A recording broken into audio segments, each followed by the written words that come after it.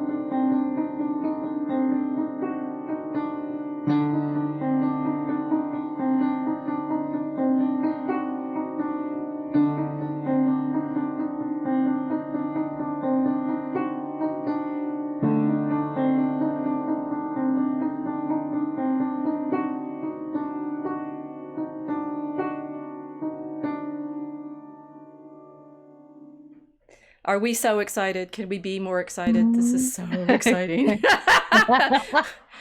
I just, it's like Dove and Raven, we are doing it. This is absolutely our evening. And it's fun that it's a holiday here so that we can celebrate lots of levels of the story that we've actually been participating in. The Juneteenth is actually a celebration that comes out of Texas because of Galveston. And so I've actually known it since college because I was in Houston.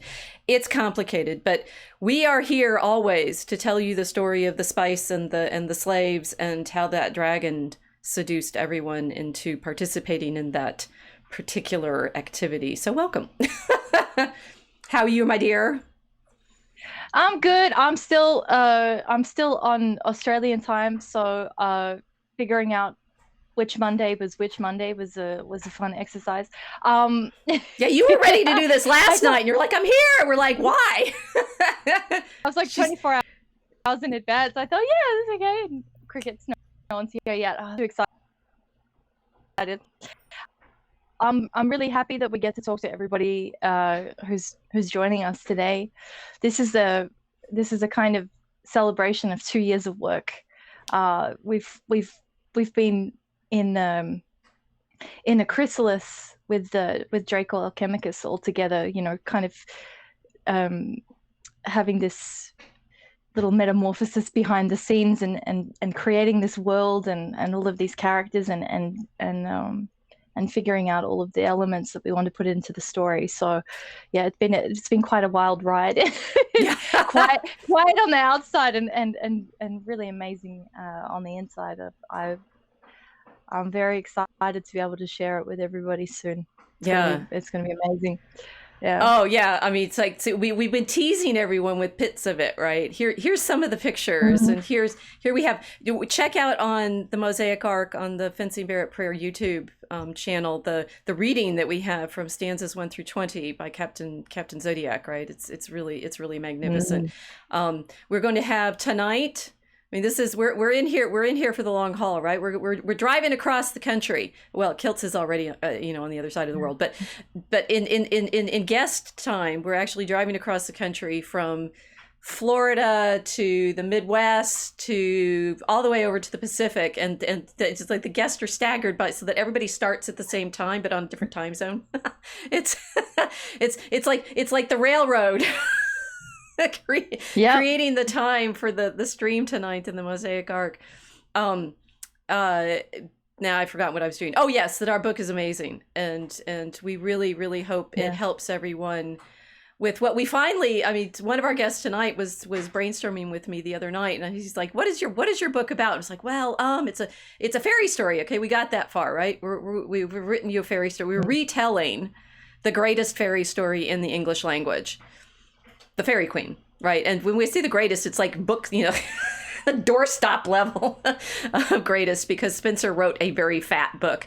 Ours is not going to be quite that fat, but it's of course modeled on the opening part of his story where the Red Cross Knight fights the dragon. And so, our story is obviously about fighting a dragon.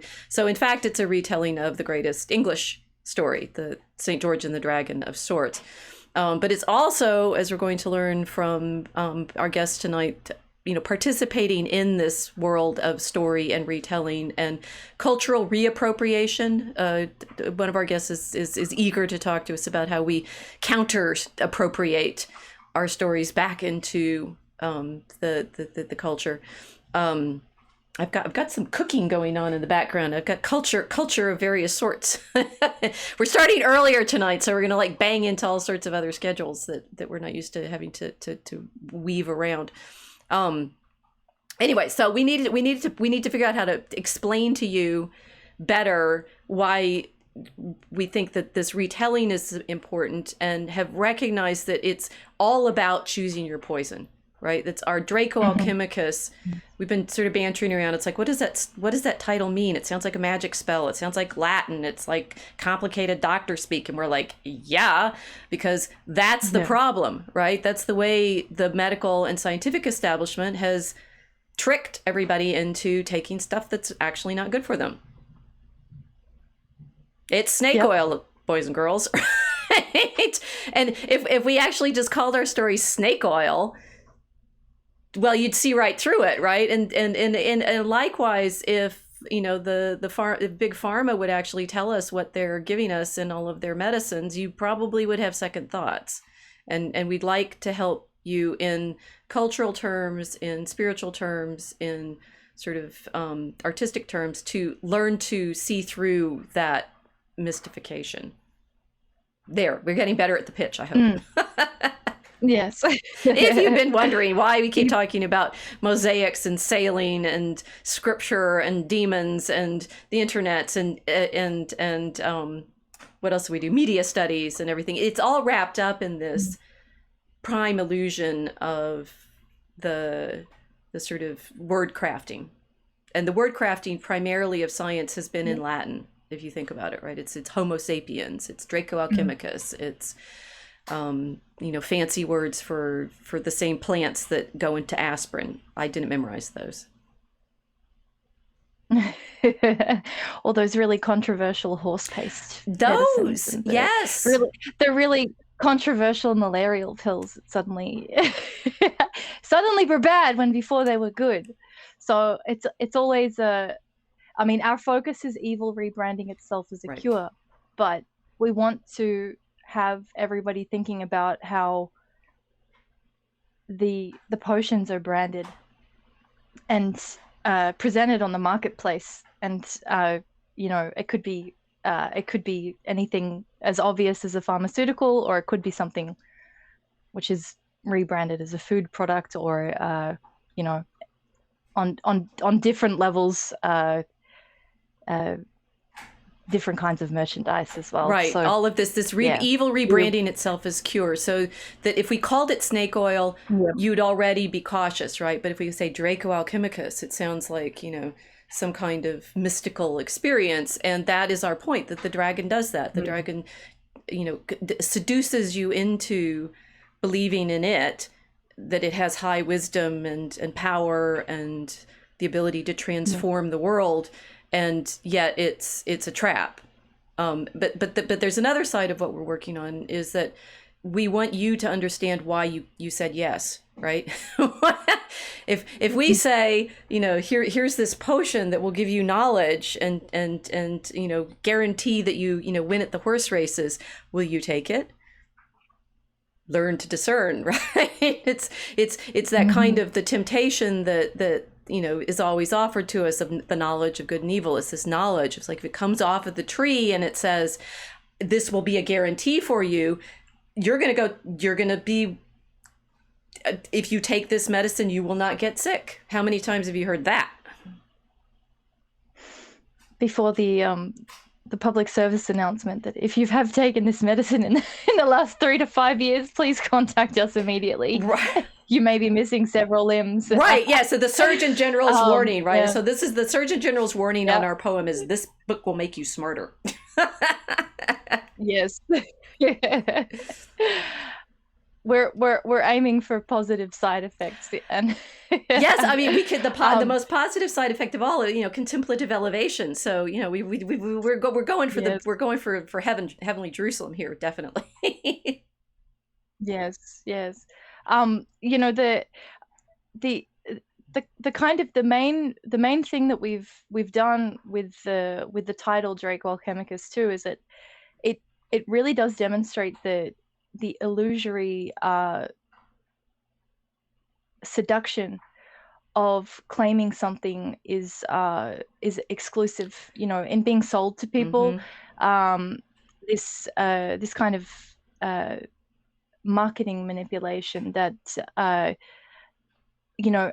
culture has kind of become more and more about attaining something that's luxurious and something that's exclusive, and we wanted to tap into that as well, because a big part of the setting of the world that we've built in Draco Alchemicus is that it is this hyper luxurious, exclusive kind of world where everybody's trying to climb social pyramids. They want to attain glamour and status and this kind of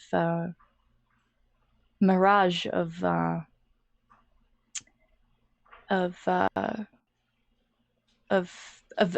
beauty and power and all of these kinds of things. So it had to be proposed in a way that would make everybody realize that most of the time what's going on when we're offered these solutions, the potions, the spirits. We say it's distilling, discerning spirits, right? And I can explain that, but you should keep going, because this is good. Yeah, I mean, discerning the spirits, like the elixirs of whatever were offered as cures for various things that ail you. I mean, the solutions are always proposed as desirable and exclusive. It's the pressure of there's only one of this, you have to take it, or there isn't much of this, therefore it's necessary that you decide right now. It's like increases the buyer pressure of realizing, I may not ever have this opportunity again, so I have to take it now while I've got it. What are the consequences if I don't buy in here?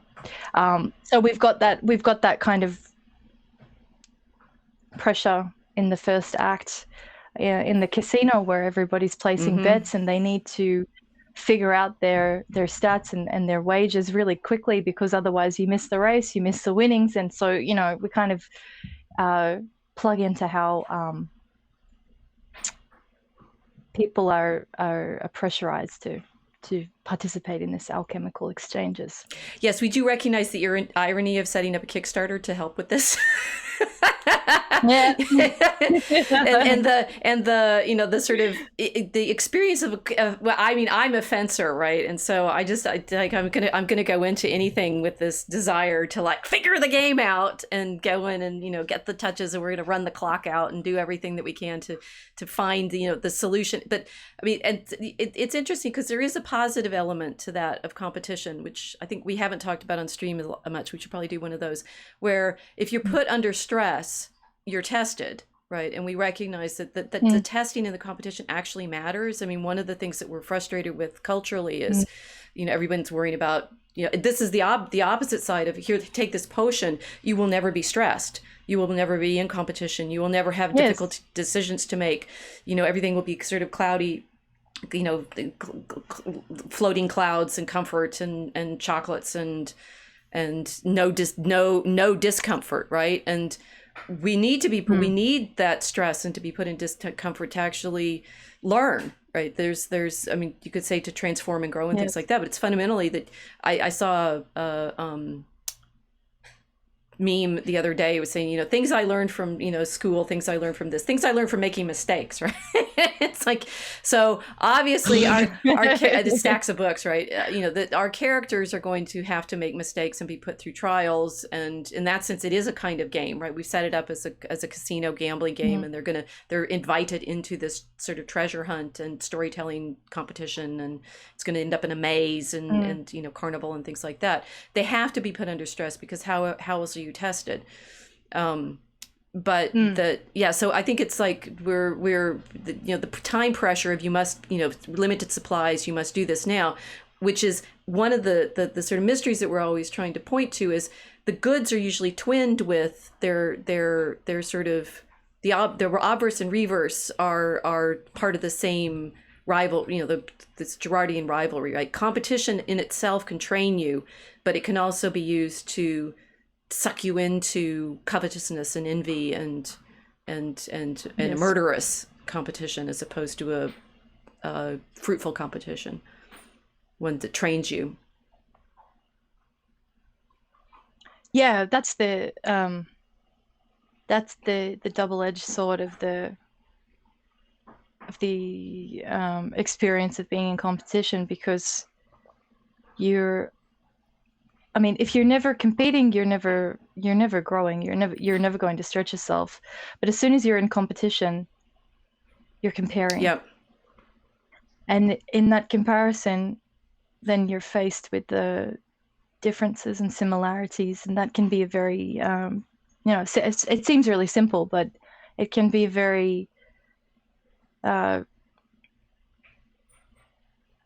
catalytic kind of moment to realize your own shortcomings, and then to have to you know, look at others that you are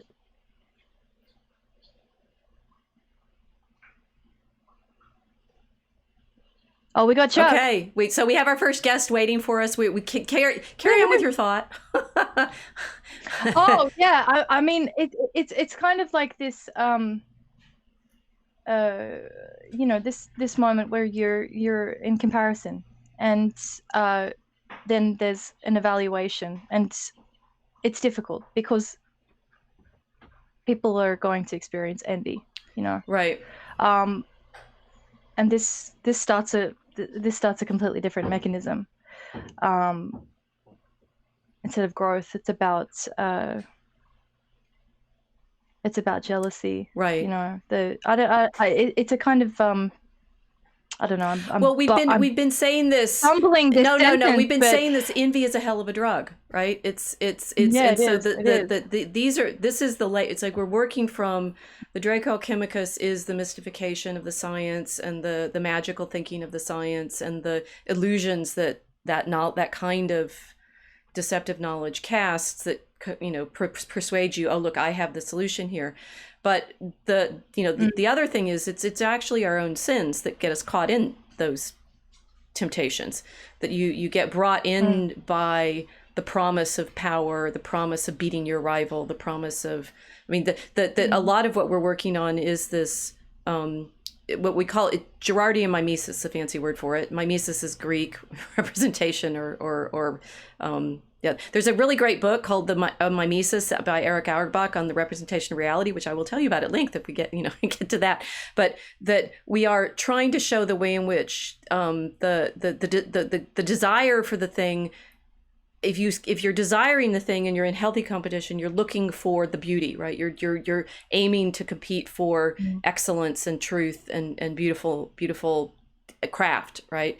Whereas if you start looking at your competitor, you end up in that murderous rivalry that says, I want to kill him and I don't care whether that beautiful thing exists anymore. I'm more interested in taking out this other person, woman or man, who was in competition with me, and that we're going to be showing that level, right? Both from the external mystifications of the culture to the internal reasons that those work, right? It's like the Matthias Desmond has talked about mass formation and anxiety and such, and from my perspective, he's done that solely from a kind of exterior situation where we're going inside the psyche.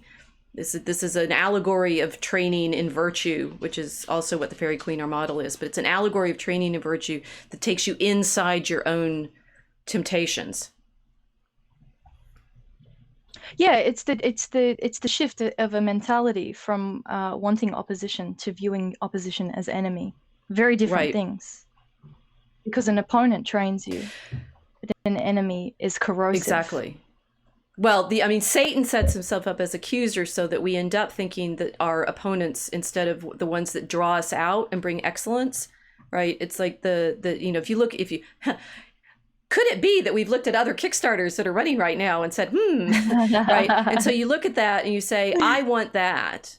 And if you look at them and say, I'm going to hurt them because they're getting this thing that I want, that's what coveting, that's literally the 10th commandment, coveting, right? You're coveting your neighbor's goods, right? Yep. Whereas if we are, focused together on praise of God, on beauty, on truth, we learn from each other's, striving to improve, right? And I say this, I'm a fencer.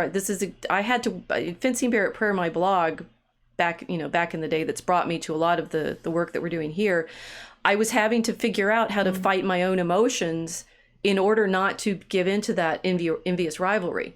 And it's like, she's up on the podium getting a medal and I'm not, and I think I should be because we started fencing at the same amount of time. It's like, okay, go watch her, and instead of being envious of her because she got something you think you should have had, figure out what she's doing that you don't know yet.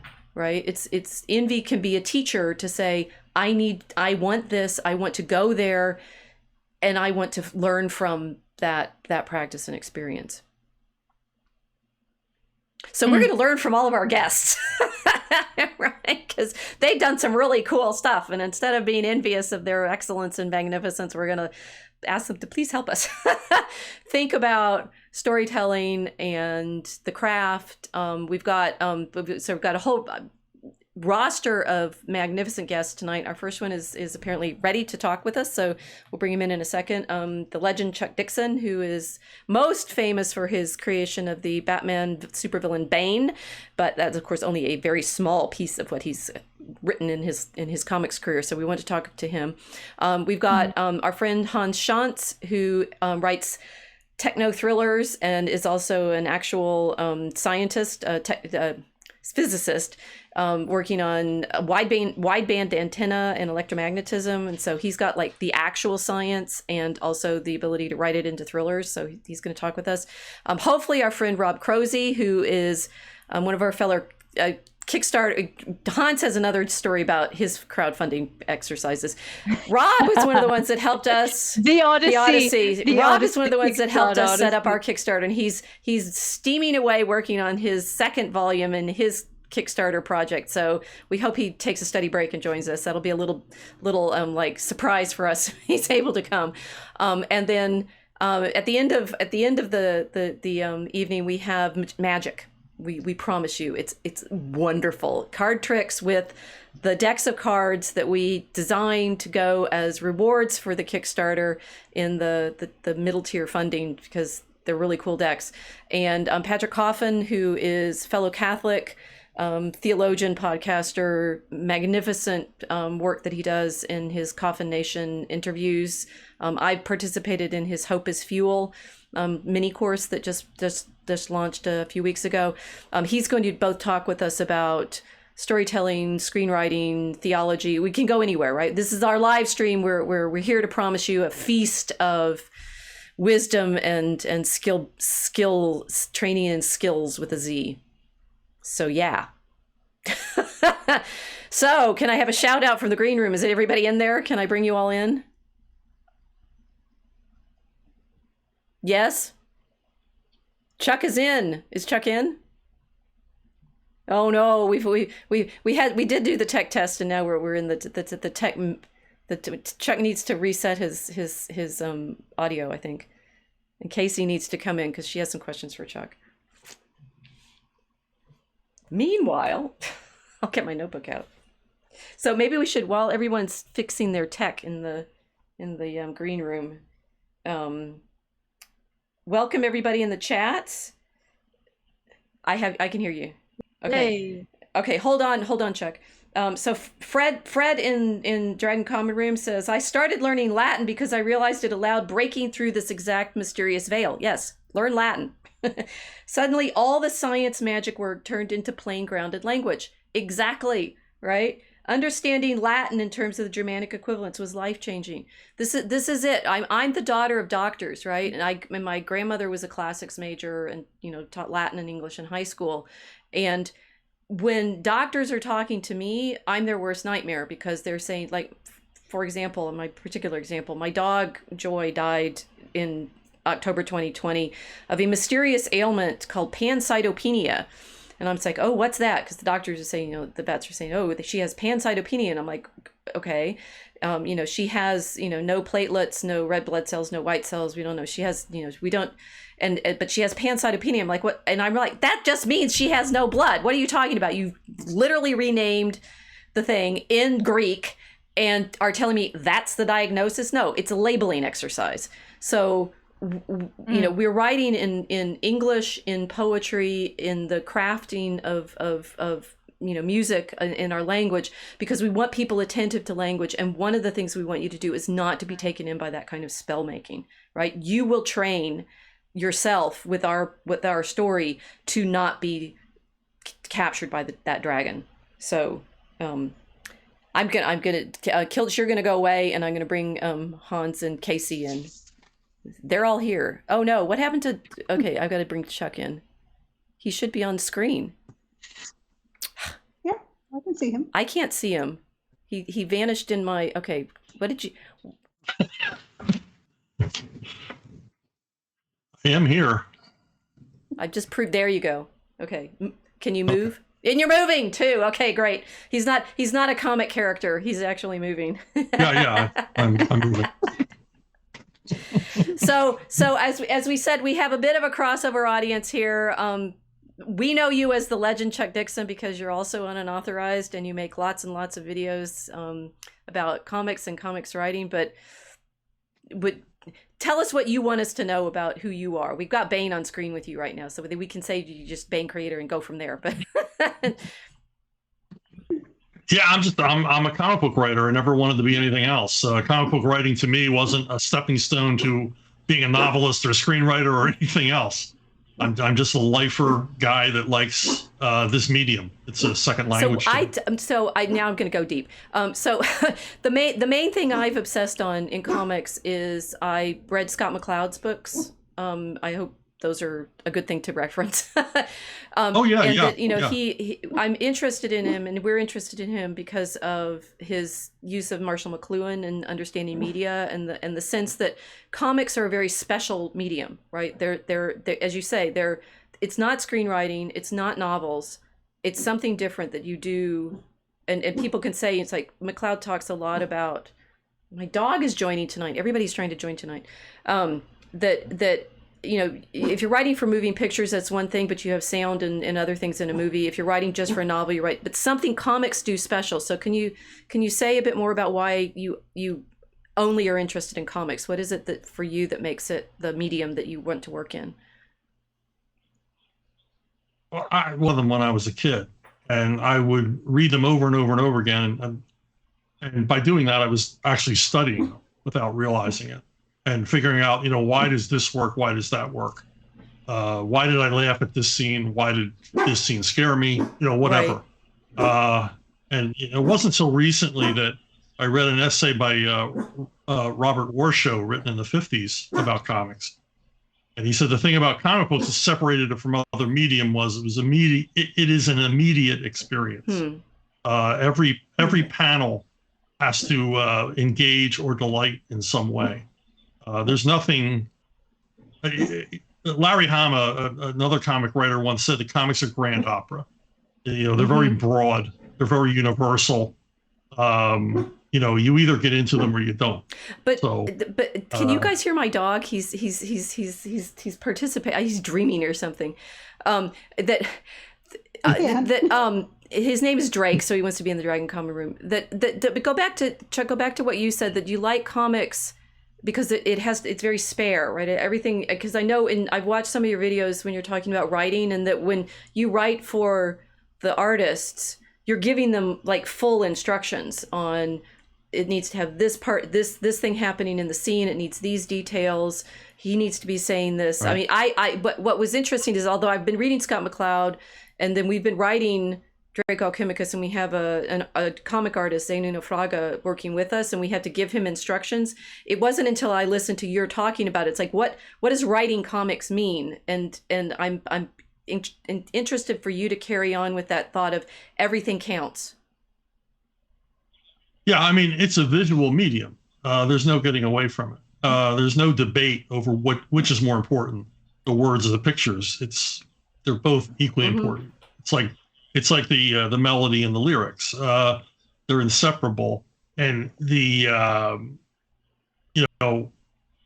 I'm there to aid the artist. I'm an invisible hand writer. I'm not there to show you how clever I am. I'm there to help the writer tell the story, because he's really the one telling it. Because that's your first impression. You're looking at the picture before you read the words. Right, but that's not been our experience with Zay. It's like, say we're writing our story, and then we say we want this scene. And then what's interesting when he because we're not very good comic writers yet, he'll come back and say, what color does it need to be? And we're like, oh, we never thought about that, right? So, and I think you also said this in one of your videos, that the artists like working with you because you give them clear instructions. You say, I want it at this angle, and I want him wearing these clothes, and I want birds flying out at this point, and it needs to be this size on the page and stuff. So I think, I mean, you're an invisible hand, but you're... So my theory, it goes straight into this. My theory is comics are the most perfect Christian art. Because they are incarnational, right? And this I got from, it's like their word and image, right? Their voice and the visual, So a lot of medieval art has images and captions. And you can't just look at the image and know what it is, but you can't just have the caption and have the fullness of the revelation without the picture. So that they're this showing of truth that no other art form actually has the strength to do in that way. That's interesting, because I mean, the monks who were illuminating text back then were much like comic book artists, even down to the little doodles they would do at the edge of the pages you weren't supposed to see. Right, exactly.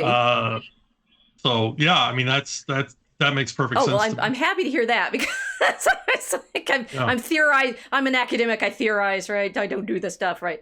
But it's so, and that's how Zay found us, because I think I sent this to you, right? I actually wrote this blog post talking about how the word and image nexus, they're both equally necessary. So a graphic novel is not simply an illustrated novel, right?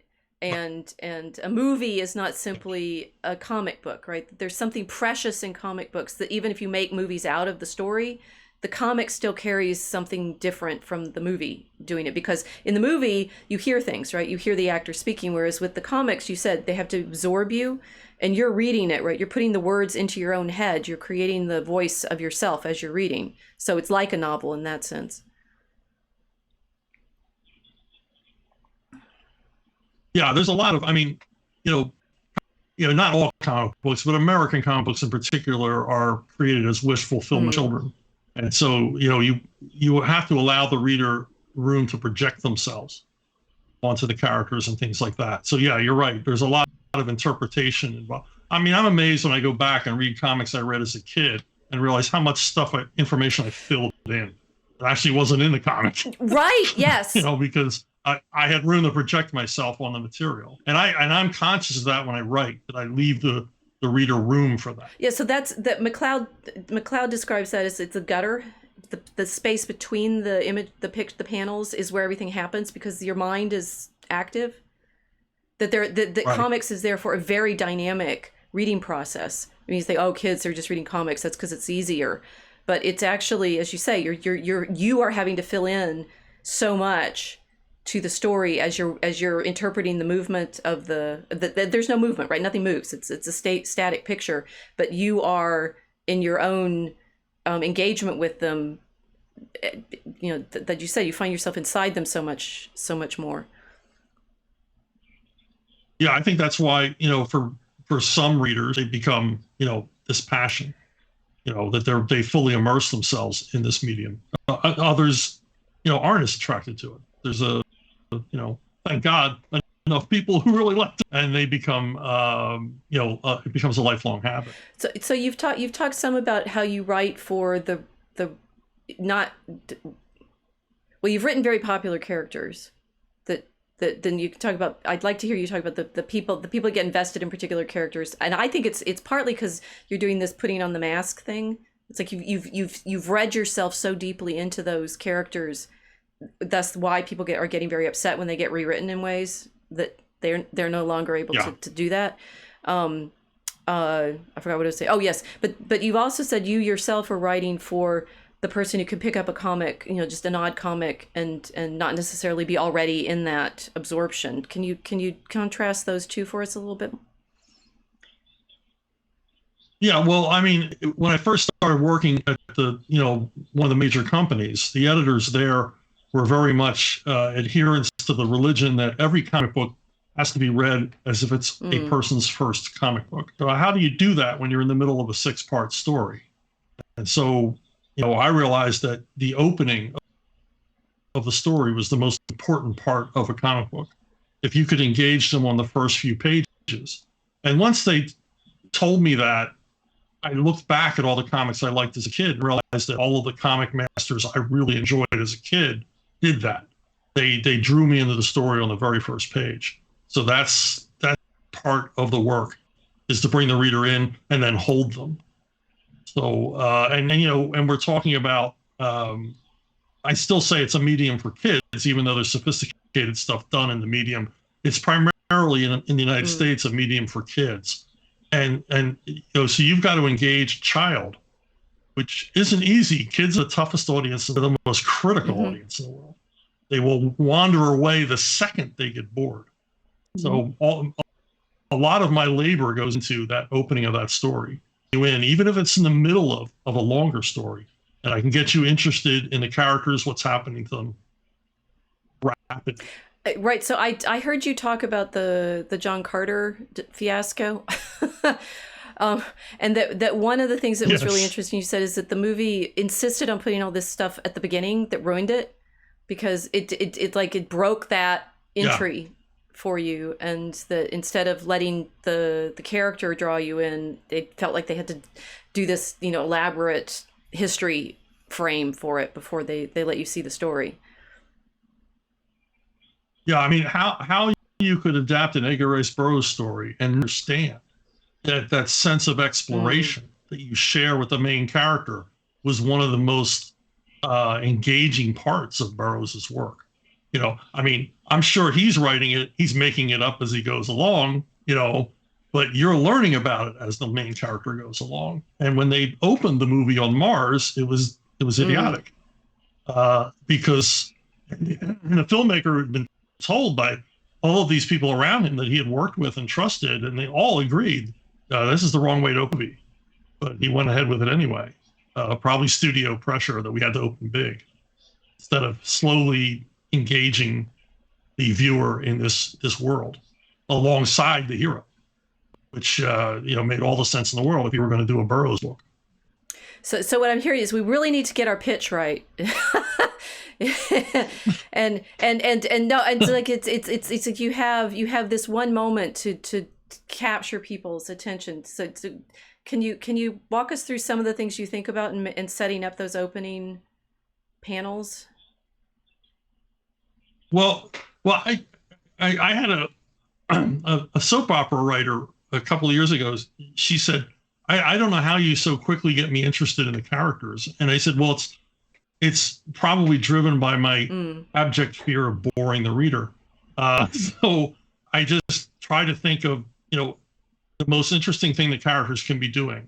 There's an immediate threat at the beginning of the story, or they're doing something amazing, or they're doing something that promotes a mystery, that makes you want to turn the page and see what happens next. So, there's a whole bunch of things you can do, and it all sounds very mechanical, but it's not. To me, it's not. It's part of the challenge of writing comics, is that draws the reader in, and because it's driven by my fear of boring the reader, I'm not real sure how I do it, because I'm just motivated to make these characters interesting and engaging as quickly as possible.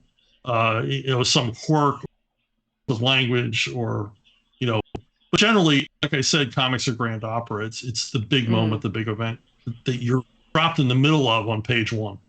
Have you ever gone too big, and can you bore them by being too exciting at the outset? Well, if it's exciting with no purpose, if it's if there's no either humor to it, or a little bit of cleverness, or a little bit of character, comic book readers love it. You further reveal what makes their characters that they love, the characters they love. I call it the coolness factor. When you write a scene where Batman is like the coolest guy in the room, you've pleased all of your readers. But you're having to start it with them not even knowing that character, right? In your problem of, I need to do this even if they don't know who he is. Well, it's like, I was very influenced by the crime novels of Donald Westlake, and he wrote a series of novels about a professional thief named Parker. And the most remarkable thing about every one of those is its opening line. It's always like, basically the crap hit the fan and his character jumped in front of it. Is almost the first sentence of, one I reread recently was when he heard the knock at the door, Parker was reading the obituary column. And the thing is, if you've already read a few of these novels, you're like, wow, this is significant. Why is he reading the obituary column? You're drawn into the story immediately because you want to know why. And that's, and so I sort of use them as an inspiration. Can I write something funny or dark or ironic or whatever at the beginning of the story? Either in caption or in the Well, I mean, we in the Dragon Common Room who are writing Draco Chemicus love this kind of technical, because when we're trying to write our poems, the poetry has to be all the word. It's kind of like comics in the sense of the words have to fit the meter and the rhyme, and we have to have everything lock into place. And so, but we're also very aware of, if you make them poetry is a very aversive. I mean, it's like we're the opposite of comics, right? It's very aversive for people right now. We're trying to write long stories in it. If you make any mistakes whatsoever, it all breaks. Yeah, I can see that. So we've thought a lot about because we don't have a lot of space like in novels.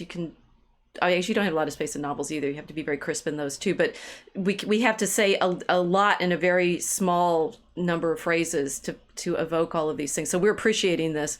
I'm also thinking about how when I'm as a professor grading papers, it's like I basically can tell you from the first sentence whether or not it's going to get an A, because you can tell students. But the thing is, I can, and what Chuck is saying is like you as the reader are that demanding, right? It's like you have to catch kids' attention. I can tell. I'm going to read your whole paper, but I can still tell from the opening whether or not this is going to have an arc an intrigue and a problem that is actually going to take us somewhere. So reading you could, like you can take your comics readings and writing and translate that into other kinds of, how do you get people's attention into the story? Yeah. So. Yeah, and what's more important in a poem than the first line and the last line? Yeah, and the last line needs to have some kind of, it's like a chord, a closing chord that sums up everything that it's been building up to. Yeah. Those are the ones everyone remembers. when they don't remember the rest of the poem or even what it was about, they'll remember the first line. Well, this is also our claim that culturally we need poems because they're the things that shape people's imagination. It's like that people that quote don't read them, but they remember them. and what you're saying is like everything that you sort of know is viscerally true is somehow embedded in these rhymes. Or I think people are also affected by images in the same way. It's like they'll be the reality of comics is that imprinting of something, right? We're talking about these twinned arts, that poetry is music and words and breath and sound and things like that, and comics as image and text stick with you in a very powerful way. They couldn't be further apart in the culture. I mean, comics are, low bent. I say that without being insulting, but they are. They're, universal. Poetry requires a little bit more dedication. But now you just opened the door wide open for me to talk about Augustine. Because this is what he's on Christian doctrine. He's the problem that the classical rhetoricians, like they're trained in, high tragedy and, great poetry and stuff. And Christians are supposed to speak to everybody. So the Christian mode is talking about lofty subjects in humble speech, right? The Serma Humilis.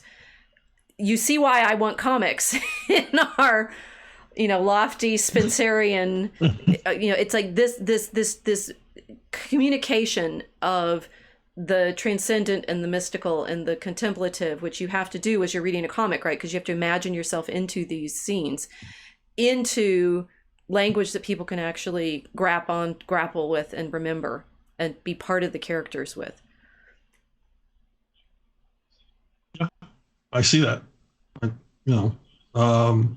Comics can be a very elegant art form, that imparts, like I said, grand emotions and things like that. And they certainly, like I said, you can't pander to kids. I did great in elementary school because the vocabulary in comics was so much higher than what I was reading in my school book. that's a comeuppance. Yeah, seriously. I fell behind in reading at one point, and my teacher told my mother told my teacher, "Well, he's bored. Look at what he's reading at home."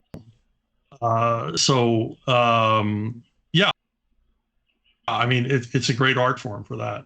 But I recognize that it's at its heart lowbrow, but I embrace that. But that's fine. You're with Augustine, Serma Humilis. Okay, so you gave us some pictures of characters and stories that you're working on, and I know Casey is dying to ask you some. Yes, no, it's like I did some very particular questions because she's been following your work both in your videos and in Archive and.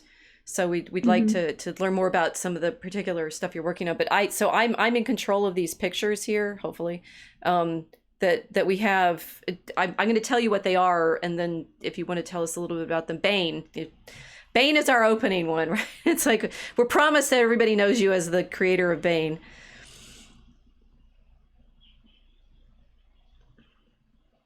Yeah, Bane is my household name character. That must be helpful. I don't have to explain who he is anymore.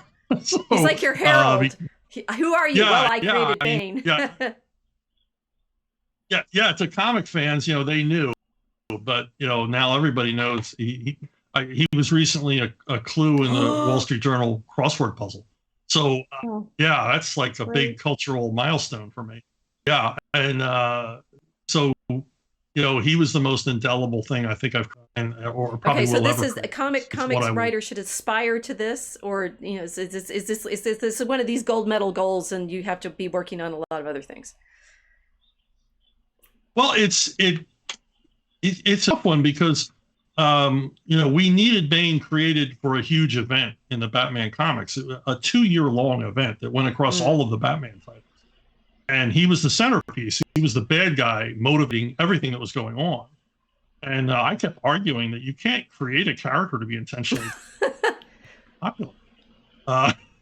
Because if we could do that, we would do it every time. And my editor got so tired of me carping about it. He says, well, then just go home and create him. And so I went home. I knew who my artist was going to be, Graham Nolan, called him on the phone. And just sort of hashed it out, what makes a great villain. And we just like Batman, we put him together from pieces of other fictional characters. And, he was successful for that event and then went on and on and on. I still can't get my mind around the fact that, he's been hundreds of toys and it's on beach towels and, everybody all around the world knows who he is. All you have to do is cover the bottom half of your face and everyone knows you're Bane. So, it's kind of weird. This is sparking me off on all sorts of thoughts about characters, but I think I've already done several humorlists, so we'll go. Okay, so we have you and your other you have Batman and Robin, and who's under your other arm? This is you and your portrait that you have in the Nightwing. Okay. There's Batman, Robin, and Nightwing. Nightwing was the original Robin. So these are your homies. Nightwing as an adult. Yeah, this was originally a photograph at a convention. Oh, and an artist I knew. I know you used it as your portrait. Okay, so we have here, oh golly, I don't know all your characters. Conan? Is this a Conan? Okay. You're writing a new Conan, right? Yeah, I'm right. I finished the third of 3 Conan novels for Vox Day. But are you writing those as novels rather than comics? And I'm writing them as novels. I'm trying to. They're Howard pastiches, trying to get as close to Howard, the original writer, as I can. Casey, these are the ones you would asked about. My Sister Suprema. You have. Oh yeah. Well, I'll go back to Conan. That's fine. So the domain recently, like about a year ago. Oh, okay. Probably a few years ago. And there's some debate over how much you use. So that's why we don't call it Conan the whatever. It's just the name of the novel, Siege of the Black Citadel, and then it's a Conan. Is there character domain you're just chomping at the bit to write? All of them. What's your favorite all of them would one? be an answer. Conan would be way up there. Tarzan is another. And then the list goes on from there. Right. I've gotten to write just about every character that I've ever loved in one form or another. So, well, thinking about characters. So we were just talking about Bane, whom you invented as a pastiche, although we recognize everything is a pastiche of stuff because that's the way we work, right? We all one of our viewers has said all art is how did she write? Referential. That's the way art works, right? It's like it's referring to things in the world or to other stories. But then on the other hand, you're excited about writing characters that other people invented.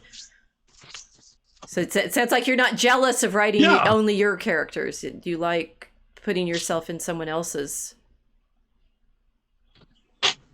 I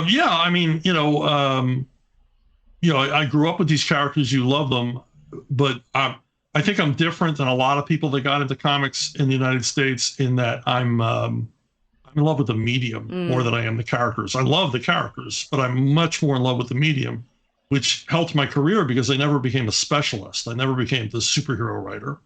I mean, I've written, SpongeBob SquarePants comics because, my kids were the right age and I'd watch the I love those cartoons with them.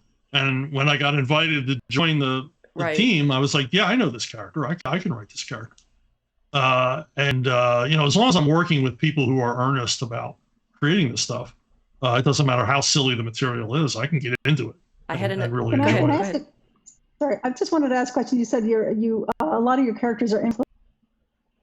I love Midnight's War, and I'm really looking forward to Night Street. If you got any inspiration for Night Street, for some parts of it, I know it's not exactly the same, but parts the vibe of it kind of reminds me of the Night Stalker from the 1970s.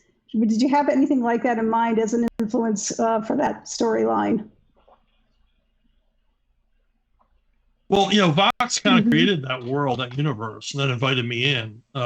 He said, I want you to create a human cop character who has to deal with the vampire police officers in a world ruled by vampires. I would be like, and yes. I was like, okay, Yeah. it's like, hold me back. It's like, I'm getting the right. I love police procedural mysteries. I'm just getting the right police procedural mystery set in this really bizarre world with all these completely different rules. And then Vox and I have a lot of discussions on his particular rules of vampirism and how they work and everything else. But the challenge of him working with basically people who rule the world who aren't awake all day. Yeah, that's the most interesting aspect of the story. So he's like a obedient servant by night, but a rogue cop by day. That's the big question in this thing. He's always complaining. He always says to his boss, "Well, you always want him running around during the day, and they want him on hand at night." He's constantly falling asleep on stakeouts and things like that. So things like that just make it a whole lot of fun. Rachel, can I ask him the other question? Yeah, sure. No, I've gone off on this thing about character. I'm thinking, because we're talking about, we really like the characters, really want to be in the characters. That one of the things McLeod talks about was he was very frustrated that he couldn't figure out how comics could be something other than superheroes, but they are actually always character driven, because there's the visual of we're drawing ourselves. I guess they're kind of abstract comics. SpongeBob is not really a human, but he's a sponge. Right. There's nothing about any sense.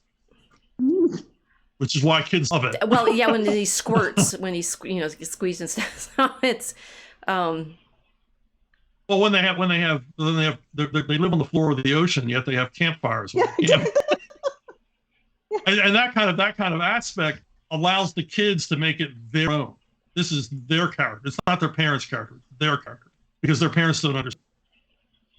When you're a kid and you're enjoying something and your parents come by and they're critical of it, that it's silly, you just love it. Exactly. Yes, it's totally goofball. Yeah. But it constantly comes back to this putting the characters on. What do you think why do people love the characters? What is it? And you said you've written a lot of different kinds of characters, as superheroes and SpongeBob, and that they're, are some of them like daily life they should be put in danger and have conflict and have adventures and so forth. So what is it about being in the character that you like writing? Well, I always say that when you're writing a character or creating a character, you have to explore what you like and what you don't like about them. Because to me, every character, that's a shortcut to writing a three-dimensional character, is write in some aspects you don't like about him. Batman is wonderful in every way, except he's a bit authoritative, and he's a bit of an abusive parent. So there's that aspect to him.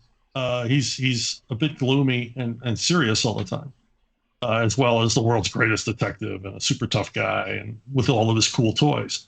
And the same goes for villains. There has to be something there you can relate to. I think one of the reasons that Bane took off and was successful is because he is ultimately a villain. His origin is that he is born in a third world hellhole prison, and he becomes a monster. He grows up to be a monster out of that, of course. But you still remember that he was a child, and he had to become this person in order to survive. And it's what makes him interesting. Because I don't like villains who are just bad for badness' sake. Because I'd say in our story, it's a big thing about choice, and do you choose to go with the dragon and its potions and stuff? That the villain, I mean, you've given him a moment of choice. Which way do I go in responding to this trauma that I had growing up, and so people are curious about what kind of choices they're going to make. That's excellent. I mean, that's. I'm glad that these are fitting with what you could. I mean, we're such beginners with our practice. What do you need? Okay, you need a good. Burning desire to tell a story. But the thing is, I mean, people make mistakes about it all the time. I mean, I do in my students, I have them write stories in Tolkien mode and things like that. And there's a lot of, I mean, particularly fan fiction. There's some fan fiction you know where you go on those sites, and my students start finding it, and I'm like, don't tell me about it. I already know. I looked. I mean, it's all erotic, right? But yes, I'm aware of that. I will tell you this. I was once looking for. I was trying to write a piece on the problem of whether Christ's genitalia are shown in Byzantine iconography. And they're not, right, even in the baptism scene. And so, we're saying it's like in Disney, in The Lion King, they don't show his genitalia. So then if I was searching for lion genitalia, I found a picture of a lion in a zoo that was, doing its little dog on the back pose, and you could see him in his full equipment, which the Disney animals never have, right? And this being the point of Christ isn't shown with it. Does that mean he's not male? Well, right. I think whatever Mufasa or Scar, they're definitely male, even though they're not drawn that way. That's a little bit of a trip. I've gone deep. I've gone down this. Casey, you need to ask your question, and I'll drag myself back up out of this depth of what I'm trying to meditate on character, because I think what Chuck is saying is I really want to ask him, and I can't formulate it yet. Okay, I'll make it quick. It's related to just the whole writing. It's interesting thing that happened when we were writing. We kept seeing correlations in real life. And now my question is about Alt Hero Q. Now that whole thing where the character wound up in Ukraine the same month that the war was popping off in Ukraine. And then Vox Day made a statement, this has absolutely nothing to do with what's going on in Ukraine. This is a complete coincidence. Has that ever happened before in such a spectacular way when you were writing or even writing? I've had it happen a few times. I proposed a story for the Punisher at Marvel in which martial law is declared in Miami because of the cocaine wars between the gangs. And my editor said, that's ridiculous. That would never happen. 6 months later, the mayor of Miami requested the National Guard. So, but this one was really weird because I wrote Alt Hero Q like almost 2 years ago. And, before the current events, at least a year and a half before the current events. And it was all based on a lot of reading about what was going on in Ukraine and thinking, well, this is all going to happen. Yeah. This is inevitable that there will be a war between, there always is a war between the ethnic Russians and the ethnic Ukrainians, but it will, if you were paying any attention, and apparently most people weren't, you could see it boiling up. Yeah. The imagery before the war it's absolutely some of the most frightening imagery I've ever seen. I mean, their militias were right out of a comic book. I mean, seriously, they look like comic book characters. They could be villains in a G.I. Joe. They look very realistic. Tomorrow. It did.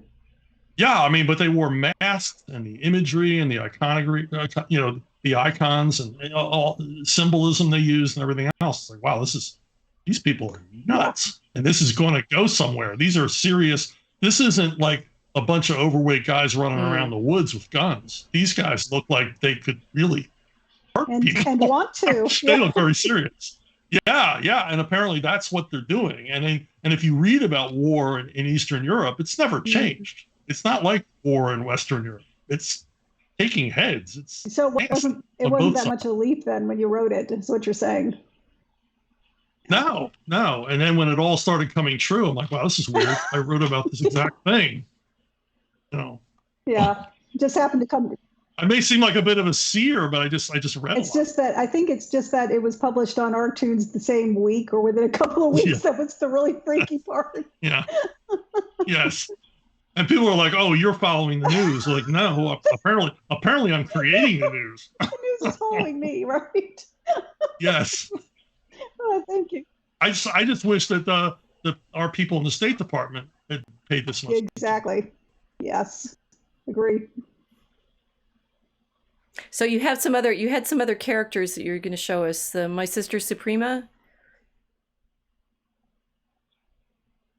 Yeah. Casey, I have that up now.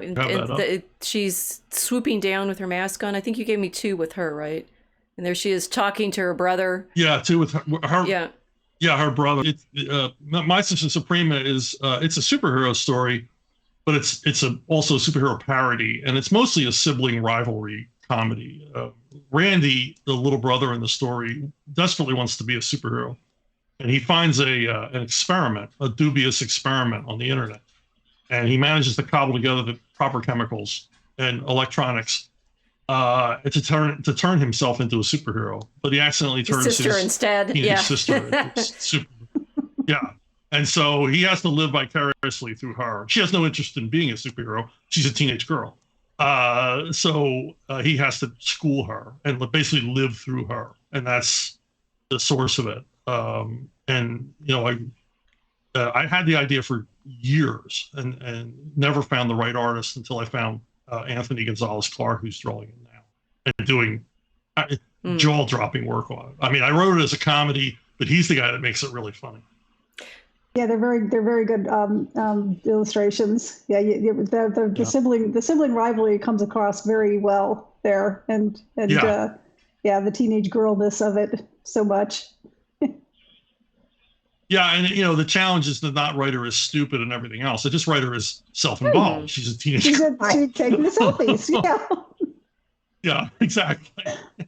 So I said that we wanted to. This brought me back to one of the things I wanted to think about. That you did a nice discussion on how comedy and horror are similar, and this seems like a good. It's like you did a nice breakdown of the way in which there's certain ways in which comedy and horror work structurally the same way, and this is very important for the story we're working on because it's a divine comedy in the long run, right? It will have a happy ending after the horror, but that we need in fact for the characters to go into the horror in order for the comedy to be there. And what you were saying was it was something, but it's like surprise and the timing, the kind of setup that they both require. Did you?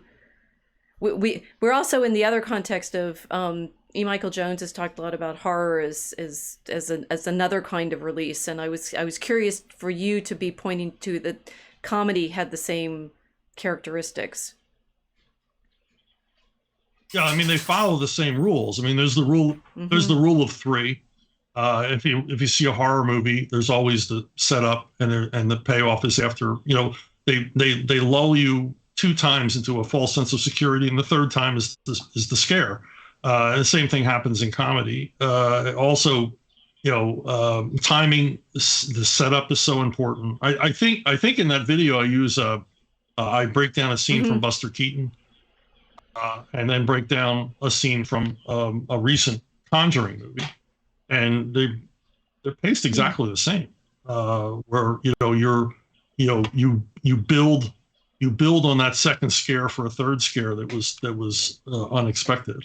And also the setup. I mean, you're in a farcical situation. You're putting everything in motion, and you've engaged the audience. They understand the tone. They understand things are going to be funny. Well, once they understand things are going to be funny, now's the challenge because you've got to exceed their expectations. Same thing with a horror film. You go into a horror film, you got the spooky music and the monochromatic filmmaking and everything's shadowy. Okay, we're going to see a scary movie. Well, now you've got to scare them, and so you've got to work the mechanics. Whatever pushes those buttons in a person, you've got to know how to do that to make it either funny or scary. And I just over the years I just realized these 2 forms are they're almost identical. They just go in opposite directions. And then I started realizing, we've been sort of in the meta world of the culture wars, in this problem of, when people find jokes not jokes, it's not just defensiveness, but there's the things that some people find funny, other people don't, and how does that work? And then that people are sort of cast into horror just seeing other people laugh. So we've actually had some debates in our writing team about this. It's like, at what point is something simply, I guess, what's the difference between funny and corruption in the art world, and whether there's any things that you're frustrated with in the comic world that are neither comedy nor horror, but something else? Well, I mean, there's this desperate desire amongst some creators to offend, and that seems to be their only goal, is to offend and drive away, literally drive away an audience. Oh, they won't like this. It's like, who writes that way?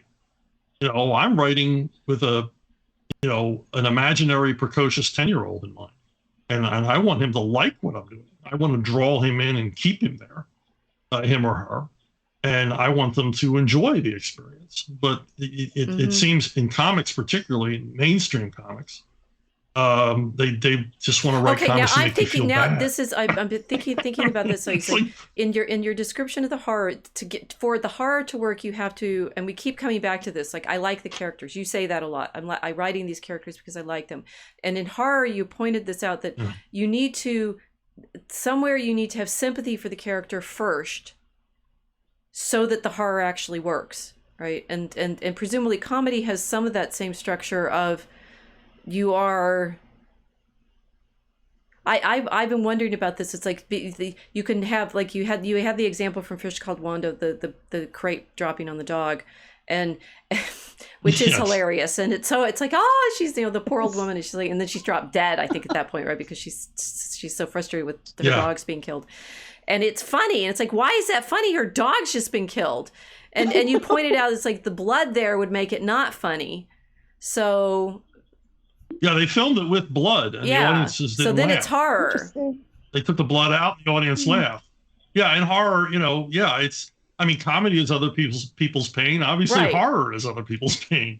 It just depends on how far you take it. I mean, if you've seen a horror film with an audience and there's a huge scare, what happens right after that scare? The audience laughs at themselves. Yeah. Almost every single time. I'd never thought about. It's like there's so we have these different, it's like there's horror and comedy, which are similar, and then there's the offensiveness stuff, which is different, right? Because the offensiveness stuff is, you see, I've never liked horror. I just don't like it. I've read one Stephen King novel.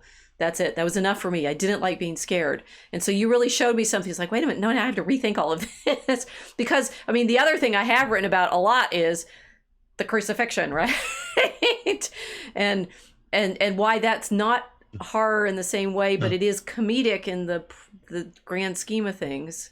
But that this sort of corruption and offensiveness, that it's doing something to the character that you love, that is like, the character is everything in what you keep saying, that we want to identify with them, and doing one thing to them, even if it's hurting them, is not necessarily the same thing as corrupting them into this thing that is disgusting.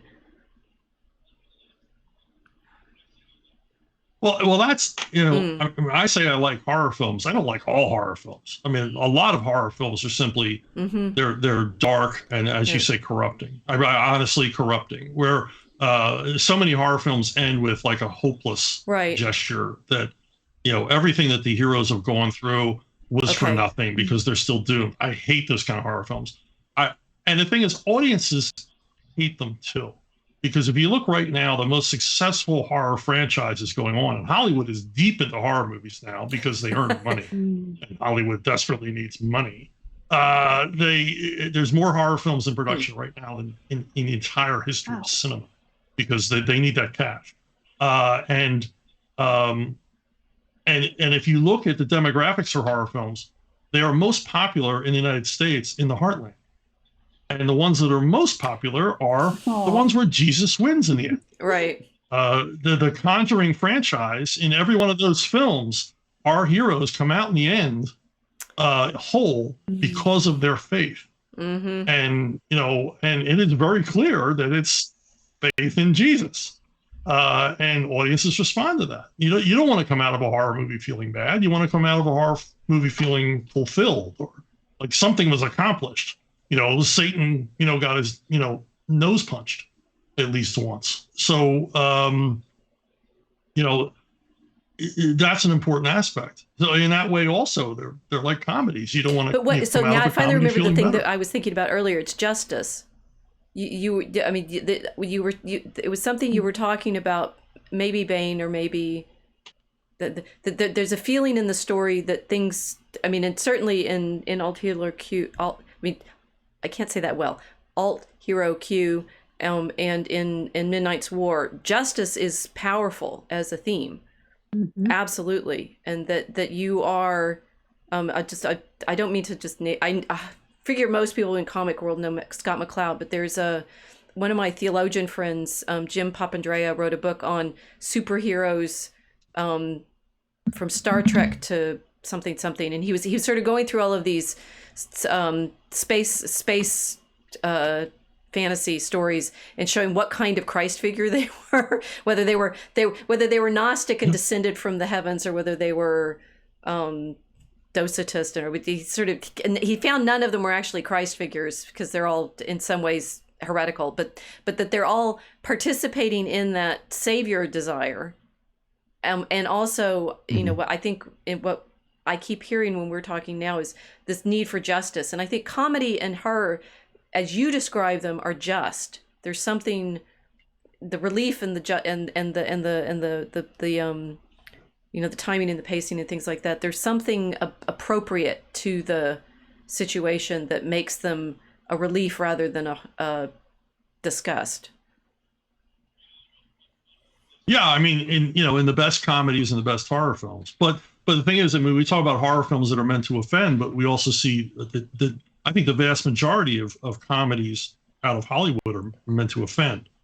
They don't seem to have stories. They don't seem to have characters that we like, or can. What kind really of person writes to a character that nobody even cares about? How do we get inside their head? I don't want to, right?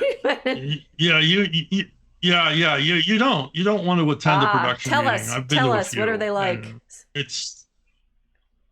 They're all the same. Every single production meeting is exactly the same. You're in a room full of vipers, but they all act like they're really friendly, and they want to get you a soda or a water or a coffee or whatever you want. And they'll listen to your ideas after they talk about their weekend. This is every production meeting. And then they inevitably play the casting game. Well, who would we get to play this? And every production meeting ends with you walking 3 feet off the ground because you think they loved everything that you said. But of course, they stay behind and tear you apart. So, and as long as you understand that, you can make it. You got to really harden your heart to work out there, which I think is the end result. The people that they work with have hardened their hearts to the point where they're not writing they're not writing to really entertain audiences. They're writing to entertain each other. That shows through, I think. Oh yeah. We're seeing like the devolution of American cinema. It's so sad because everything is the same. Everything is, driven by people who really have no business doing movies, who have no feel for what the audience wants. Back in the day, back in the golden age of Hollywood, as abusive and nasty as horrible as those studio heads were, they understood the American audience. They understood what they wanted, and they didn't pander to them because we all know when we're being pandered to. But they presented a better image of ourselves to us. Well, I think fundamentally they wanted to make money, right? Well, they knew that was the way to do it. Also, I say this in one of my videos, they loved America. Yeah, right. And they wanted to show it in its best light. And I always say, they loved America sometimes when America didn't necessarily love them back. And yet they still had this feeling that they presenting, because let's face it, most of your big Hollywood creators were immigrants. They were recently new to this country, and but they fell in love with it, and they knew that to fit in, to assimilate, they had to understand what we liked and what we didn't. So what you so I think Hans, I wanted to bring Hans in because he had Hans. Are you ready to come in? I know you're in there in the background. Okay.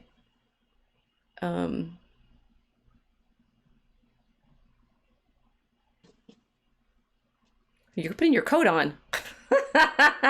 You said you were ready. Getting formal.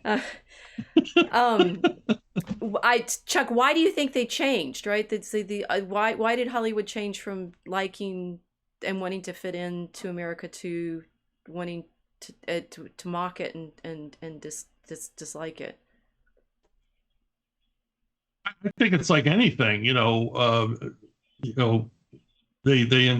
they ended up encouraging all the wrong things and all the wrong kind of creators, and just over time, just kind of lost their way. And they wanted to make money, but they forgot they forgot how that was done. They forgot about the audience and appealing to them. One of the things was, in the late 60s, early 70s, they realized they had to appeal to the baby boomers. They had to appeal to a youth audience. And they had no idea how to do that. And they just sort of left it all up to filmmakers, who then left it up to a third generation. And it's like a bad Xerox copy of a Xerox copy of a Xerox copy. And so it's incestuous and there's no fresh outlook. We do have Rob Kroese standing by too. Okay, Rachel. Thank you. Chuck, we said we wanted you for an hour, and I've kept you nearly that long, and Hans has questions. Go. Okay. Oh, go on. No, didn't you have some questions for Chuck? I didn't have any prepared. No. I did want to mention, though, as I was listening to you, I was realizing that most of Tarzan is in the public domain, and if you get tired of Conan, that would be a fascinating project. I'd love to see you write some Tarzan. Yeah. I'll have to check and see, how far into Tarzan it was, because there's a period in Tarzan where I really liked, and that if I got to write it, I would want to write it where his life is in that period. But I'll have to take a look, see what's in PD and what's not. So did you have any questions for us, Chuck? Okay. No, it's just I feel like I'm probably the most uncredentialed person here. You're the superstar. Come on. No, well, I'm just some college. No, we got people who don't even have that. So go ahead. We do have a super chat from Silent Draco. Chuck's thanks. Great Arcade and training video disclosure. Arcade and team leader brought in Gorgo. I don't know what he's talking about. I hope that means something to you. Okay. Thank you for that. I think Fat is talking. This is a long time ago. I don't think video games are evil in general. I think they're an art form. Oh, but that's from a comment from something else. If we were doing video games, that would be a totally different conversation for comics. Although everything overlaps with everything else by this point, right? Oh yeah. Yeah. Of course. Well, I thank you so much for coming on and talking with us about comics. You can see I've obsessed a bit, but at a level that I'm just now learning how to actually do it in the craft level of, like, where do you pick a scene and how do you think about what goes next door to each other and stuff. And so I'm really grateful to you for giving us some of your time today. Well, I hope I've been helpful. Well, that you didn't say, no, that has nothing to do with the art form. I know is reassuring to me, at least that I go medieval at a drop of a hat because that's where I live, and I'm glad it makes sense. I'm glad it makes sense to you from your experience. Oh, absolutely. Okay, well, we'll let you go. Thank you very much. Thanks. Thank you so much. I had a good time. This will be up on unauthorized too, so people can review it and ask you more questions. Excellent. Okay. Thank you. Thank you. Okay, Bye. I will bring in Kilt, you're still on screen. I need to take you off and add Rob. Rob, are you ready to go on screen? Okay. All right, you're coming on. Oh wait, no, Kilt, you go back on. Hans's slides go off. Rob comes up, hopefully. Sorry, I seem to, if I do it this way.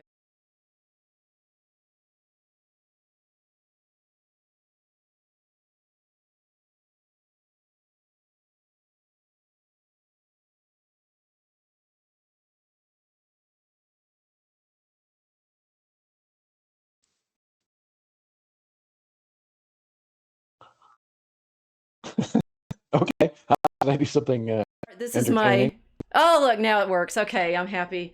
The room is arranged. Everybody talk. Okay. Rob, you have to talk. Hooray. Okay. What am I talking about? Your story. Tell us about electricity and the internet and demons. Go. So, guys, we've got to introduce Rob a bit. So, Rob did this to me too, because Rob is the organizer of BasedCon, and Hans writes to me 2 years ago and says, "Come to BasedCon." I'm like, "What's that?" He says, "Well, my friend Rob is making a conference," and we go. That's pretty much what happened. Yeah, it was just kind of like, my friend Rob is just doing this thing. Okay. To this mysterious location in Michigan and talk about the craft, which is the reason that I've known how to do things like Kickstarters, and you can see I was obsessed with comics for longer ago, but the advice that you've given us as a community on, sort of how to think about stories and the panels and things that we've had. So I wanted you to come on and give us some background story of the story you're working on right now, and it has Crusaders in it and demons. Yeah, I'm working on this series called the Cross Time Crusade, which is the first book is out, which is called Codex Babylon, and it's kind of I've been describing it to the people who know as sort of the lowbrow version of your project because it's like more just kind of action and jokes and kind of, and I don't think I have any explosions in this one. You guys have got to stop underselling yourself. One, because I'll just drag you up into I'm messing with your transform. Just a second. How can I do this? I'm trying to do something about this. I have this glare on my glasses. Just let me play with this a second. But I think it's my fault. No, Casey, you can go off. Right now, what I'm trying to do is fix the transform. You guys, I'm a great expert in. Oh, kids. Blame the demons. The demon. This is Hans' demons. Okay, just a sec. What's the best way to do this? Casey's kind of there. I need to copy a transform off of Hans. Maybe I can get yours. Ah, there we go.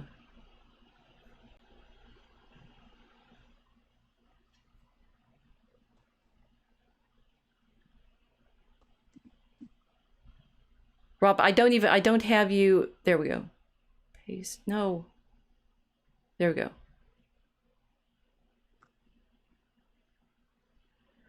You're a red spot. Just keep talking. I'm a red spot? Because we didn't do tech test with you beforehand, and so I didn't. You got to move. I was taking. I know. Move yourself over to the wall that's red, and then you'll be on camera.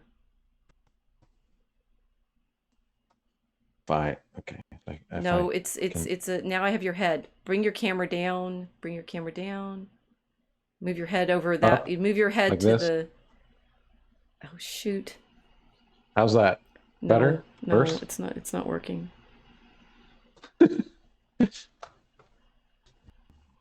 I don't know why I can't get you in the bounding box. You're unbound.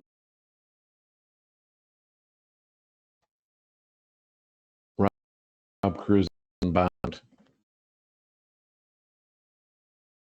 Yeah.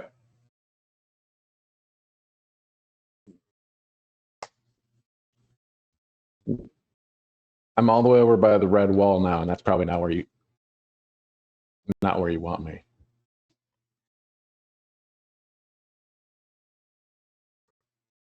We'll edit this part out. I don't either. All right. Now it's fixed. Okay. Okay. Okay. So I'm good. People can see me enough. People can see you. You can tell us about your story. And the thing is, you are actually material to what we're trying to do in Draco Chemicus. It's the lowbrow version. Go ahead. Go. It's not the lowbrow. Yeah. Version. So it's kind of the lowbrow version. I'm not like underselling it. I'm just saying it's a different. It's less artsy than yours. It's a little more just kind of I don't know. I write books that are just kind of a lot of action and a lot of stuff happening, and kind of the opposite of literary fiction, and violence and clever dialogue, hopefully. So basically, the idea is Cross Time Crusade. There's an organization called Grail, fittingly, which is the modern day kind of heirs of the Knights Templar. And they are looking for a book that is basically supposed to help the world fight back against the demons who are taking over everything. And the demons are the main threat at this point are demons called Whisperers, who are kind of this sort of the demons that we see around us, which is sort of like the in the internet and the marketing and the kind of TikTok and algorithms and UI design and things that are drawing your attention and altering your behavior without you knowing it, and corrupting your mind and your spirit and on a collective level, sort of causing civilizational decay and collapse. So the idea is to fight against that, and supposedly there's this book, which is sort of a MacGuffin that which I tried to persuade you can't be called Codex, but whatever. Right, it can't. Well, it wouldn't be the title. It would be the Liber Babylonis. Term. Come on, do the Latin. It's too cool, Rachel. It's too. It sounds better if the Codex Babylon, but it's also sort of you see how much advice I give, and they don't take it. I did go back and change some things because I wanted it because it's called that, but it was not called that at the time, and that's sort of the question: is where did this book originate from? Is it obviously was not the Codex Babylon originally in Babylon. It was not called that in like ancient Babylon. So when did it come to be and who wrote it? And that becomes part of the mystery. And of course, because there's time travel, it gets very convoluted with people doing things before they did, before they did other things. And, it gets very, very complicated because cause and effect get switched. So I do some fun things with recursion and cause and effect and stuff, which people who have read some of my other books will know that I like to play with things like that, causal loops and paradoxes and that sort of stuff. Yeah, so I will say, I've read Rob's done a whole series on angels. I really enjoyed the Mercury books, and we're playing with some of these celestial kind of characters in our story too. That having he is Mercury, right? That's his name, right? Mercury, yeah, yeah, and so that he takes on these kind of planetary characteristics too, which we've played with a bit. He's a mischief maker and a trickster and an angel. And Rob's books are very funny. He's being modest. Well, I laugh because you talk about like, oh, we need your expertise on angels. I just make stuff up, and I check when I want something that sounds convincing. I go to Wikipedia. I mean, I just like I'm like, oh, angel names, like Google angel names. Okay, here's one. And then I just kind of like sometimes, I mean, my research on those books was almost non-existent because that was Well, they're very kind of persuasive. part of the fun. Right. It's sort of like high level. It's well done, if I may say, bullshit. It's very convincing bullshit. That's sort of my forte. I just take stuff that like I don't know anything about anything really, but I'm able to convince people that I do. So, and that those books in particular are just like pure, and I was just it's very, you know, I stitch it together in a very convincing way, so it seems like I know something, but I really don't. I don't know much. This is you're explaining your spell case. If we stitch together narratives that are sound convincing, people will believe them. Gee, yes, that's dangerous. That's it's true. Rob, I have to acknowledge that I learned some fascinating things about quantum mechanics from Schrodinger's cat. So that was that one did actually require some research. I mean, I'm not smart enough to like really understand the physics and stuff. I mean, like physics. The philosophical stuff I have fun with, but you know the actual physics and particles and waves and stuff and how they interact is kind of over my head. But yeah, that one later on I did do some books where I did a little research, and like the Iron Dragon books are very historical. I did a lot of reading for those on the Vikings and medieval history and stuff. And the current series is kind of in between, where I'm making it also I ground it very much in history, or I try to. And actually Rachel was helpful. She was one of the people who read it and caught a few things that I got one of the about, things I was complaining is like, that's not a horse's name.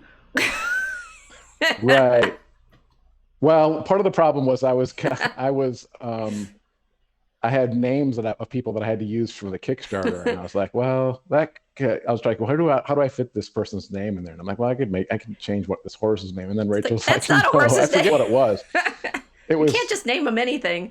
These names matter, right? They have. It's like, no, you can't have a horse named that. And I was like, yeah, I didn't really like it either, so I changed it again. But yeah, so I have these. It gets tricky because I have these, and I actually finally I have Rachel's character. There's a character who's modeled after you in the book that finally it didn't make it in the first one, but she's in the second one, and she's kind of a badass. So that's excellent. She did sword. No, don't tell me. So there is a sword. She doesn't get to use the sword, sadly. So it's kind of a little bit of a tease because it's like a Chekhov's gun thing where it's like the sword shows up, but then she doesn't get to behead anybody with it or anything. But I thought, well, she said she wanted a sword, so I'll put a sword. But I don't know if people are going to be disappointed that you don't actually use the sword. So okay, well that sounds an interesting storytelling technique. Set things up that you don't in fact use. Right. Well, so it's a little, it's a bit of a tease, but it is kind of a good thing to do once in a while, because then people, you keep them guessing, because it's like, well, he did do that thing where he just had a sword that showed up for no reason. So does this mean something? And then they're surprised sometimes when like things to come together. It's like, oh, that really did, he really was hinting at something, but so once in a while you throw them some curveballs, some red herrings, and then they never know what to expect. Kill off a character once in a while, just totally at random, and then people don't know. So then I'm the sort of person that looks at the back of the book to see whether your favorite character has been murdered or not by the author. And if it has, I quit. Right? So I'm like, get that. I kill a lot of characters. Oh no, I do. This is my main reason. So far in this series, well, no, there are a few people who die in this series too. So it gets. Are you going to kill me after this? I don't. It better not kill me. We'll find out. I won't give you more hints about horses. Some people like to be killed in the books, but I probably won't. Oh, but we won't know. We won't know. Yeah, I don't know.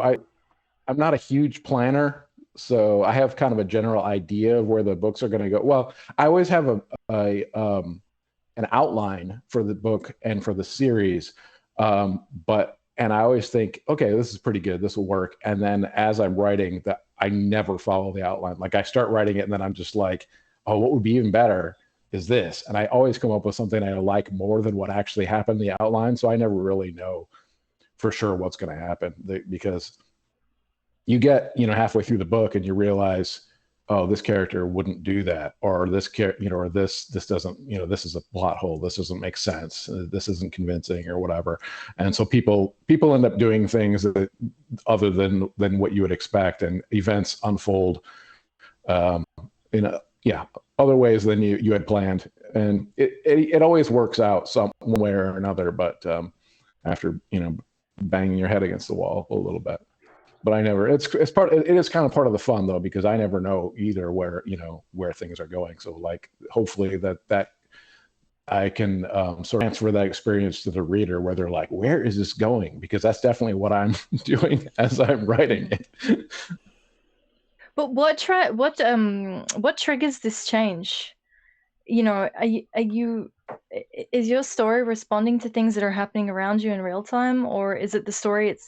Are you kind of participating with it, and it's setting you off in different ways? Like, yeah, it's usually sometimes it's just like plot holes, things where I'm like, oh, this person would have had the chance to do this earlier, and so it doesn't make sense that they do this action. But a lot of times it's the characters themselves who I plan to have them do something, and then I realize at that point in the book where they have to do that character wouldn't do that thing, and I can't get them to do it. So I'm like, okay, it doesn't feel right for them to do that thing, or just like it feels like something that's supposed to happen because of the plot, and not something that the character would do, and that's just death for a book, because then it's just like you're pulling the reader totally out of it, and they can see the strings, they can see that you're making things happen that are supposed to happen, and now the characters aren't real people anymore, they're just marionettes doing what the author wants them to do. And sometimes there are things that come up in research too, where I'm like, I learn things where there are historical events or something where I learn, oh, this event would be really, really cool to link in with the action. And I can, instead of having this character, like as an example, I have, it just so happens that in the current book that I'm working on, the second one in the series, this character has to get from France to the Holy Land, basically. Because this has to happen a lot, because he time travels back to France, and then they have to get to Jerusalem or Egypt or whatever. And it just so happens that very close to the time that this character has to get there, there's this fleet that's leaving from Venice to go east, and it's very convoluted, but they're basically waging war against the Byzantine Empire and the Muslims at the same time, and they can't really decide which one they want to do more. But then they kind of get distracted by one on the way to the other, which is kind of hilarious to me. Which is like, we're going to go to fight the Muslims, but also we really hate these Greeks, so we're going to have to stop and attack them we siege them for like a year on the way. This so is actually historically accurate. So. Yes, this is actually stuff that happens, and and another cool thing is that, like, I have this character. This is like total nerdy writer stuff, but like, I have this character he is trying to find, now in the second book, find the guy who was looking for this book in the first book, and he ends up teaming up with these Templars who are trying to save King Baldwin II, who is in captivity in, I guess I guess it would be Turkey, somewhere in the Turkish territory. So he's going along with them to do this one, their mission, but he wants them to go along with him after that to get this guy Cormac as part of his mission. So this parallels this crusade, this Venetian crusade, where they have two kind of competing goals, and that's the kind of stuff that just happens by accident. Like, you have this Venetian crusade that's going to go do one thing, but on the way they're going to have to do this other thing. And then while I'm writing this, I have this character who is going to do one thing, and he ends up teaming up with these guys who are on the way doing another thing. So it's this nice kind of analog parallel between these two things. And it's just cool stuff that happens like that as you're writing, and it's weird when stuff like that comes together, but it's a lot of fun because it feels like you're tapping into something that's like that's more than like I didn't come up with this. This somehow happened as a result of this process that I'm not fully in charge of, and that's part of the fun of it, because I can't possibly plan out the whole book, because I would never come up with something like that on my own, with that sort of parallel between these two missions. And it's just a cool part of the process. Well, so I know that we're working as a group. There are 4 of us that are doing the writing together, and it is interesting. I mean, Kiltz is often the one that's doing this. It's like we write a line and she says, "No!" We're like, "What?" She's like, "That, no, it doesn't sound right." And the thing is, you're always right. Although sometimes I fight you on that, but it is Latins versus Greeks. it's interesting the how that.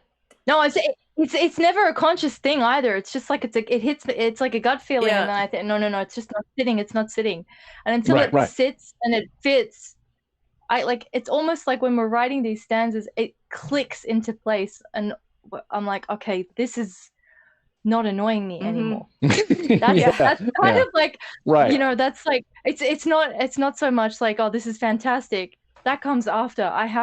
It has to not annoy me, and then I can enjoy it. And that's what I do to them pretty much every day, and they put up with me. Which it makes me think of that. Yeah. Makes me think of that video of the woman who's watching this guy put the shapes into the toy. You see that, where he's like, nobody's gonna know what I'm talking about, where he's got like a square, and she's like, okay, now put it in the square one, and he puts it like in those baby plastic toys. He puts it in like the circle, and she's like, no, that's not right. And she's like freaking out more and more, because he's like, oh, it's like the crescent shape, and she's like, okay, put it in that one. He's like, he puts it in the same, like the circle one again, and they all fit in the circle, and he just keeps putting them in the circle, and she's like getting more and more agitated as she's watching him. That's sort of what I think of it's like, that doesn't fit, make it stop.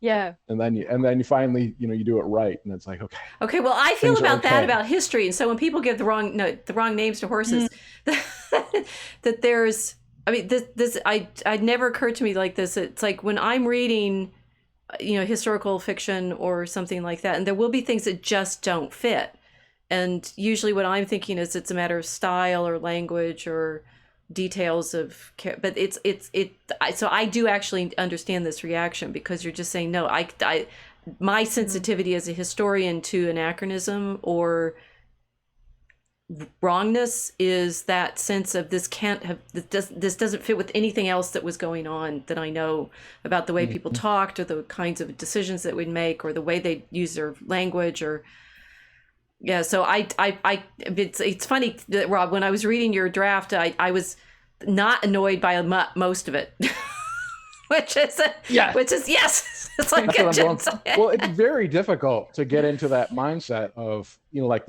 medieval mindset, because it's like, it's really easy to relatively easy to get the basic historical facts right, as far as events and places and even technology and like clothing and stuff, but just the way to get into the mindset of how people thought and talked to each other, and just acted because it's so different from our the way we talk and interact and think about things today, that it's, I mean, you almost have to be somebody who's immersed in the study of history like you. Like, I'm not going to get there by reading 10, 20 books, because I'm not going to be able to immerse myself at that level. So I rely on people like you to basically say, no, that feels wrong. But okay, so it's like, I was just looking back at your text and remembered, I really enjoyed the way you set up the Whisperers, and because that sense of the demonic in the communications is one of the things that we're definitely working with. That feeling of the media itself creates these this environment in which we are changed by the artifacts, but that there's also that worry that we have. We can go to AI now, right? And you brought John Cormack to our he's coming back. We're gonna have to fight him on this, right? It's the when you're imagining yourself into the angels or the presence of these demons, and you were mediating between me and John in the conversation. I was saying these are demons that he's describing in the way in which they're playing up in the AI, and you're like, no, I don't think they are. Where are you now in that feeling? Because we're talking about characters that give you a sense that they know what they're doing, and we know we're inventing those characters. We were talking with Chuck about, I like these characters, I like getting into these characters. How much are these demonic, angelic influences in us or outside? Yeah, I really don't know, but what I would say and I leave this question kind of open in the book too, as far as like how much are these things real outside of us and how much are they something that's inside of us, and that we're creating. That is kind of a recurring idea in the book that never, well, so far at least, hasn't really gotten settled. But to me, and I don't want to give away too much of where I'm going with these books, but I would say that I'm pretty much right in the middle between you and John, because he's very much kind of pragmatically oriented, like, oh, these are just tools, they can be good and bad, but mostly technology is good. And you're like, no, back away. This is very, dangerous stuff. I'm very much in the middle where, like, look, these things are obviously more than just tools that we that it's not a hammer. It's something that's potentially it can transform society and in strange, and unexpected ways. And we may be dealing with other minds, either not necessarily possibly in a literal, even at least in sort of a allegorical or metaphorical sense, other minds. But my feeling is that in general, other minds are not a bad thing.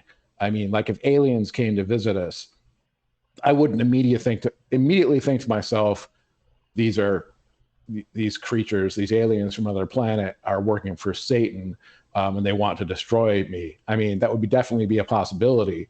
But my first thought would be, these are beings, intelligent beings, presumably created by at some level, created by the same God that created me, and I can communicate with them, and we should have things in common. And they probably are susceptible to the same sort of corruption or other sorts of corruptions, but they also have the potential for good. And I think that more intelligence and more freedom are generally good things, and they can result in bad things, but I don't think we necessarily need to be afraid of them. Well, you've just given a very accurate description of the problem of angels and demons. Right. I mean, because indeed they're creatures. I mean, it's like they're no aliens, right? They're angels or they're demons, right? But that they are, and that is in the medieval conception, they're intelligences that seem to be able to communicate with us because they're messengers of some sort. And that's why I liked your Mercury books, because he's a messenger of some sort. It's like, and that if you say they're, susceptible to fall, that is the great mystery. I mean, it's the great scholastic theological mystery. It's like, why did they fall when they're there praising God, right? Why would they ever turn and do something else? And that's our problem always too, right? Why would we? And you have this. May I read some of Codex Babylon? Is that okay? Sure. It's published, right? It's out. So it's fair game. That's out there. It's not this. Yep. So you have them. They're talking about Grail and they're talking about the demons. And Gabriel, you also have angel names in there. She's saying there are many kinds of demons and we don't fully understand any of them. We know that at least some of them are more or less semantic entities, that is, sentient beings made up of words, which is an interesting sort of, like our verbal work with the poem, right? It's like, how much are we making, how much you conjure reality by words. But we've only come to understand some of the implications of that very recently, as the flow of information has accelerated manyfold. Martin says, you're talking about the internet, Gabriel. Yes. Phone lines, radio broadcast, wireless communication, AI text generators, many different technologies which have combined to exponentially increase the volume and velocity of images and written and verbal communications being created and transmitted.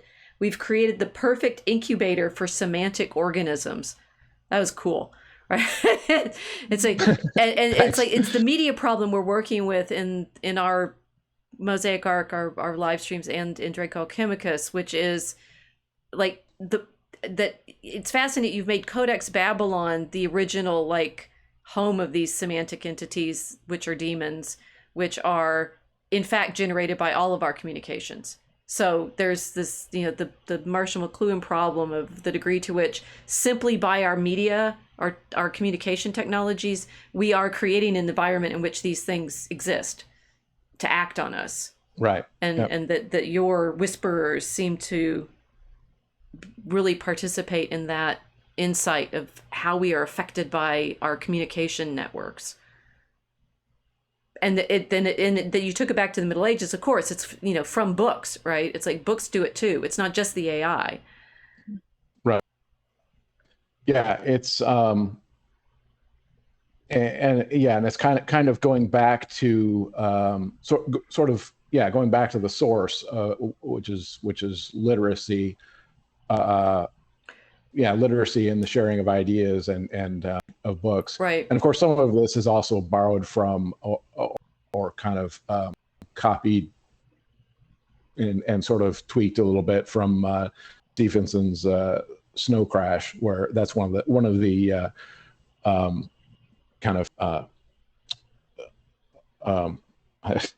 my brain now, and I've lost. You said you gave us 30 minutes, and now you're shifting to writer mode again, right? Yeah, I'm just like my brain just went. One of the inspirations for Cross Time Crusade was Snow Crash, because he goes very much back like to the I forget what the civilization is that in his books, where it's like there's these sort of there's this kind of linguistic programming that's like sort of low level, sort of the operating system of the human brain that's kind of be hacked by these kind of ancient writings, stuff. And so that was a cool idea. So that's sort of borrowed from that. So. Well, we're in it. We're all in it, right? It's not like we're all borrowing from each other all the time, right? And it's definitely. I mean, it's real. There's definitely this happens to some degree. I mean, we're all being manipulated by these things, these beings that exist, and it's kind of pointless to deny that they exist in some sense. I think. What I did and what fiction, at least the kind of fiction that I do usually does, is sort of ramp up the level of conflict and make things maybe a little more literal and a little more obvious than they are in reality, so you can see things more clearly and expose the contrasts and the juxtapositions between things. So these things exist. But maybe they're not going to be. It's not going to come together in as dramatic a conflict as they will in the books that I write or the stuff that you're working on. But the questions and the conflicts are definitely still very real.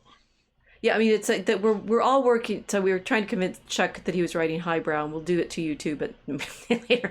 But it's mythology at this level of understanding these, and in whatever it is we're trying to describe, the divine, the spiritual, the angelic and demonic seem to operate on that sense of we feel like we're in a system that has effects on us, but it doesn't feel like it's creator level, but there's something else, and we're trying to. I mean, in Draco Alchemicus, we're trying to show the interaction between the actual like magic science of the spell casting and the people's response to it, which is also, I think, in your story, that these demons don't do it on their own. That we have to participate with them. Right. Yeah. And one of the interesting things too about sort of between the this gets back to the highbrow versus sort of lowbrow thing, is that one of the things about, like, I'm no like literary fiction, but it seems like one of the main distinctions between that and more like action oriented kind of lowbrow fiction is that the conflicts in literary fiction, more highbrow stuff, are more internalized and they're more psychological. But then it's interesting because then you get into this, you start getting to the more psychological, and you get into all these archetypes and Oedipus and the gods and stuff, and then that brings you back out into the external, right? Because that's like, these are like external. You have all these gods with, like, I mean, they're basically superheroes. They're Right. pre ancient superheroes. They're all these guys that have powers that are lightning bolts and stuff, and they're fighting monsters and things, and it's exactly the same thing as like Marvel superheroes or whatever. So it's like you get internal enough with the stuff, and then you get into the real mythological stuff and the archetypes, and that brings you right back out into external stuff where you have demons and monsters fighting each other. So it ends up all being kind of, I think it's sort of an artificial distinction. You just succeeded in highbrowing yourself, so congratulations. Exactly. See, I just bullshitted my way into being a highbrow artist. See, and no, the thing is, you did, because I did a course on virtues and vices, and the primary sort of way to describe the problem of the virtues and vices is, guess what? Fancy word, psychomachia, which is allegorizing the virtues and vices into basically superhero contests. Yep. There you go. See, we're all doing the same thing. I know this stuff. As long as we're doing this like real problem of virtue and vice and justice and mercy, we're writing good stuff, hopefully. Well, Rob, I appreciate. Yeah, because that's the thing, is that it's different genres, but we're all grappling with the same Or this stuff, is what makes good stories, that we're actually grappling at this level with these. Yep. Yeah. Mm-hmm. Yep. Hopefully, yeah. Okay, so I promise you promised that I wouldn't keep you forever and take you from your writing, because you need to get back to it. Yes. Yeah, I have to. He wants to go and kill somebody. I have to go and kill someone else now. I'm almost done with this book. It's actually ends up going to be a little shorter than the last one, so I'm really close to being done. But later this week, Hans and I are getting together at LibertyCon down in Chattanooga, and so I have to get on the road on like Wednesday. So I really wanted to get this thing to the beta readers before that, and so yeah, I've got a tight deadline. Okay, so. go off and write your highbrow literature. I will say literature. The other thing is that you guys have to help me with is, and I didn't get a chance to talk to Chuck. I just saw him for a minute there, but we need to get him at BasedCon. I've been trying. He kind of was. I said that he might last year, and then it didn't work out, or he said he wasn't doing any cons that year, and then I emailed him this year. And anyway, we need to get him to BasedCon. You can tell him I'll be there. You'll be there, and Hans is always there. Yeah, I mean, I'm a draw. For sure. You're I'm gonna go back. You're like our highbrow, academic draw. We have all these like nerdy, these like rocket scientists and sci-fi people like Hans, but we have like a dozen of them, and we only have one of you. So you're a key component. See, but I mean, just tell Chuck I'll be there and he'll come. No. We'll talk more comics. BasedCon, September 8 to 10, Grand Rapids, Michigan. So basedcon.com. We will promise when we put this video up, we'll put everything in the links, so people will come to our things. And so we already have, Casey is saying, I've heard a 60-second description of Codex Babylon and I already want to read it. So nice. There you go. It's a lot of fun. It's like Foucault's pendulum if it had more like I don't know, shooting and chase scenes and stuff. Yeah. Foucault's pendulum was one of those books where you get to the end of it and you go, what did I just read? Now I'm mad. Yeah. Well, Name of the Rose is kind of like that too, where it's kind of like he's just kind of screwing with you the whole time. Yes. But it's fun to go along with it on the ride. I like those. I like those Name of the books. Rose better than Foucault's. Foucault's pen left me like pissed off at Foucault at Echo, going, that was a giant joke. Oh my goodness. Yeah. Okay, well, I liked it, but go finish your book. Thank you very much for coming and hanging out with us. Yeah, you bet. Thank you, Rob. We'll see you in a few weeks. Okay, good. All right. Thanks, everybody. Bye, Rob. Bye. Bye. Bye, Hans. Okay. Your slides are up. You guys need a break? I need a break. I need some more wine. Talk to Hans Kiltz. Hans! I wanted to ask Rob a few questions, but we kind of ran out of time. But the thing that really we do impressed me- 3-hour streams just with the two of us. You think I can carry on?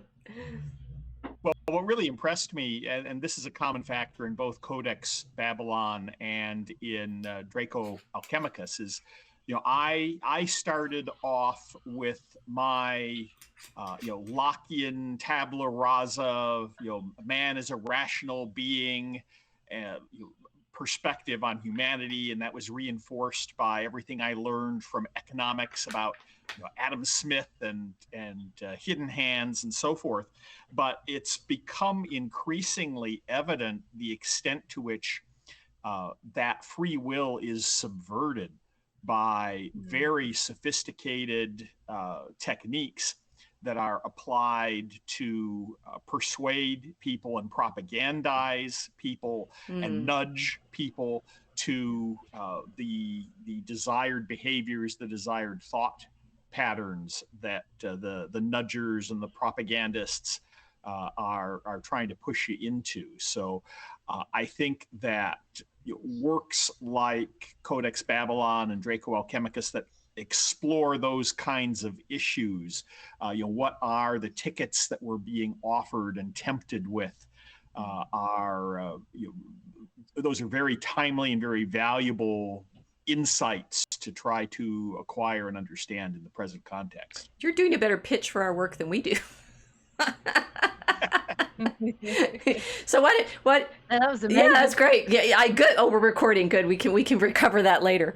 So you've had some adventures yourself with kickstarting, and also it's interesting that you're saying that you're now persuaded by our sort of spiritual travails, because it seems to me like most of your characters get caught up in pretty powerful deceptions one way or the other. So in advertising our discussion tonight, I said you're the author of The Hidden Truth, which I loved, and I said The Hidden Truth, but there's actually 3 books, and they get even more exciting. And by the end of it, either my historical sense is off, or Hans is a time traveler who has gone back and figured out exactly why we're in the situation. I seriously could not tell the difference between the parts that you were putting in because of your knowledge of the history of science and the stuff that your characters were dealing with. Well, Rob was alluding to that as well.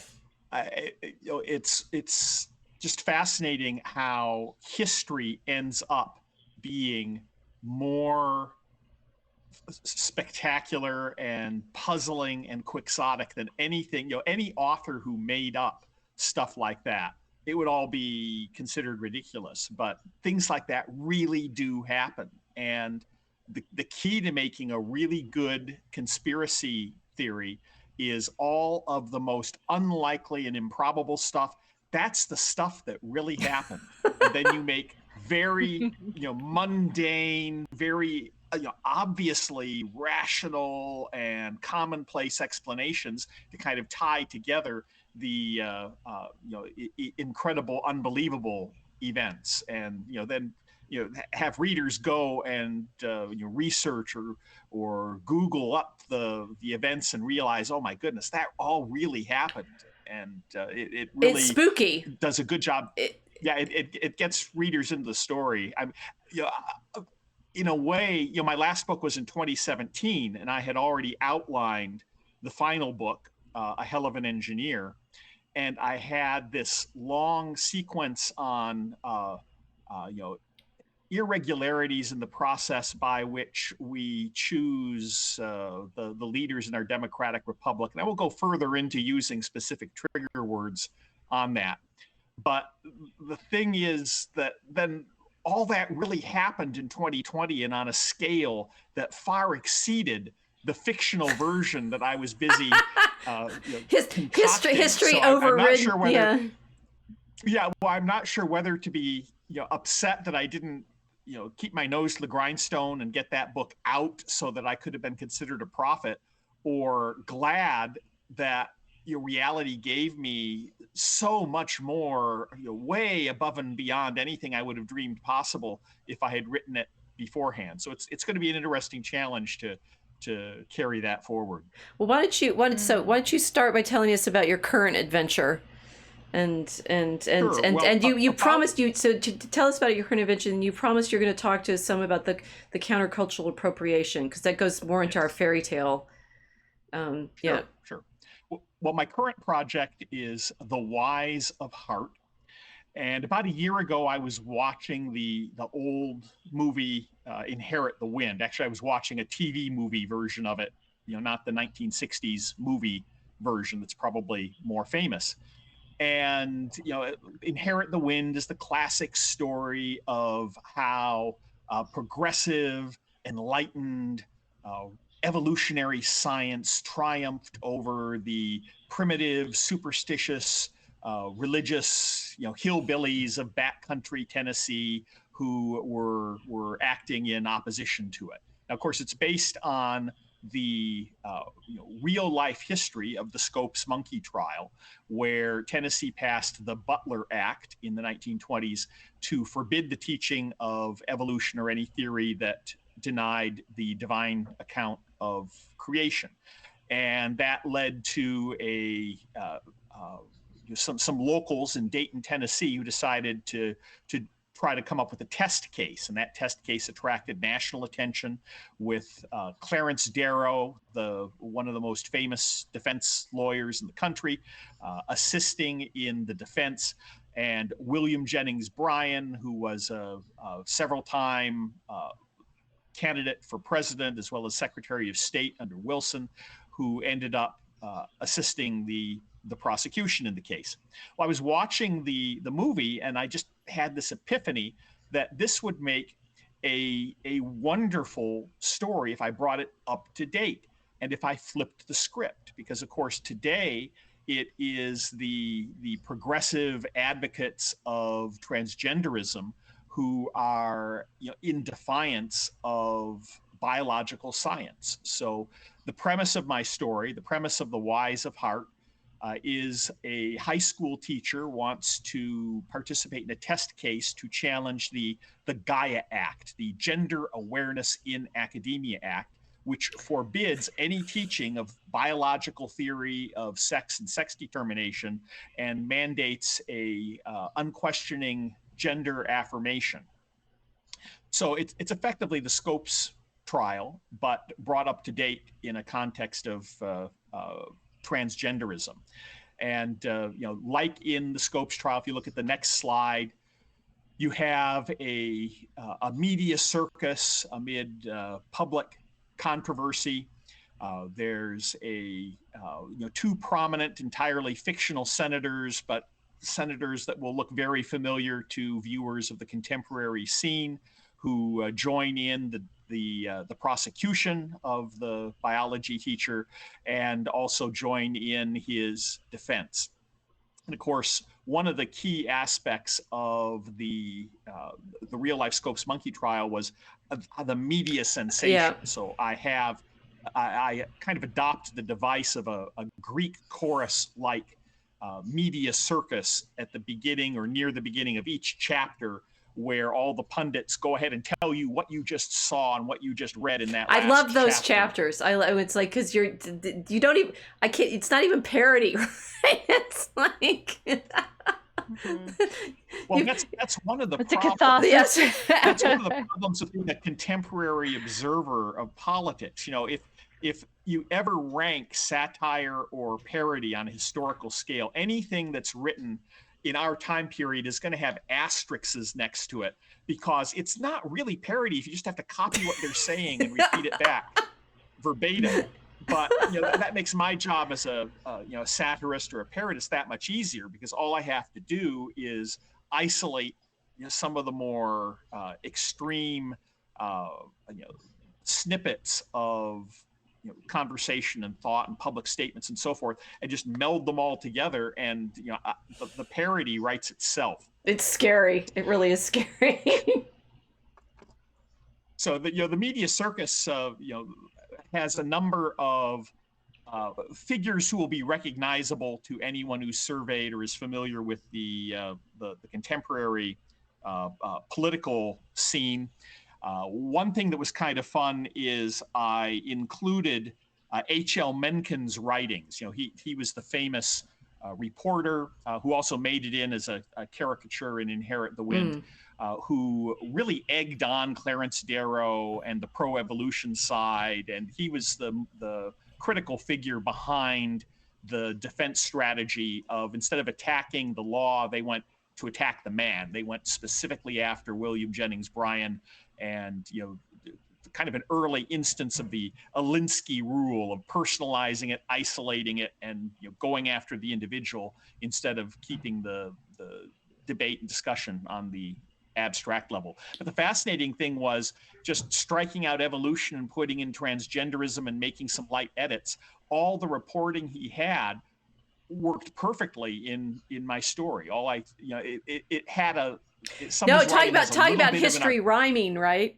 It's like oh, absolutely. And a lot of his writing, it has a little bit of an archaic sound to a modern ear, but the ideas and the content out of it are just spot on and applicable to the kind of the craziness that we're going through. One of my favorite quotes is that where he said something to the effect that the purpose of government is to keep the populace in a fearful and alarmed state so that they may be more easily led. And we have certainly seen that in spades the last few years. Well, this is clearly why you got kicked out of Kickstarter. Well, that brings us to the next slide where I can go through that. Because, of course, the crowdfunding saga was almost as much of an adventure as the story itself. You're milking this. Well, I knew that anything talking about transgenderism in anything other than glowing and uncritical terms was liable to be a bit controversial. You do nothing of the sort. You quote accurately everything people are talking about. I don't know what they're worried about. Exactly. In fact, one of the things that was so interesting about it is, if anything, I think I have presented a better, more logically rigorous argument and case and defense of the transgenderist position than anything I was able to find. Because all the stuff I was able to find was just, it would have looked like a straw man, and like I was just making up a straw man to tear it down. So I had to do my best to steel man the argument and to present a credible defense of it. But of course, Kickstarter, interestingly enough, approved the project with the click of a mouse. I mean, I had it up, I said submit for review, and out popped your project is approved. So I don't think a human being looked at it. They probably have some algorithm that says, oh, this is a topic that we want to promote, so go right ahead and crowdfund this. But then I started, I got set a $3,000 goal to help cover the art, that art that you saw by Ellen Chansey. That's a sample of some of the art that's in the story. I've always wanted to do a graphic novel, and this was my way of getting my feet wet. There's too much courtroom discussion where a graphic novel treatment really wouldn't work, but I did want to have illustrations and kind of start my way along that process of getting familiar with putting pictures in books. And that's why I did the crowdfunder. I got my $3,000 funding goal, which is enough to prepay all the art that was in the book. And I set a goal for an audiobook at $6,000. And I was starting to get some publicity from Bounding into Comics and other places. And Kickstarter canceled it. I got the generic, oh, you are in violation of community rules for one or more of the following long list of reasons why you may have transgressed, and with no information. Clearly someone complained, but they wouldn't share anything about the nature of the complaint or the specific reason, just the vague community standards, and you're canceled. And I had half expected that. In fact, I had my roll of rainbow colored duct tape ready to go ahead and shoot a picture to do the comparison and show how the fictional story had manifested itself in the world again. Yeah, exactly. I mean, it was just like the hero of my story, who is silenced for teaching the biology of sex in defiance of the transgenderists' dictums. The same thing kind of happened to me. And I had the $4,000 worth of pledges yanked out from underneath me. But fortunately, there's a site called Fund My Comic. I can't say enough good things about them. They got, within a day, I was back up, and most of my Kickstarter backers, when they found and figured out what happened, came and backed at even higher levels. I got some amazing publicity. Even Fox News and The Blaze covered the story, and people were outraged enough that even people who knew nothing about my story came and backed, which is just it's a wonderful change. There was a time where if you were canceled because you were hateful or intolerant, people would say, well, gee, I didn't see that, but maybe there's something to that, and I want to distance myself because I certainly don't want to be regarded as hateful and intolerant. But that card has been played so many times that it's no longer effective. In fact, I did a post on my Substack at wiseofheart.substack.com, where I pointed out canceled by Kickstarter has become the new banned in Boston. It used to be Boston had very high standards for what was regarded as decent. So if you were banned in Boston, that work was really spicy and salacious, and therefore you got a big market boost. Well, canceled by Kickstarter has become more or less the same kind of thing these days. So I ended up with well over double what I had when I was canceled by Kickstarter.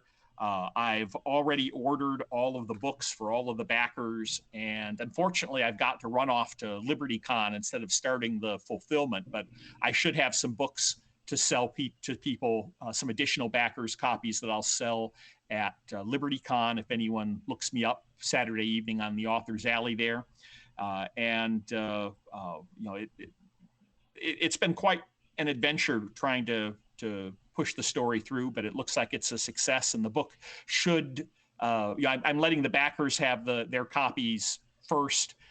But as soon as I get the backers' copies distributed to them, I'll wait a week or two, and then I'll open it to the public, and you'll be able to buy the book on Amazon. So that's a story, a crisis and happy ending. Yeah, we like that we live our stories constantly. Well, that does seem to happen. But yes. I mean, that's actually, it's like we want what Chesterton's thing about, you have stories with dragons because you need, practice against them. Yeah. Well, yeah, it was people. I was really touched by how many people reached out to me to see, are you okay? I mean, you've been canceled. Are you feeling okay? Are you going to be able to get through this? And my reaction was, I was expecting something like that. I mean, they took me by surprise, and I wish they'd picked a day I didn't have so many meetings at work, or I could have gotten myself back up and running even faster. Yeah. But you think ahead and plan, and you're good to go. I mean, there were a few things that I did not correctly anticipate. So if I were going to look at the after action report, one thing is I had promised all my backers, hey, I will put you in my book. I'll put your name and acknowledge you personally as a backer of my project.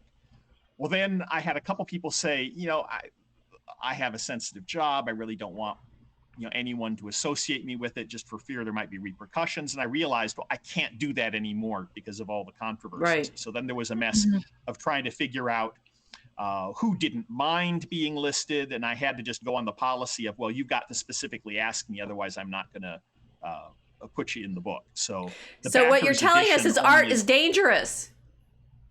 It can be. You wanted people can suffer personal consequences for their art. you wanted to talk to us about spoliation, and oh, you're making me get I'm making you keep the schedule here. Sure. Well, I didn't realize why this whole idea struck me as just being such a cool thing to do at the time, and why I was so inspired by it, until I read an essay, and you can switch to the I'm there slide now, yeah. with, okay. This just brilliant essay that Alexander Macris, who has a Substack on the contemplations of, on the Tree of Woe. He wrote this article like back in 2021 on the spoliation of pop culture, and he pointed out historically conquerors have always wiped out and trampled upon the culture of the people that they have conquered. Historically, the Christians, when they took over the pagan cultures, they pulled down the pagan idols, they covered up the pagan depictions, and they turned the pagan temples into the church. So one day it was the pantheon worshiping all gods, the next day it was a cathedral worshiping the one god.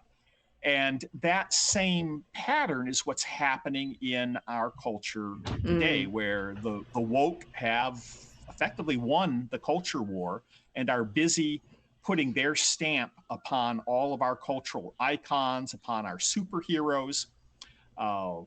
They're rewriting our movies, movies that we liked, in our youth, like Ghostbusters. Well, that has to be redone in a woke version. We have to take, Star Wars, the heroic story of the young farm boy from the remote hinterland who through hard work and struggle and a little bit of skill and talent with the Force manages to become a great hero. No, Star Wars is the Fairy Queen. We've covered that.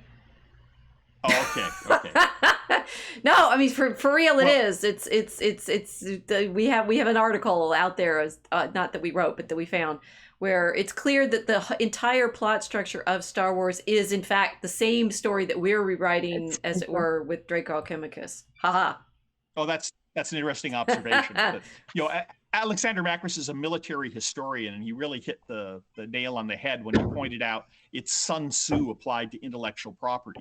Because Sun Tzu said a wise general forages on the enemy. And that's exactly what the woke despoilers of culture are doing. They're taking all of the built up generations of good art and reworking it and putting their stamp on it and making that art tell their stories and their lessons and their morals, and then inflicting that art on the rest of us. Well, so this came up a bit in our discussion with Chuck, because we sort of, now that I understand that horror and comedy are the same in sense of justice and empathy with the characters and things like that, and that therefore is different from this spoliation of, that horror and comedy are actually within the story structure world that we recognize as true, good, and beautiful. Whereas, so therefore horror is an interesting thing. It's intimately just, interestingly. Whereas this spoliation as it feels desecration. It feels like a desecration, and that's the interesting thing. Yeah, it is an affected, to the extent that you are spoliating a good and virtuous culture. Yes, it is a desecration. I was about to say it's like the Babylonian invasion of Judah. They carry off all the holy things from the temple. They spoil everything, literally, and then take off all of the intellectual class back to Babylon, because of course they have to make sure that the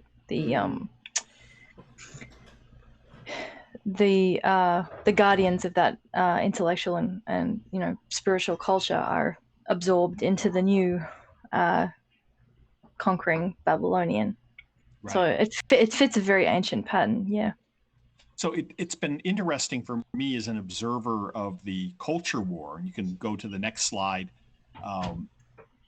We had Gamergate 10 years ago, where a journalist, basically what happened is there was a female gamer who wrote a game called Depression Quest, which is kind of a text game, and a lot of people were wondering why this was getting such glowing reviews when, you know, it really was like 80s vintage technology text adventure stuff. And then I guess her boyfriend made the claim that she had been sleeping with journalists for reviews, and that inspired a lot of controversy, where on the one side people were arguing it, decrying the lack of integrity in game journalism, and others took up the cry that, oh, that's just misogyny and you don't like the fact there's a woman gamer here. Really it was just gamers just wanted to play games without being lectured to about woke morals and having the woke philosophy shoved down their throat. And then that kind of intruded into science fiction as well, as a number of prominent science fiction authors realized it was always the same gang that were getting the Hugo Award, which was considered to be the imprimatur of the highest quality science fiction. And they realized it was the same clique just awarding themselves the books, and decided to start participating in that. And of course, that clique and their backers got all upset that anyone else was trying to do their own slates and their own recommendations. And Rabid Puppies took that one further and really did a good job burning the Hugos to the ground by showing what a mockery of it had become, and forcing them to no award all of the recommendations. But all of that really, that's basically, there's been a tendency of people to just want to be left alone and make our own art without having woke ideology shoved down our throat. And that's certainly a noble goal. And there are a lot of people doing, making very good art, people Chuck Dixon, Rob Kroese, and so forth. If you go to the next slide, there's Archaven, where a lot of great comic art is coming out. I mean, there are multiple strips that are publishing every day, doing new episodes. You can read my story, The Wise of Heart. I'm serializing it there. Chuck Dixon has a number of titles that are serialized there. There are any number of just excellent comic strips that are being produced there. On the next slide, a couple times a year, I do a based book sale. And it was really amazing to me how that, I used to just read classic science fiction, and every few years I'd go back and reread the same books over again. But when I started getting involved in the indie author scene and started writing my own books, I realized there's just a wealth of books out there. Every 3 times a year, I'm putting out a list of 100 to as many as 200 books. And those books are all free or 99 cents. A lot of times they're the first book in a series. So if you find one you like, there's another 3 or 4 or even a dozen books in that same series that you can go after and read and enjoy. So there's just a wealth of good art out there. But again, it's really not enough. On the next slide, it's really not enough to just write good stories and encourage people to come and read them in an era when there is that spoliation of culture. And if you want to do a counter spoliation, what you have to do is do unto the woke spoliators of traditional culture what they have been doing to traditional culture. If you go to the next slide, one of the key things that we were talking about is Pinocchio, public domain works. A lot of the Disney works are all in the public domain. Pinocchio, for instance, that's the slide after the come and read it slide. That is a story that was serialized in, I think, the 1880s in Italy. You could do a retelling of Pinocchio where Pinocchio and his young friends are lured off to Toyland in the original instead of Pleasure Island. And as they're rescued, Geppetto could lead the townsfolk to string up the child sex traffickers on the rampart of the castle that might look like a certain castle you're familiar with from Florida, but of course is strictly taken from the public domain source of that, which is the Neuschwanstein castle in Germany. So I mean, there's ample opportunities to take and rework those kinds of classic stories. One thing that I thought was just utterly amusing when I got my story on Fund My Comic on the next slide is there was a comic artist who was upset and angry at what Disney had done to The Little Mermaid. So he decided to turn around and tell the Little Mermaid story he wanted to tell. So he has his ginger-haired mermaid with a lot better figure than Disney's original and way more guns and violence. And, called it the Little Mermaid. And I particularly love the knife-wielding crab sidekick that she has. And I don't know anything about the story other than the art and the description that I saw on Fund My Comic. But that's an example of taking a woke art and just turning it back and doing a non-woke version of it, and letting the reader, the comic buyer, pick which one they want to read. Okay, so this what occurs to me on this when you're talking about it, it's like we could do this with any story, right?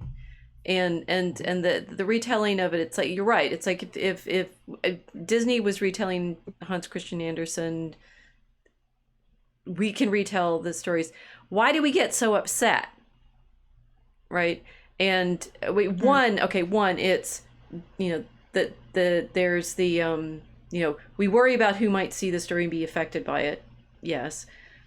We're irritated that these are the ones that everybody knows. I mean, my sort of own personal life is spending time talking about people, undoing the myths about the Middle Ages again, right?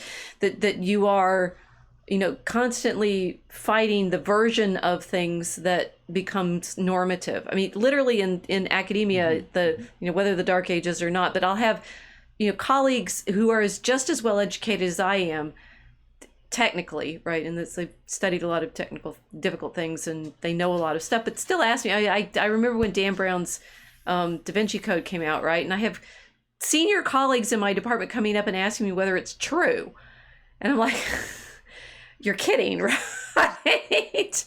And, and then we can take that as amusement. It's like, well, Dan Brown made, certain kind of conspiracy theories popular and such. Are we irritated just because they make all the money?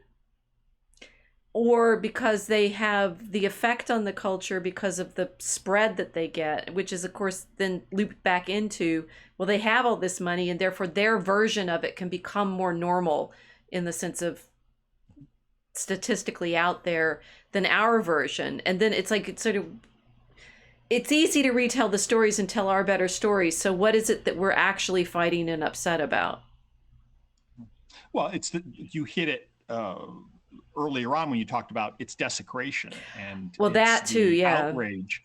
It's the outrage of seeing stories and values we hold dear being butchered and manipulated and retold in woke versions to try to lecture us and influence us to accept their woke values. It's the good, the beautiful, and the true being perverted into the bad, ugly, and false. Mm-hmm. So it's primarily the outrage issue, at least from my perspective. And a lot of the it's fascinating. We were just talking about that on Social Galactic today. It really isn't about the money. If it was about the money, Pixar would not have made a $200 million film with the first transgender Pixar characters whose pronouns are they, them, and seen it collapse at the box office, and they're going to lose money on it. I mean, if you wanted to make money, you'd have told the story that the audience wants to hear. But the people who have that kind of money aren't interested in making more money telling stories the audience wants to hear. They want to spend their money trying to bombard audiences with their woke art to try to shift the culture and to try to be persuasive. And I think, well, to be fair, we want to be persuasive with virtue and justice and things like that. That I think. Sorry, I'm listening, and then I think I've got it, and I say, carry on. Okay, well, I was just saying that there was a time that was an effective technique. Oh, getting the audience what they want to hear, and this is a thing because they're trying to make a version of things. It's like we want as Christians to get people to pay attention to us, and maybe they don't want to hear us. There are people who do, and people who will buy art that upholds the good, the beautiful, and the true, and artists who want to create that kind of art. I'm trying to get to a different level. So the world. This is where Draco Chemics says that the world resists the good, the beautiful, and the true. Right? The world is seductive and filled with potions and spirits. And people are drawn into it, right? And so when you come to them and say, that life that you're leading right now with your, addictions and ease and comfort and stuff, it's bad for you. They're going to hate that. Mm. There's an element. There's certainly an element to that. The bad, the ugly, and the false can be sugar-coated and forced under people's noses enough that they lose the ability to tell the difference. But the other element of it is the attempt to lock up and suppress the good, the beautiful, and the true. Because I think there are a lot of people out there who, given the choice, will still choose the good, the beautiful, and the true because it resonates with them more strongly. Okay, and it's really kind of a. One of the about piety in the UATV chat is saying they're not comfortable with virtue. It hurts, literally, physically hurts them. I'm sure there's some people like that who are so corrupt that. They're offended by virtue. I think most people are, right? That's the problem of sin. And therefore it's like why we have to have mercy to be, saved, because most people at some point fall away. And you can find the place where you're challenged and you're going to start hissing at people yourself. One is. Right, that there's a trigger somewhere that is going to be the thing that you won't let go of. Well, I mean, sin and is very attractive and very appealing, and but I know I like to think there's still a core of good that can be appealed to in the vast crowd of people who are kind of in the middle. I mean, there are certainly people who will look at a picture of a happy couple and a child and kind of smile and say, that's nice. And there are people who look at that and frown and get angry and say, there's another useless eater. I think that at least for now, the useless eater crowd is in the minority, but there's certainly an awful lot of propagandizing going on to try to push those ideas. Well, the thing is, I think you're wrestling with this in your wise of heart, the degree to which you can persuade, and so I've been we've been reading in your Substack and in the archive, and so we don't know how it's going to turn out. We're well into the middle of the trial, and I also have some. Right. There's some the mythology of the courtroom is incredibly powerful in American culture. It's like you say it's a courtroom drama, but that is our myth. Right, the justice will prevail in that competition between. Well, and already you're seeing that the judge in his rulings is you can read between the lines and see he's playing favorites, and arguments that one side can get away with are called argumentative, and the other side is forced to stop. Right. So, but in the book you're I mean, which you finished, right? So it's like you have to write a sequel. That you are in fact dealing directly with this problem of how do you persuade on one side or the other. Well, and not to spoil the story, but of course the central... Good wins in the end. No, wait, is this a comedy or not? Well, I mean, anyone who has read the Hidden Truth kind of has a good idea that it's not going to end in gloom and doom. They're powerful forces, but good triumphs in one form or another in the end. But really, the interesting character, and I didn't realize this until I got into the book, but the hero, the biology teacher, Dr. Michael Andrews, the freshly minted PhD who tried to get into academia and was canceled and shut out, and ended up finding a high school teaching position was the only job he could get instead of the research science position that he dreamed of. Well, his girlfriend, who's a math teacher at the high school, is the daughter of the university president, who is the key architect behind the Gaia Act and advocate for the transgender ideology.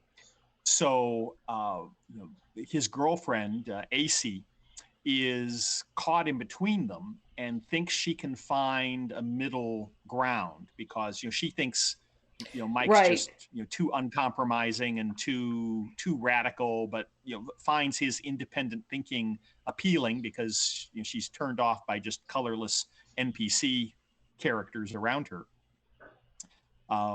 So she's on Mike's side, but at the same time she's on her mother's side too, and she's really the character who is caught in between, and in a sense she really became the central character for the book. Without me, she was not going to be, she was going to be a supporting character, but her struggle to navigate between her starting position of agreement with the woke ideology in broad terms and her loyalty to her mother and her mother's position is at odds with her loyalty to her boyfriend. And as the trial goes, she's really kind of the reader figure who has to be persuaded by events and has to make a decision, which side she's going to be on, because it's very clear that no compromise is possible between the... That's effective. That's really that's strong. She becomes the culture that we're all in now. She does. She's emblematic of the culture. She starts off. In fact, that one colorized slide of her outside the classroom with Mike, she's starting off with her, coffee, books, and social justice T-shirt, immersed in the woke ideology, and she has to make a decision. And it was interesting for me trying to make sure that the events legitimately justified and persuaded her to make the decision that she did. So it also works out very nicely. One of the writing tricks that I like is, the traditional story, a traditional 3-act story. You have Act 1 to set up the events. You have Act 2, where you kind of play out their logical consequences. At the end of Act 2, you have to have the hero make a big decision, that climax to drive the ending of the story in Act 3. But by doing that, I ended up effectively having a double climax book, because there was the decision that the teacher had, the hero Mike has to make, which started the action down one road, but then AC has to make another decision that turns out to be every bit as important and critical, maybe even arguably more so, that is necessary to drive the action to its final conclusion.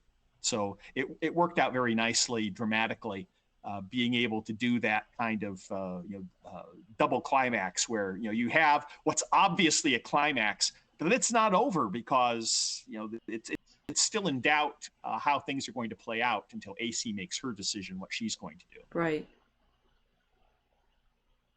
This is making me, it's like talking with Chuck and talking with Rob, and now it's like that once we start talking about the way we write the drama, which is choices, then we are obviously as writers having to think through those choices ourselves.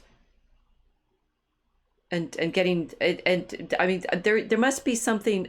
Saying it's woke and social justice is one thing, but getting inside of why it's wrong is another thing. And I'm not sure that I've come across anybody who's really been terrifically effective at it. Of saying, it's like, how do you manage to tangle yourself up in this argument? And it sounds to me like, I mean, because of the way you plotted it, that it's plotted on this previous test case of propaganda and use of the justice system, that you've had to wrestle through the question at a very primary level of the rhetoric and the argument. Well, the Scopes trial gave me an amazing outline to work from for my story. In fact, I loved the trial so much that I think I overdid it in including the transcript. I've been serializing the story on ArcTunes as well as on wiseofheart.substack.com. And there was just too much courtroom stuff. I ended up deleting what amounted to an entire chapter and 3 of the episodes that are on either ArcTunes or Substack in the final book, because there was just too much of that courtroom stuff. Mm-hmm. But it turned into sports reporting, where you the entire every single action they make. Yeah. Well, I wanted to depict the whole of the trial, and the first stumbling block I got to was jury selection. And the jury selection, by the time you've seen a couple of jurors and you've seen a couple of clever questions, you really don't have to see 20 people being examined to be on the juror. You're just doing a representative sample of a handful of them was plenty. So I ended up truncating that down to a reasonable size. And then there was a motion to quash that there was a lot of very interesting legal wrangling over that really didn't drive the action, because it's going to go to trial anyway. So I got rid of that, and just there, it's kind of mentioned, but we don't have the extended courtroom sequences on it. But it was a fun exercise for me, because the Hidden Truth I wrote entirely first person from the perspective of my hero.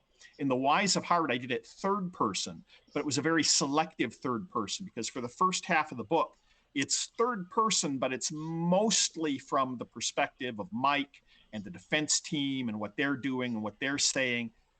And the prosecution team, the advocates of transgenderism, they're kind of a mystery that we don't really understand what they're doing or their plans or their motivations.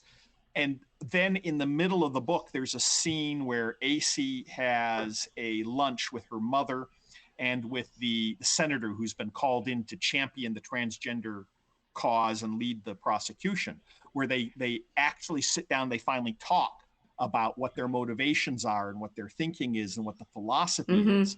And that really distills a lot of I don't know what advocates of woke ideology do behind closed doors when I'm not around, but I imagined a scene where they were getting rid of the obfuscation and the euphemisms and the attempts to obscure what they were really aiming for, and were just honest with each other and explained what they were driving at and what their goals were. And that's the start of AC being able to take a look at both sides and try to decide if that's really the side she wants to be on. And from then on out, you understand exactly what their plan is and what they're trying to do, and you have to see what decisions the characters make to.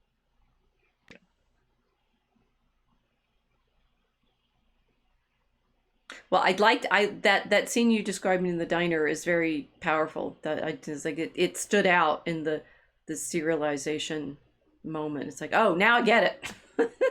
So well, that's the exact midpoint of the story. That's the point where we switch from not having a clue really what's going on in the prosecution and the pro-transgender side to see here is their full agenda. And one thing in particular, I'm a little bit embarrassed that I got all the way through writing a complete book on the subject of transgenderism before I realized that, in one sense, it's kind of a red herring that's been thrown out to distract people on the right politically from other issues, like the proxy war in Ukraine and the effectiveness of certain medical treatments that are controversial to name, and the processes by which winning candidates were chosen back a few years ago, and how that process was fortified. There are a lot of, and of course, oncoming plans for a great reset and central bank digital currencies and social credit scores and all of these other schemes. The transgender agenda is a good hot button issue to keep focused on that. It's certainly something that people on the left want to push, but it's not something that is crucial to their immediate short-term goals. And I think that's why you see the never Trump Republican side uniting around trying to focus on that issue. And frankly, that's probably why Fox News was willing to report the cancellation of my Kickstarter, because that's an issue that they're willing to, they and the authorized opponents, the authorized opposition on the conservative side want to push publicly. So I made sure I made that very clear in the book, that was also part of the motivation behind them. And again, I'm kind of disappointed in myself that it took writing that entire book to really realize the big picture of what was going on. Well, that's some of why we was like we write and you learn as you write. I mean, it's like it comes out that it's like we can see certain things, and I mean that's been my own experience in my scholarship, that I'll have a plan of a book, but once you get into it, if you force it, it's just what Rob was saying. If you force it into the structure that you outlined to start with, it starts breaking very badly, and so I mean, good scholarship should go in the same direction as good literature. It sounds like it's like there are certain things that it's teaching you as you're doing it.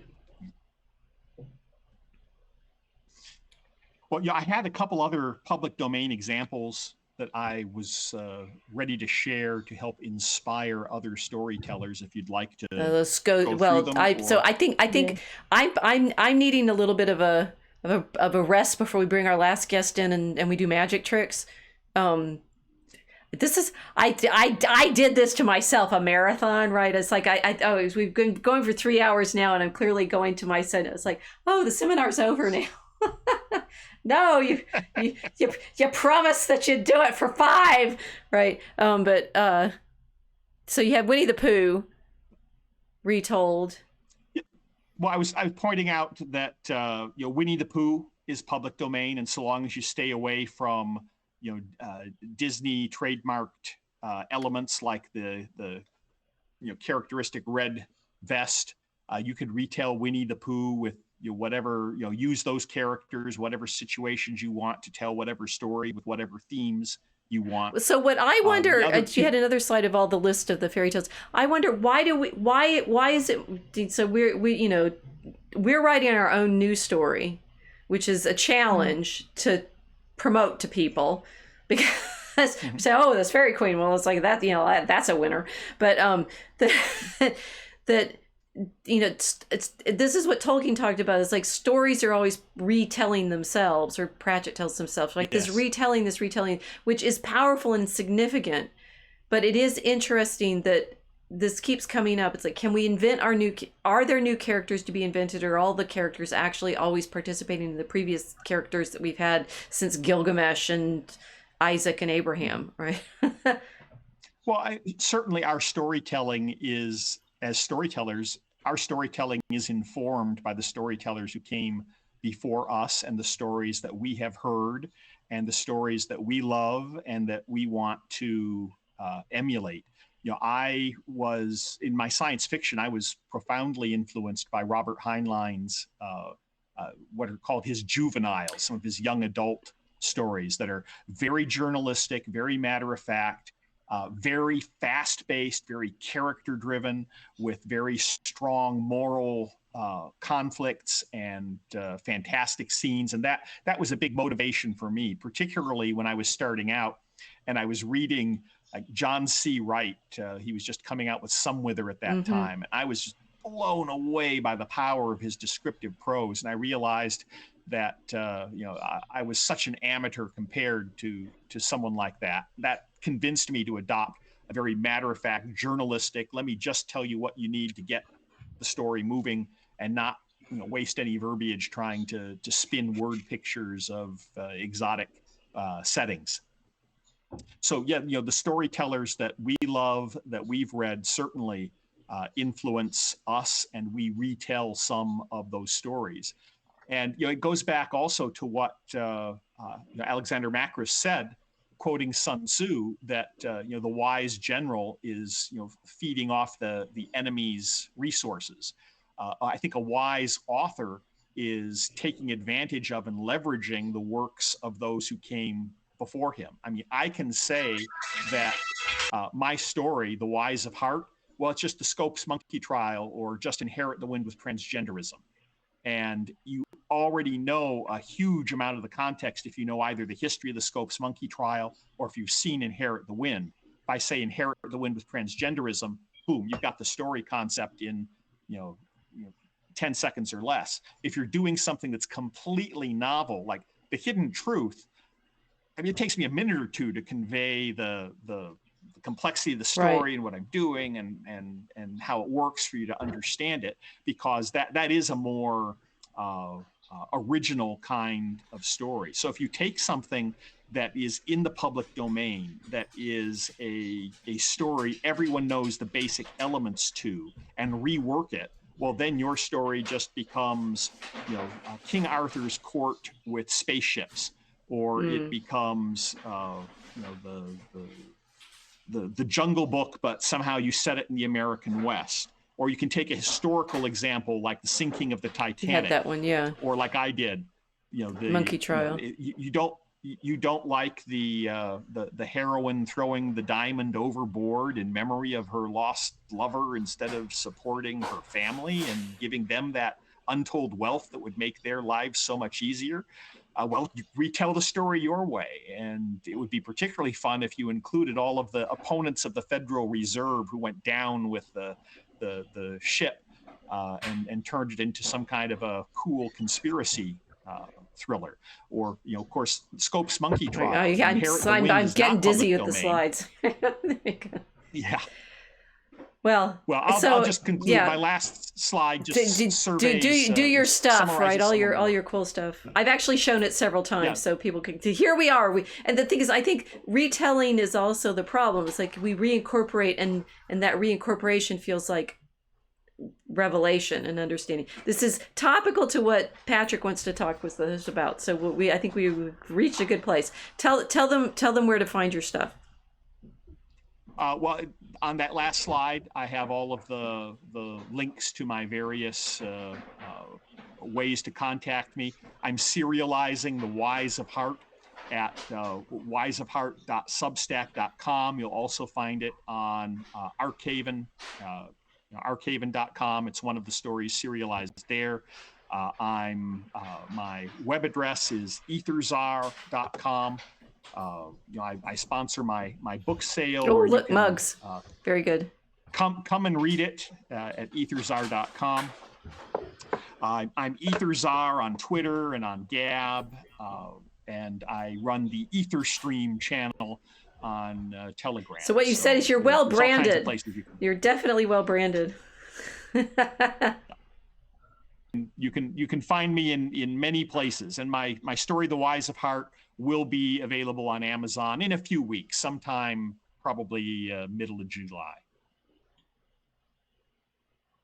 Oh, okay.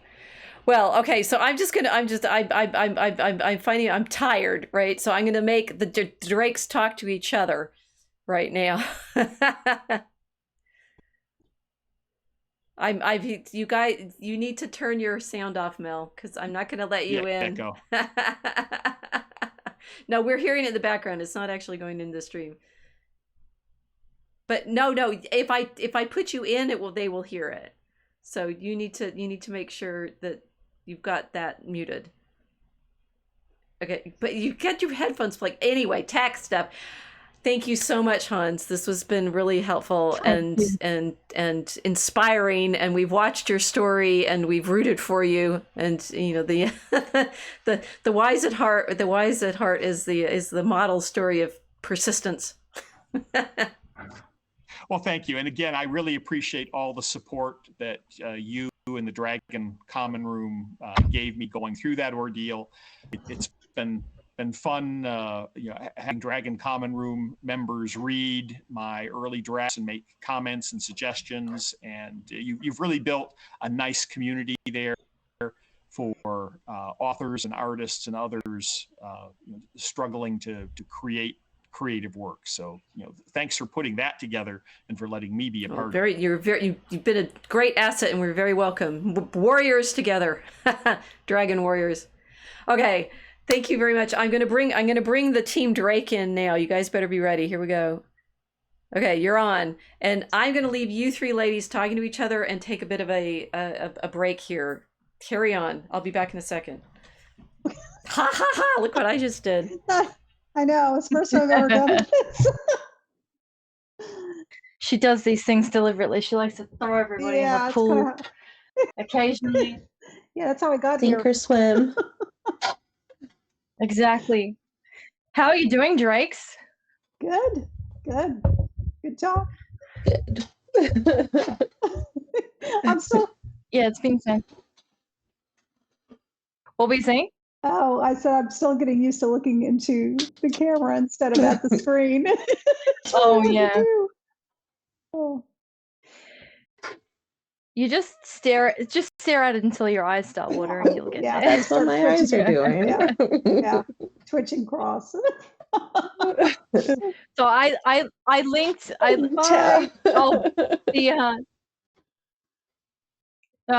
I linked Hans's project in a Gab article, and 24 hours later it was bumped, freaking out, thinking, "Oh no, what have I done?" Kill's fault. Yeah, exactly. Did I just bend reality and get him kicked off Kickstarter? No. It worked out pretty well though, didn't it? Yeah, it did. Yeah, the entire the entire thing has been good inspiration. Disasters can actually be blessings, same as the writing process. Need to turn these lights on. That's what's wrong here. Get your lighting. Glare, yeah. There we go.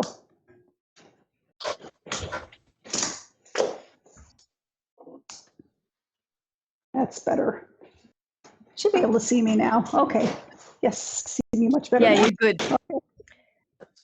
Oh. Okay. So how many more hours are left in our Kickstarter? I have no idea, Mel. Do we not have a timer going? Time, my concept of time is non-existent. I was here 24 hours ago, ready to start. Maybe one of us needs to keep a count. Mentally, I've been going for about 27 and a half hours, but we started 3 hours ago. I'm going to look it up. If we have time to kill. Well, what do you guys want to say? We have to. So we were wrestling with the pitch yesterday, but is there something that you want to say about the project that you haven't been able to say yet, and tell people about why we're spending all this time on this beautiful dragon baby? There's just so much to say. There's so many layers to it, and we keep finding new ones. It's like we had this. Well, mostly you had this overall idea for this project, but every time we write 9 more lines, it seems we get 900 more ideas to kind of cram in there, but we managed to do it because of the poetic form allows you to do that. It helps you to focus your ideas, which is something I never knew. It's like I never knew I wanted to write. What it could help me do is just concentrate better, because I've always wanted to write fiction and I've never been able to do it because I've never been able to concentrate long enough. So this really helps. You can feel it changing the way you think as you're doing it, right? Yeah, it's Yeah. a discipline. It's a good one. It's like exercise. It's like you're exercising your brain. Mm. A more fun way. Oh, I was going to say, well, more productive, like Sudoku. You have something at the end of the day. Right. Yes. Mm. The highbrow versus lowbrow stuff, I don't agree with that at all. It's I don't think comic books are lowbrow. I found something really interesting as I was listening to Chuck and Rachel talk. You have to concentrate so hard to pack as much information as you can into that one stanza. You have to do the same thing with a page of a comic book. It's like you have all the story you want to put in it, but you've got to really focus and, okay, what do I really need to put in this? You have to be very economical with it. So they're very similar that way. Yeah, you don't get to just collect things for the sake of being in love with the thing, the word, the concept, the color. It all has to be completely refined, right? Yes. Right. Yeah. Because that we find, well, at least I think I've noticed myself. One idea so bad because you really like the idea, but it just doesn't fit, and then you just try to make it fit. You're trying to put the square peg into the round hole, or really want it there, but you can't allow you to do it, which is good because you end up with a better product. Yeah, I'll be writing an entire stanza and I think, oh, this is amazing. It's so beautiful. Wait, nothing rhymes. We didn't do the rhymes yet. Right. Yeah. Suddenly, you got to restructure the whole thing. Yeah. Yeah. So, I mean, hearing the guys talk about their process has been amazing, and it sounds like everyone's had a similar experience to us, and that the story, parts of it end up writing itself in the sense that, you know, you release control over it to a degree, and the story becomes more alive, which is interesting. Yeah. Because before we started writing all of these books together, I would not have assumed that you know, less control equals better output. But it's interesting that, you know, in terms of characters too, being able to let them grow in the corner and develop their own personalities and that kind of thing, into the situation, instead of making the situation respond to them. It's a two-way street. So yeah, it's been really interesting that way. Yeah, or just responding to the muse, right? This whole idea is reality reflecting what you're writing, or are you affecting reality? Well, I don't really think we're speaking things into existence. We're not witches. This is not a coven, but there are some really strange synchronicities that happen. There are 4 of us. It can't be a coven. Covens have 3. Oh, well, there you go. According to Terry Pratchett. Anyway. Okay. Yeah. So that thing with Chuck last year with Ukraine, that was just insane. I mean, yeah, that was just nuts. I mean, we haven't had anything that spectacular happen. Just kind of like we would share news stories and say, "Hey, have you guys seen this?" Hey, we predicted the Derby. We could have won the Kentucky Derby. We missed out on betting on the horses, Mage, and then Mage won, and then all 3 of them this year turned out. It was reflected in our story. That was bizarre. I mean, because gambling is, and a horse race in particular, is such a huge part of the story that we're writing, and that those 2 winners came up. It's like, this is getting weird. So yeah, if anyone wants any betting tips, just get a copy of the backed one. Yeah, it'll be full of them probably. Yeah, get an early copy of the manuscript. So it's just for tips. It'll go on the black market before you know it. And we should have pitched that in the Kickstarter. Here's your cheat sheet. Get it now. That's hot. You win the Derby. And you, Mel, quietly simmering in the background there. I found out we have 9 hours left. Oh, you looked it up, yes. Right? I know. So excited for the finished product. One for each choir of angels. That's good luck, right? Right. 9 hours. Yeah, we're into symbols too. Did we mention that? Yeah. Well, like we've all been reading together, you know, for a long time. I said it when we came in. This is 2 years worth of work for this team. Yeah. We've been looking at so many things together, sharing resources together, sharing our readings together. I feel like we're a graduating class somehow with this story, just about to kind of show everybody a degree's worth of work together. It's for the Drakes. Huge moment for DCR. It is. It's a lot. It represents a lot of work and a lot of dedication, because sometimes it was like 5 and 6 days a week. And usually we're to like 4 or 5 days a week now, but it's been so consistent. Yeah, it's like I feel like you guys live here, and I wish I could give you a real hug. Well, that was what. Oh, I was just going to say that was what I found kind of funny of the men we just that they were so humble about their work and thinking it was, lowbrow, as it were. And here we are, what. But I think at the end of the day, it is spectacular what's come together, what the voice that was created. So, well, I certainly feel wonderful about that. But I think so. I mean, the guys that we've been talking to, true art makes you humble. Because I mean, and this in the sense of you hopefully you're serving the art for itself rather than and maybe that's so we actually Rebar still, I hope Rebar still is still listening. Does the world reject beauty and virtue for its own sake? I think one of the main themes of our story is the desire for control that the drugs offer, and that wrenching. Maybe what we keep hearing the artist talking about is it's not low, it's humble. They're humble before their own craft, and understand how demanding it is to make it that little bit better each time you go in. Yeah.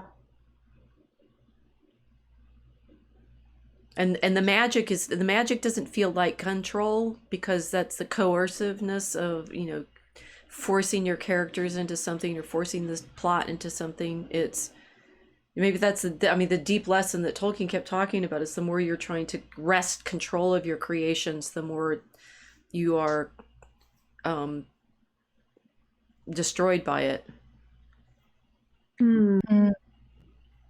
Like the ring, trying to control it and trying to control your desire for it, almost like a drug, right? Yeah, I don't think people can recognize beauty. I think a majority of people, and it's not that they're rejecting it. I don't think they can recognize it anymore. I think they've been blinded by sin. And for some people, it's gradual. And some people, this entirely depends upon individual personality, but some people will dive headfirst into a sinful lifestyle, and other people are just like the frog in a pot of boiling water, right? He just keeps getting turned up and they don't know to jump out. And kind of like that aspect of our story, because it is us, as in the human race, it's everybody. Everybody's in a of what I've just described. They're either in it really deep or they're skirting around it, but it's affecting everybody, because sin does affect everybody badly, obviously. Yeah, it's a good point, Casey, that we're highlighting that things are not just individual choices that affect an individual, which has been the argument in the culture for so long. Why do you care what that person does? It affects them, it doesn't affect you. The world that we've built to experiment with the consequences of choices and the consequences of free will and the consequences of sin is that you can see the flow and effect very, very quickly, because obviously we're able to show that in a poetic medium, but it really does go and sort of refract throughout the world of these characters very quickly, because and in particular one very intense scene, but the argument that this is only effective format, because everything really does link to everything else. When you're writing in this kind of way, nothing is isolated, everything is together, and it's been fantastic to see through the medium that we're using. Then, okay, so this is really what's going on in the culture. Everything really does link to everything else. There is no individual choice. I mean, we have an individual choice, we have free will. Our free will affects every single person that's alive around us. And then you have the compound effect of all of our choices together, and what that creates. Being in Draco Alchemicus, it's the city of light, you know, it's the city, the place where all of the choices live together, the compound effect of this kind of mechanism. So, it's a perfect metaphor. The city is a perfect metaphor of what you're talking about, but it's also reality. It's what a city is. It's commerce, right, of all kinds, like legitimate and illegitimate, and everybody mixes all together. And it makes for a pretty nasty stew sometimes. Yeah. And I'm not saying cities are bad. I agree with Rachel that cities are miracles. They just need to be reclaimed. They need to be reclaimed for Christ. That's it. Because if you don't have Christ in them, it's a dystopian nightmare. You could have the most beautiful architecture in the world, and it means nothing. Right. It's just a backdrop for all kinds of ugly things. But when you have Christ, they're elevated, as we are, as our souls are. So what you've described there, Casey, is a very different idea of beauty too than a pure aesthetic, a pure visual perfection, which is really interesting, because this is something that people are missing now. You know, if we've said several times as we've been streaming, people can't see beauty anymore, you know, people can't notice beauty anymore, but then, you know, conversely, we have these enormous beauty industries. We have this enormous plastic surgery industries, these enormous pharmaceutical industries, which are designed for, you know, the idea of glamorizing the aesthetics of the face, the body, everything like this. But that's not the beauty you've just described. It's still, there is something lacking there, and just we're really trying to show in the high glamour of our city, of our world, that is supposed to be visually perfect, you know, beautiful, perfected. It's not. It's still lacking. It's Christless. It's superficial. It's not deep. It's like when you look at a picture that's AI, you posted on Telegram, this really cool picture, and it was of a beautiful woman, but we were discussing, and I immediately said, no, that's AI. Oh, the Russian-looking girl. Yes, she was beautiful. Yeah. But she lacked depth. You could tell it wasn't real. Almost immediately, even though it was pretty to look at on the surface, right? It's like a pretty Christmas present with beautiful wrapping, but you know it's just wrapping. And you just, you know, okay, well, what's underneath it? See a Christmas present, I want to open it up and see what's underneath it, right? You don't do that with a person, but you could, so to speak, you know, see what's inside, right? And sometimes you don't even have to talk to somebody to find out. And that goes both ways. Sometimes you can just see beauty radiating from people. Saints have had this aura about them, so to speak. And but conversely, people also have an incredible way of detecting evil in other people too. Sometimes with somebody who was physically attractive, and that's how he got his victims to follow him. And that's really horror. That's real horror. That's really creepy, because that's when you really can't tell beauty from ugliness, from evil from good. Because you're a misguided package for what's on the inside. Which is our Draco Alchemicus. Yeah. Yep. The snake oil can be people too. Yes. That's the real horror. Yes. Yeah. Yes, Casey, you've really There's a lot described. of No, good you've buns given. out This is there. exactly that. People are asking about beauty, and we Yeah. thinking about it as crafting this surface thing, but it can't be. It's like that without the soul, without Christ in it, it cannot. It looks hollow and Right. evil. Yes, Yeah. and you'd think something's wrong, something's really wrong, and I can't put my finger on it, right? Yeah. But you can just feel it. As long as you're, if you're not too blinded, you can feel it. But sometimes, well, I mean, there are psychopaths. That's an entirely different topic. They're very good at passing themselves off for normal people, but that's not really our story. Our story is about evil, and that's it. It's a real clear line. And it's really clear that people can't tell in this world we've created. They can't tell at all. Nobody can. Well, in our real world, that's the problem: discernment.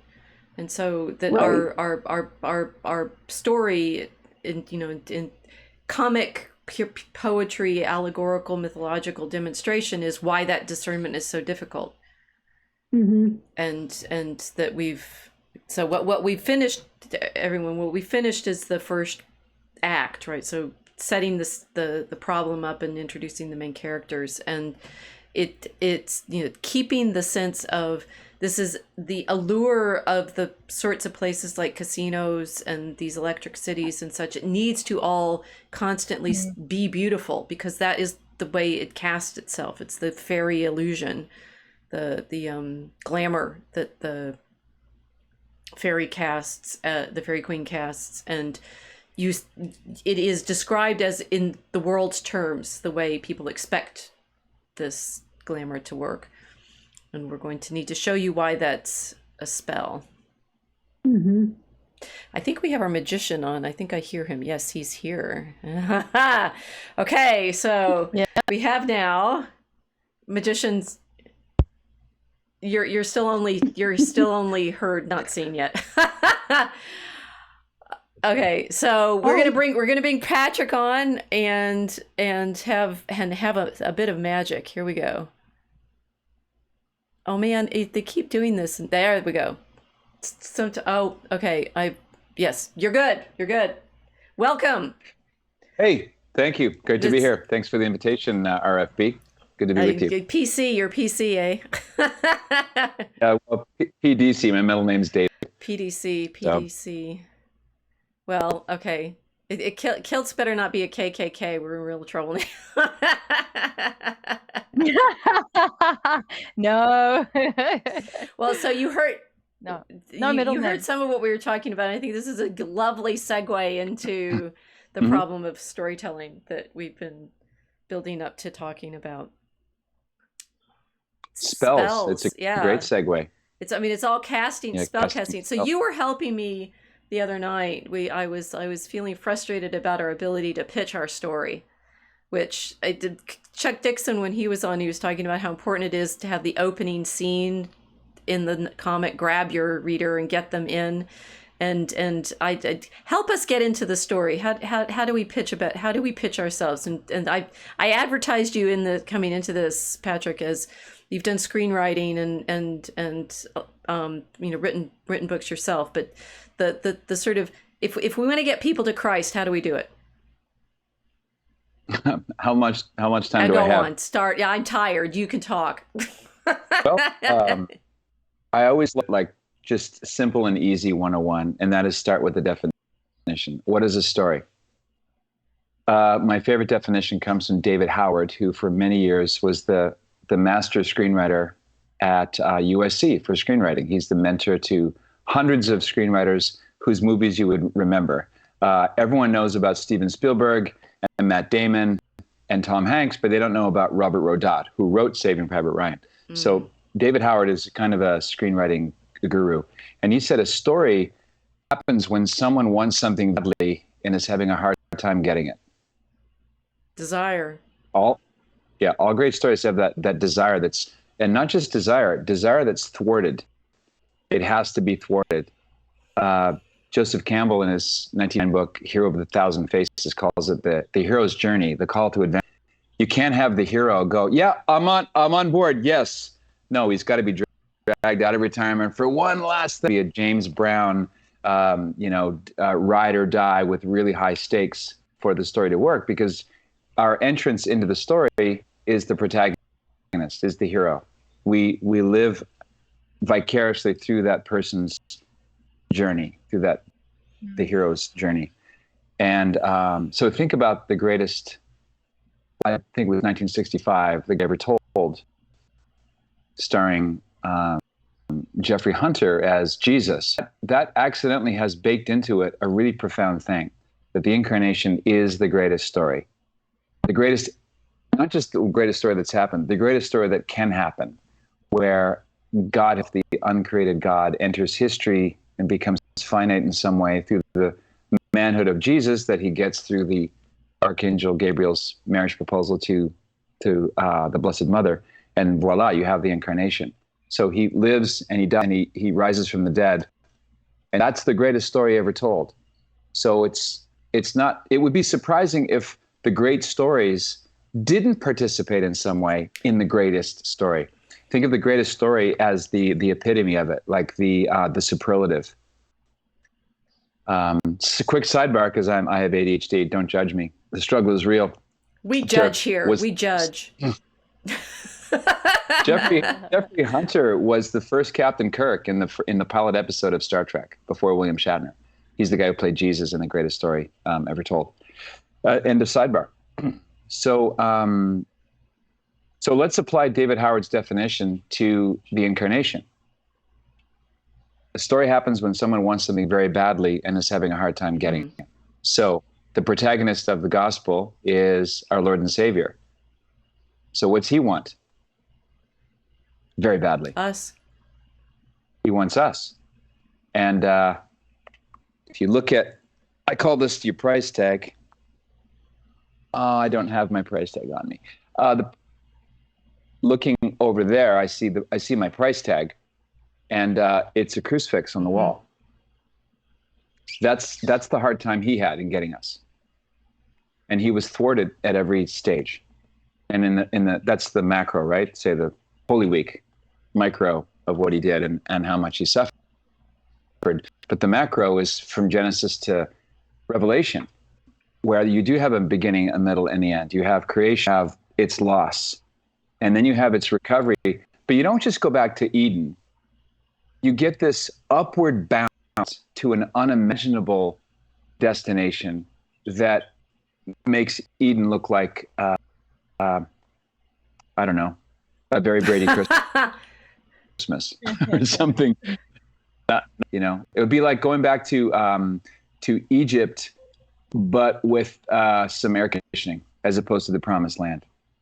So that's in a nutshell something I'm pretty fascinated by, how Hollywood blockbusters keep accidentally retelling the gospel because they're participating to greater or lesser degrees in the greatest story ever told.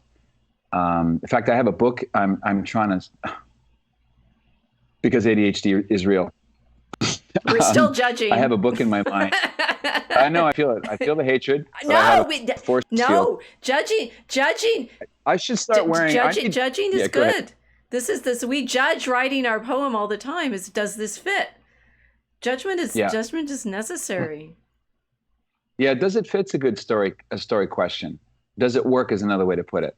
Not do I like it, because as I know you all do, if you're writers, you have to become accustomed to murdering your babies. You have to kill. And that's why Kilts is Kilts. She murders our babies. She goes. And I'm just grown too. What's the point of having a token goth? What's the point of having a token goth if I'm not going to go in there and kill everyone's hopes and dreams every day? I come in, I say, no, this is horrible. It doesn't fit. Stop. Do it again. The question becomes pretty quickly: do you kill your own little babies, or are you the slayer of others' babies? Yes. Yes. Yeah. I think I'm fairly relentless in that way. Good. You can always save them. People think that killing your babies means deleted forever. No, you should have a file. You should have a file Oh yeah, of I have ideas bits, right? You have to have the because bits. they and can put them have away. life. They can have life in somewhere else that you don't even anticipate at the time. So it's not. It's killing with an asterisk around killing. Save it for later. Yeah. So anyway, this book I have in my head. It's not written yet, and my tentative title is Hollywood Jesus: How Blockbusters Keep Accidentally Retelling the Gospel. And I do think it's accidental. So can I give you 3 examples, really compressed? So these are probably movies you've seen. Let me start with one that might be the most arcane of all, and that is the adaptation for Broadway of Little Orphan Annie. It was filmed for the first time in 1979, directed by, of all people, John Huston, starring Albert Finney as Daddy Warbucks, and I forget the actresses. Aileen Kelly, I think her name is. Aileen Quinn plays Annie, and the great Carol Burnett plays Miss Hannigan. And so Annie is a really good example of this. Annie is anima. Annie's the soul. So she's our entrance lane onto this highway known as the story of Annie. And so we identify with her. She's the soul, and she's an orphan, and we're orphans. And she lives in a fallen world, and so do we. Her fallen world is run like by a demon, as ours is, but her demon is again alcoholic, disordered, forces the kids to say Miss Hannigan, right? they pretend to love her, but they all despise her. So who adopts Annie? Daddy Warbucks. Yep. And he lives in a mansion with many rooms. Is this starting to ring a bell? Mm-hmm. So he has this mansion and dispatches his emissary to go into not a nice area, the worst area, and the worst orphanage in the worst area. And he picks the kid who's the most upstarty, the most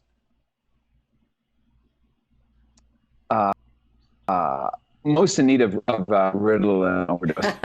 She's basic, she's pugnacious, she's full of spunk, as they say. And so Daddy Warbucks makes his presence known to Annie, his emissary. Do you remember the name of his secretary that he dispatches to go get her? Grace Farrell. So Daddy, so the Abba of wealth, dispatches Grace and adopts Annie and brings her to his mansion. And that exodus, that liberation of Annie from fallen world of slavery, happiness with a father who loves him. And there's even a lovely, I get goosebumps thinking about this.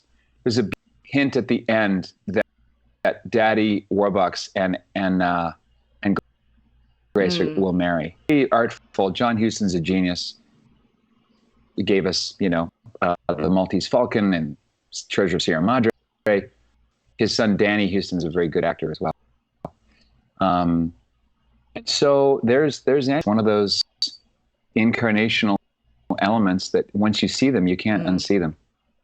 So the other one is E.T. Melissa Kathleen Kennedy, I think, is the screenwriter. She's a former spouse of Harrison Ford, as it turns out. And so what is E.T.? You all saw E.T., right? Oh my God. That was like the big tearjerker of the 80s. I think it's still in the top 5 moneymakers of all time. So I really disliked E.T., so you're to work. Casey, you need to step out. I need the bandwidth for him. Yeah. Okay. You can come back in later. Bye, Casey. Sorry. We need the front. We need the front world being able to see Patrick move. Okay. All right. Yes, you can move. Yes, very good. Very good. Very good. I'm a mime. Don't shoot me. No. It's like we've only got so much bandwidth on the Skype. So. Gotcha. So it doesn't really matter if you love it or hate it. It's the elements. It's the thing that works. I want to like a Christ story. Yeah. So if it is a Christ story, I'm in trouble. Well, it's a great story, which means there's going to be the Christ element is at the heart of it. I'm always a little bit nervous when people say Christ story, Christ element, Christ figure, because it sounds like the critique that Tolkien gave to C.S. Lewis about Narnia being it's too on the nose. So the main thing is not to make the main thing the main thing. my screenwriter Linda Seeger taught me that. So you want to be the main offbeat. thing is not to make the main thing the main thing. Correct. Oh dear. Oh dear. Okay. Yeah. So you have to help us workshop Draco Chemicus. Okay. Well, we'll send you a copy. We sent you cards. You're going to show us those. Okay. Yeah. No, I got them. Yay. Okay. So a good example of the main thing, not the main thing, is the character Walt Kowalski in Jason Hall's movie, directed by Clint Eastwood, called Gran Torino. The best Christ figures start off in the first act as a-holes. You're not really supposed to like them because if they're virtuous and sinless, you can't relate to them. There's like a distance. Like most movies, I call them by for products. They're made by Christians for Christians. They're crappy. They don't. None of them land on me.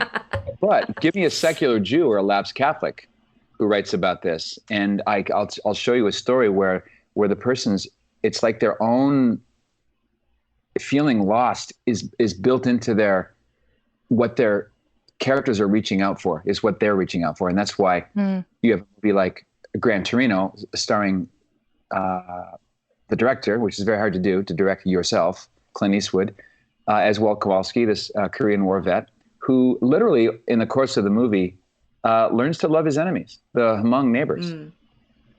Have you seen Gran Torino, Kiltz? Yeah, I have. I don't remember the whole film, but he was not likable. Right, he's not likable at all. But he has that lovable curmudgeon thing going on. And in the end, it's a wonderful movie to rewatch because you see the time. It's like he timed how long it would take him. Spoiler alert! How long it would take him to lock the boy Tao in his basement so that he's going to go after the antagonists.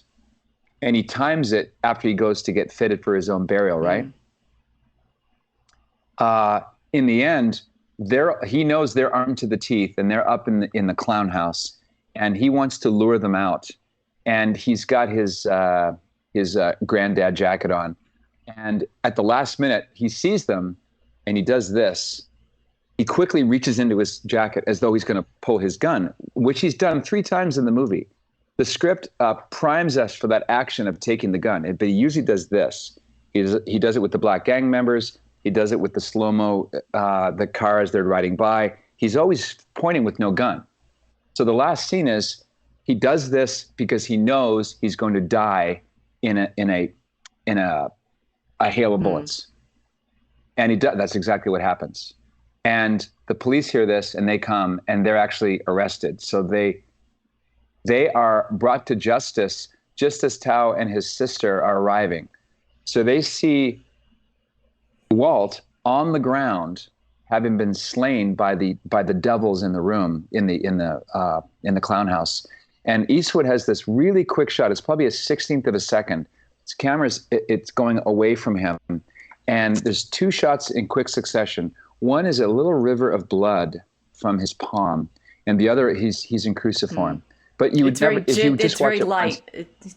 Yeah, it's super fast. It's like the devil image that appears 3 times in Blatty's script for The Exorcist.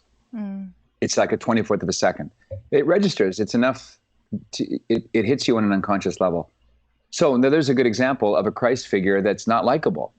I know I'm bouncing around here. I want to get back to E.T. So yeah. So I've got ET on my head. This is the metaphor. No, the metaphor we have for this on our streams now is I throw a boomerang and we wait for 3 hours.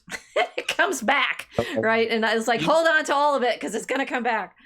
Do you know what a boomerang that doesn't come back is? What it's called? A stick. A stick. Okay. So we got ET, but I'm okay. Tell us ET. I think tell us ET, and then I'll ask my question. Okay.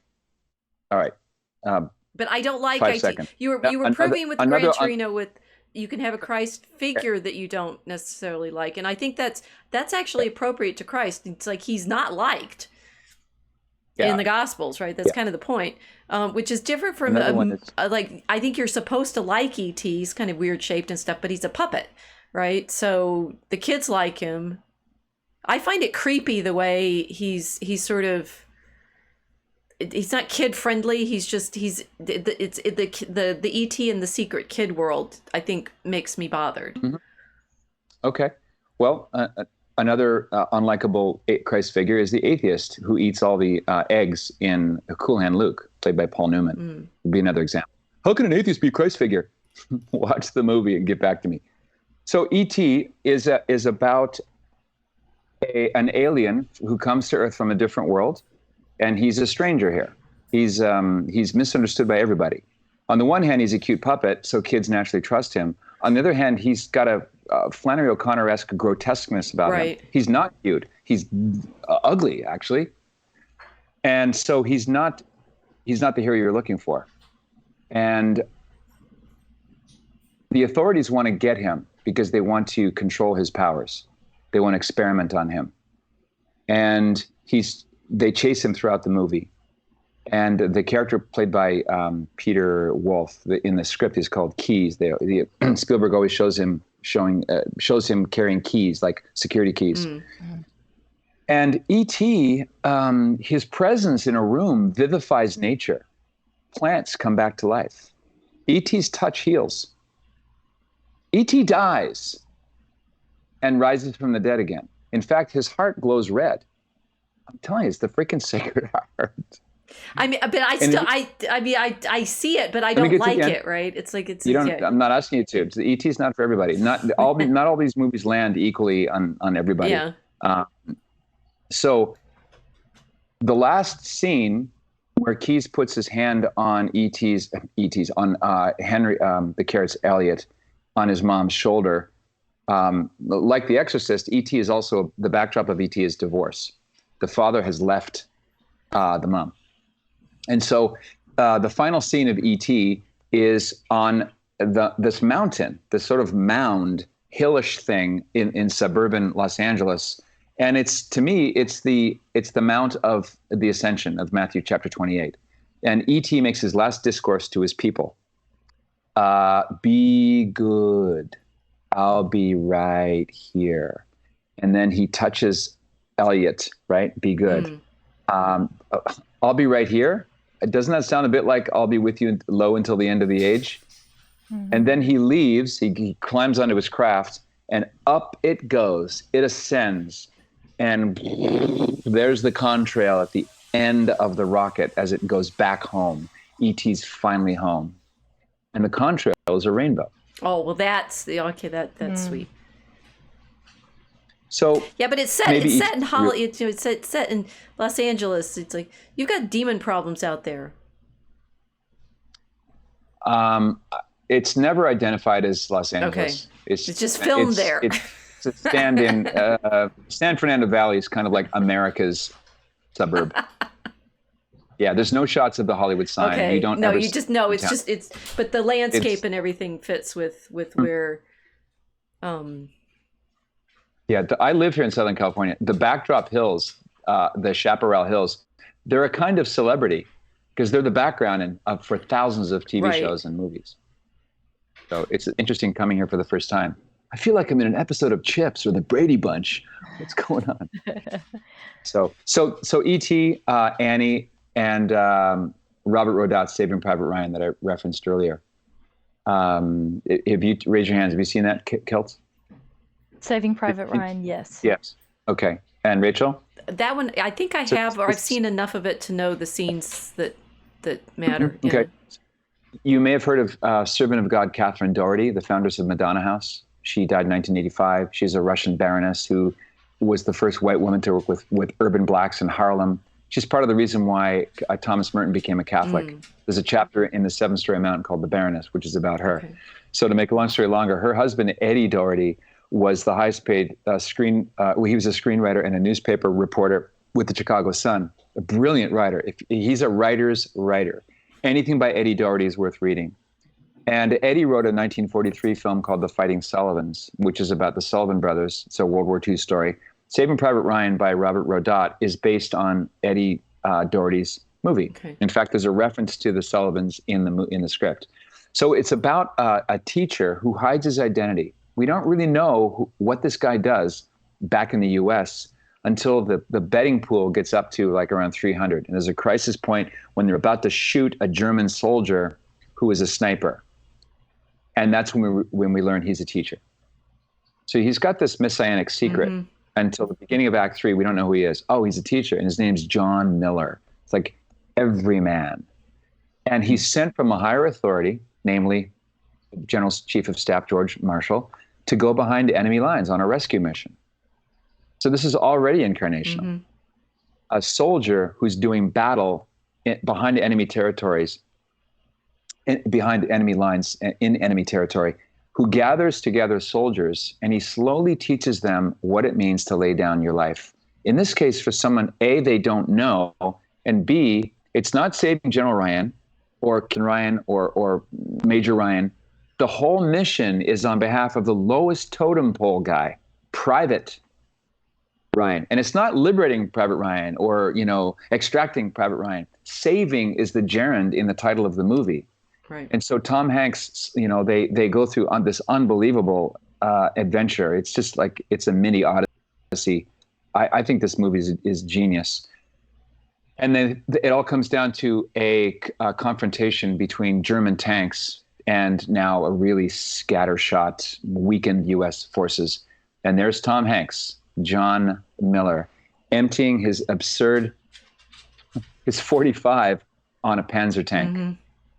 And we know he's mortally wounded. He's getting slower and slower, and he's aiming for the staff opening at the front of the Panzer, and he's missing. And all of a sudden, standing over him, trying to encourage him, is Ryan.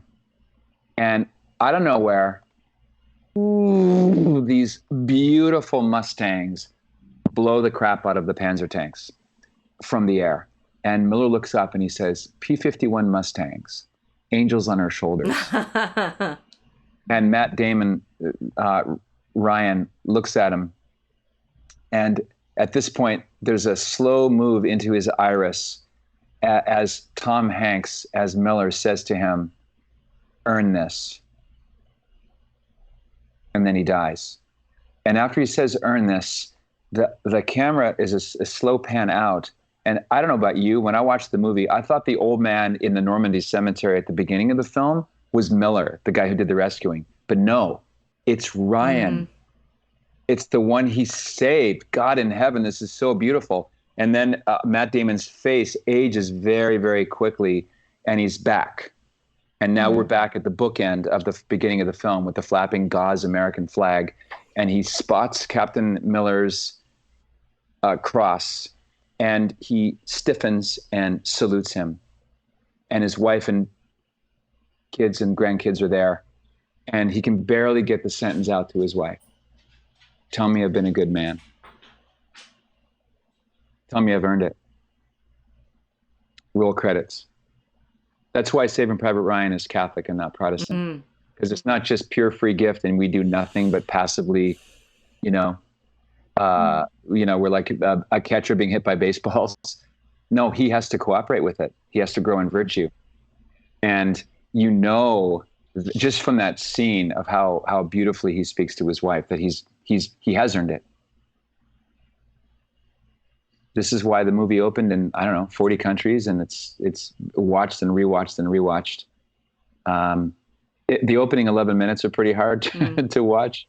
Yeah. I don't think they'll be making that part into a musical anytime soon. Okay, so 2 questions. Yeah. Okay. Yep. One, that's totally persuasive. One, and the thing is, I'm actually, ET aside, I'm utterly persuaded by your argument that indeed it's the gospel that we tell all the time, if we're telling the truth, right? We're telling the true story. And one of the things we've been talking about this evening is sort of what counts as good stories, what counts as stories that we feel are off. And I mean, the sort of default strong Tolkien answer that I utterly, absolutely accept is we can tell when the story is the gospel and when it's not. And when it's not, it's corrupt and horrible, whatever it is, right? And it's like in any fragment of the scriptural narrative is going to feel real, and anything that goes against it is going to feel awful and horrible and broken. Yeah. So I absolutely accept that. So, I mean, So in a sense, we're only ever, I mean, if we're telling a true story, we're only ever telling that story because it's the true story. And the God and the scriptures are, they do contain all of the different sort of subcategories of this story from the Old Testament and the large arc from Genesis to Revelation, but then the little arc. So we've talked a lot about all of these in our writing. It's like in this moment when you can see or Kiltz is actually very good at this, saying this is like that moment in the scriptures, and now you know where you are. Now you know where our problem of the story is. I hope I can share this and it's appropriate. So when back in the day when I was battling, whatever it is on campus about, standing up against mandates and so forth and such. And Kiltz very reassuringly said to me, it's Daniel. He's there in Nebuchadnezzar's court, not eating the king's food, and yet he's protected. And that kept me going. You say that that's good. And so it's not just Christ's story, it's the whole thing. All of these are pieces of that great story that we are always in, and anything that isn't that is not of God. And we can feel it. I mean, we've been feeling it over and over and over again as we're working on our little pieces of our story, but also in this giant arc of understanding what it means to participate in that. Yeah, and transfer the big picture of salvation history to a screenplay is about more or less 110 to 120 pages. I went quiet all of a sudden. Can you hear me okay? I can hear you. Okay, good. Every scene is a miniature 3-act structure. If it's done well, every scene has a beginning, a middle, and an end. And so there's like rings within rings. David Mamet, one of my favorite all-time, I think his movie, The Verdict, is just The Verdict, Casablanca, and Citizen Kane, I think, are the best 3 scripts. This is 1982. It's the one Oscar should have won. It was nominated for 6. It won 0. It's one of the mysteries of the universe. But Mamet said that stories, if they work, they have to have 3 acts, a beginning, a middle, and an end in that order, which is why French movies suck. Okay. What have they done now? What have the French done now? Yes. They keep awarding the late Jerry Lewis award after award. Just kind of burned out. Yeah. Another example. Sorry, Kiltz. No. I'm thinking. So this resonates again with the scriptures because you have interreferential resonances in the different books of the Bible. Like they have to link to other parts, right? So you've got the I'm just thinking like the 3. I can't give an example, otherwise I'll waffle on for too long. But basically, like the 3 mini acts in the greatest stories, like the Exodus, where you've got the Moses being a baby and then going into the house and then growing up and then he kills the overseer of the slaves. That could be an entire thing in itself. It's like a story in 3 acts, but that's just one piece of the greatest story. So that makes sense. Totally true. Yeah. And Joseph the Patriarch, another. It's one of the things I love reading to my daughters when they were little, is that story. And I would say, hey, pay attention to what this sounds. If this sounds familiar, raise your hand. He's thrown in his 12 brothers out of jealousy, throw him into a well for 3 days.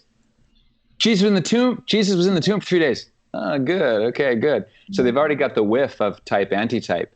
Yeah. So you've got this epic stories within the great epic story of Alpha to Omega. It's awesome. Yeah, your daughters have understood medieval exegesis better than most. Modern scholarship, right? It's like it's type, anti-type. It's the pattern is there. Christ is constantly fulfilling the pattern, but it's like fractal. We're going to be constantly saying that's right. that the and Kiltz, I think what you're pointing to is that it's always going to be in the giant pattern is always going to be replicated in each of the smaller sections. Yes, that makes makes absolute sense. We're now going to have to put fractals in the drawings for Draco Chemicus somehow. Can I use one more example? Sure. Just to kind of recoup some dignity since ET doesn't quite land on you. Well, you want three. You want three. You're going for three here, aren't you? Yeah, that's true. I am. Well, we can delete ET delete for you, especially. Or Little Orphan Annie, which I haven't seen, but now I want to, and Private Ryan, Saving Private Ryan. I'm persuaded on those. There is there's a woke version involving a Black or Asian Annie, and it's terrible. It's your 2 hours. But the 79 classic by Anne Reinking plays Grace. She's one of the greatest Bob Fosse style actresses on Broadway. Anne Reinking, amazing. So I'm thinking of the first Spider-Man movie starring Tobey Maguire.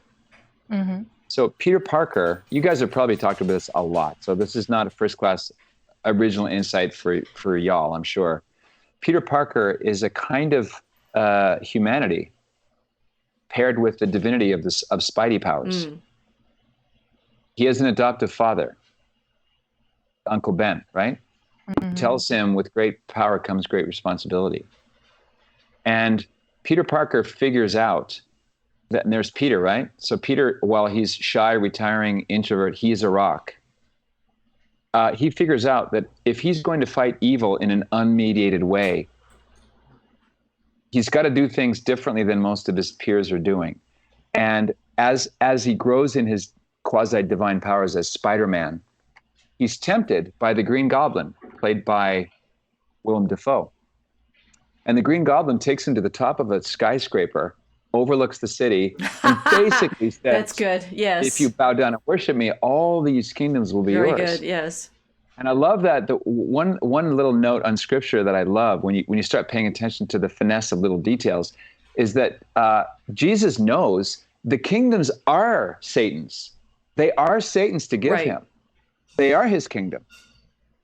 And so, there's that temptation narrative. And of course, Peter says no, he declines it. But in the end, he can't get Mary Jane. He's got to be celibate. It's the only way he can fight evil. He has to give up his dream of marriage to her and kids and being a husband to be a kind of divine, super humble husband who rescues, because no one knows that he's really just an ordinary Peter Parker.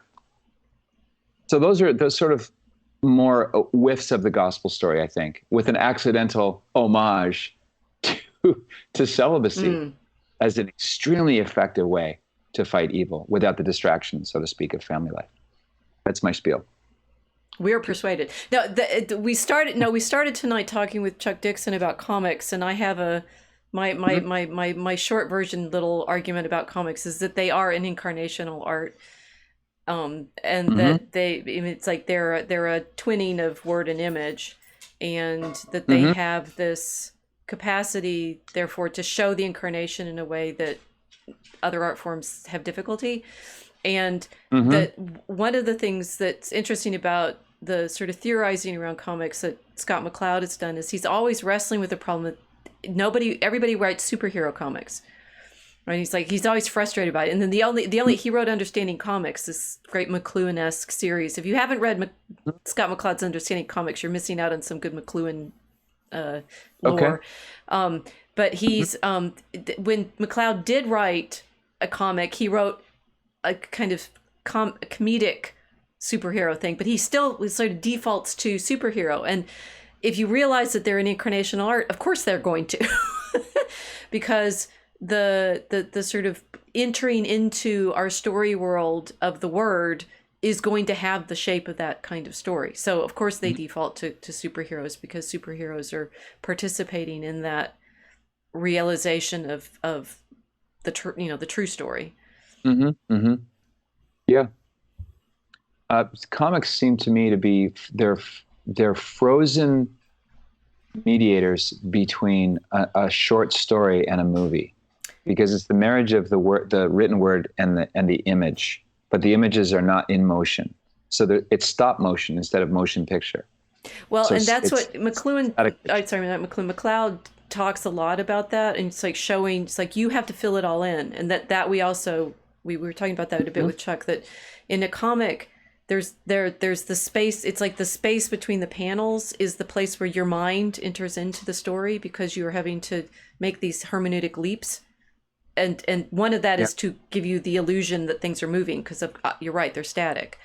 And so I was, I read about all of this some years ago, because I was trying to understand medieval imagery, particularly because it's got the labels on it, and then diagrams. And a lot of what we're doing in Draco Alchemicus is thinking through the kinds of visionary diagrams that monastic authors like Hildegard used to make all of, it's like, how do you show the mystery of Revelation? So we have a superhero. So I realized we've done a very nice arc tonight with the 3 guests, plus Rob, who came in and wasn't prepped for, and so his camera didn't work.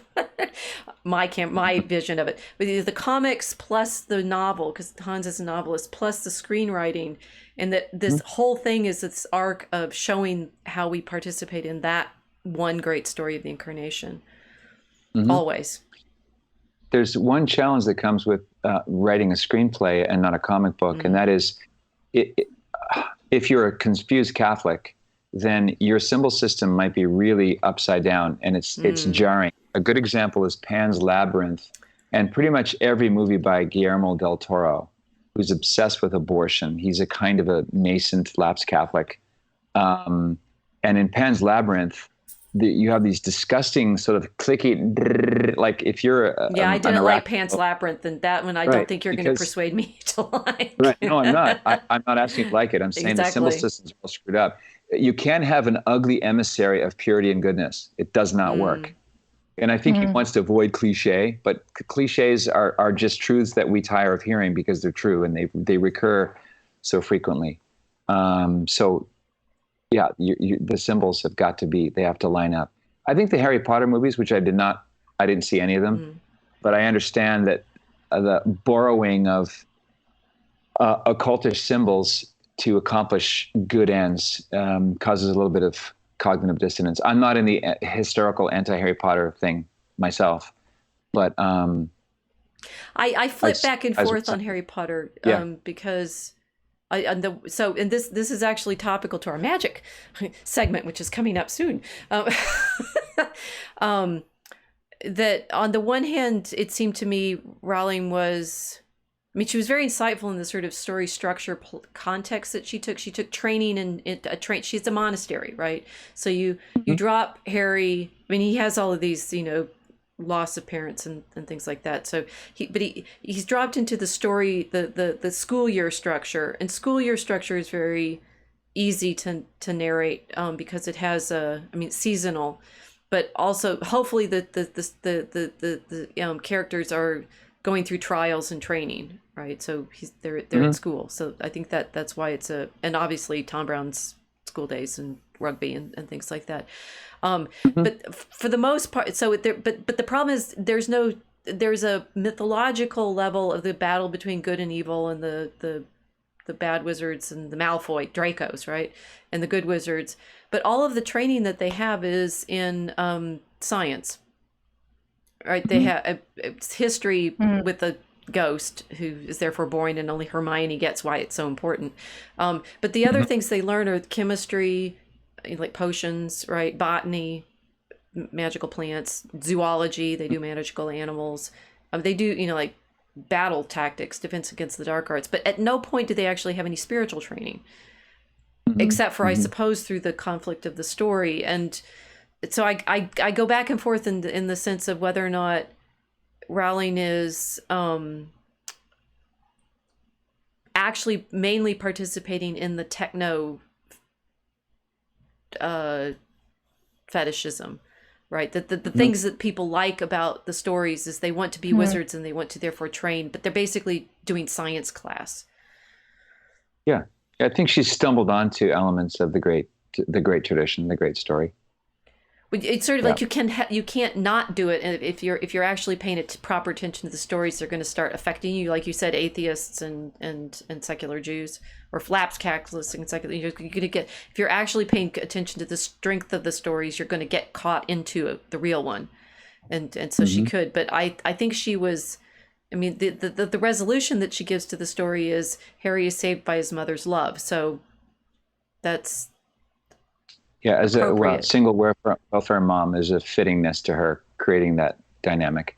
And also the story shapes people. Harry as a character shapes the audience. Maybe that's why his name is Potter. Yes, that's a nice one. There's a lot. So I go back, like I said, I go back and forth on her books, because sometimes I think they're they're very easy to read. You read them very fast, quite quickly. Yeah. We used to pick them up at the release at midnight and fight over who got to read it by morning. But they're a good example of the degree to which something that's super popular, is it drawing people into Christ's truth, or is it diverting them with promises of power?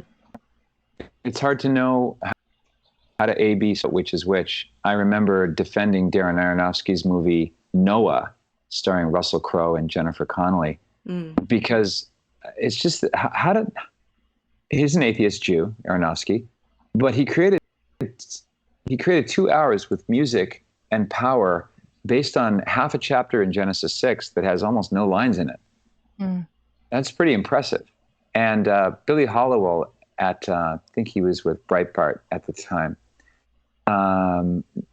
noticed something that Bible software all over the world in multiple languages in the month after Noah came out had a huge spike in software purchase and focusing on a keyword search of Noah in that story. So, it wasn't made by Daily Mass. Yeah. A little bit. Yeah. Yeah. So little seed planting things happen. Lifelong agnostic Robert Bolt wrote The Mission, directed by Roland Joffe, starring Jeremy Irons and Robert De Niro. Have you seen The Mission? Mm-hmm. That beautiful Ennio Morricone music? Mm-hmm. Yeah. He also wrote, for my money, the second greatest Saint movie ever, Man for All Seasons, directed by a Jew, Fred Zinnemann. So this is a powerful argument for salvation through story, which is the point of the gospel, right? Yeah. That we need that we actually need Christ's intervention into story to take us there. Right? And therefore this is my continuing argument, although I don't think you and I Patrick have discussed this through, but the difference between theology as propositional, right, and theology encountered through the storytelling, and that I obviously think that the storytelling is far more effective because that's what God did, right? Enters into the story. We need to be in the gospel to see all of these things, and otherwise it doesn't mean you can't beat us over the head with the claim, right? It has to come through the stories. That's a good point. You don't have Judas 3 verse 5, and then Jesus said, "I would like to discuss analytic philosophy and metaphysics." No, right? You do. Matthew 15 begins, "A man traveled from Jerusalem to Jericho and fell among thieves." Now you've got me at hello. Right. If you've driven from Jerusalem to Jericho, it's a really badass, windy, dangerous road. And that, of course, is the first line of the Good Samaritan parable. Yeah, stories.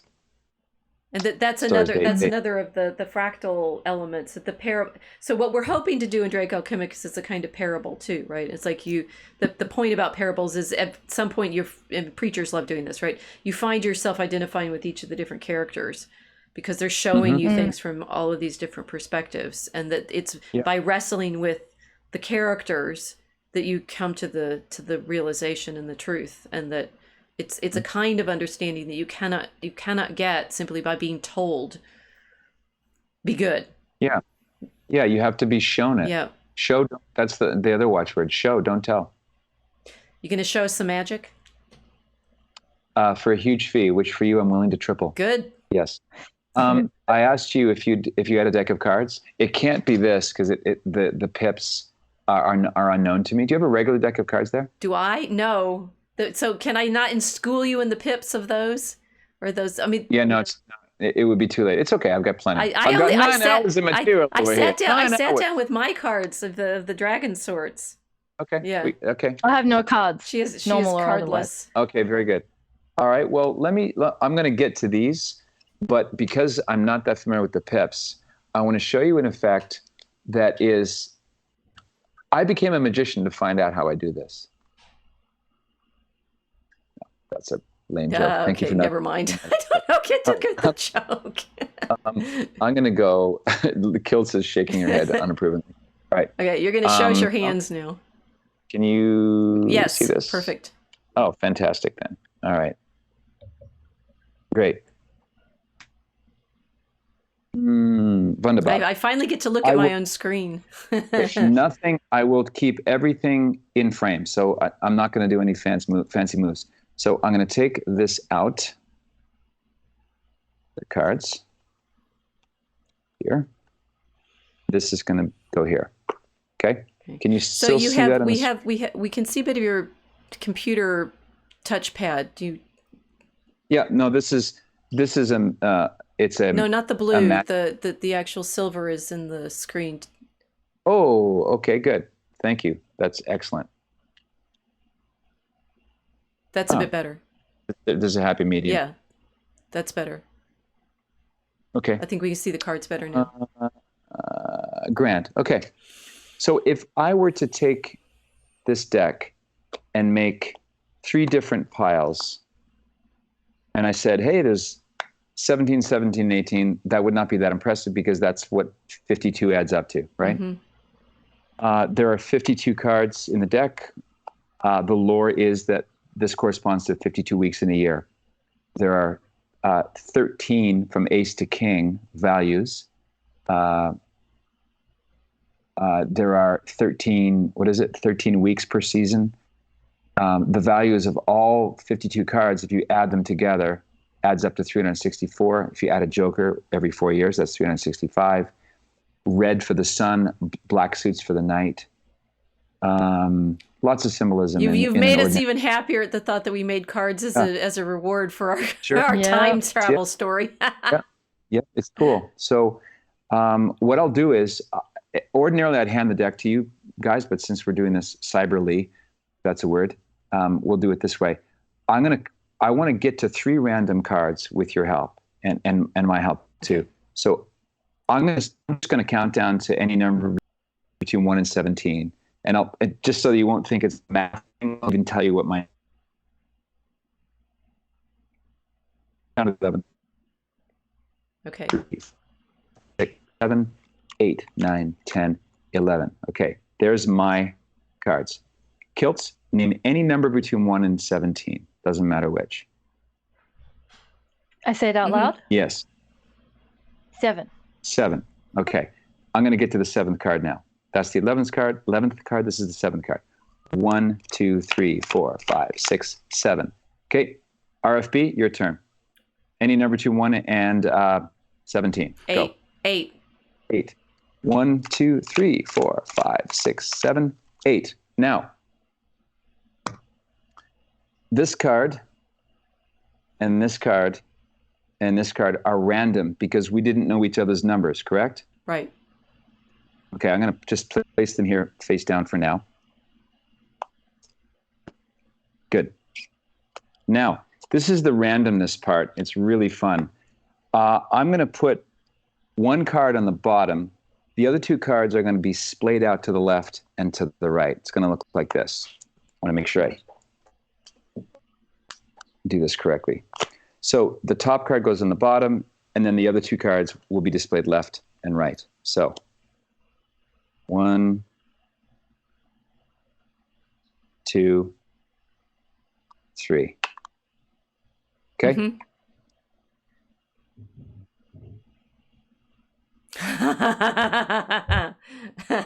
Wow. So 3 aces, not bad. What's missing? The club, right? Yeah. Okay. No fancy moves. I'm just going to turn this over, count down club. CLUB. Okay. Well, not quite the ace. I'm going to lay that there. Move this aside. And I'm just going to make a little pattern like this. You see that? It's still the jack in the frame, right? It's in the frame. Mm-hmm. Okay, good. So you see these? Mm-hmm. Yes. Yes.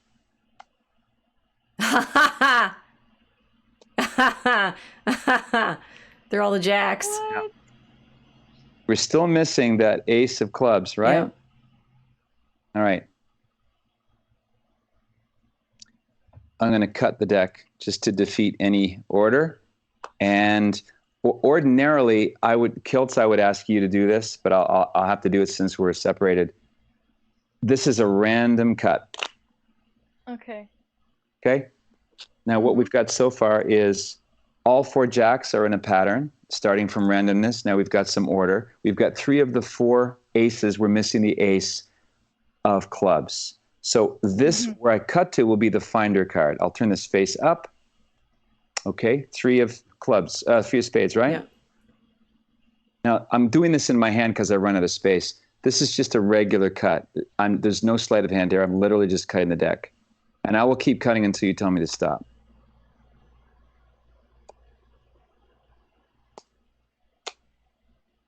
Wait, who says You stop? do. Oh, stop. Okay, I'll stop. So, and there is the, here it is. Okay. 3, 1, 2, 3. Nice. All right. 2 more steps here. The intervening cards. Very nice. Now, this has been here the whole time. I haven't touched it. So I'm going to slide it into frame very slowly.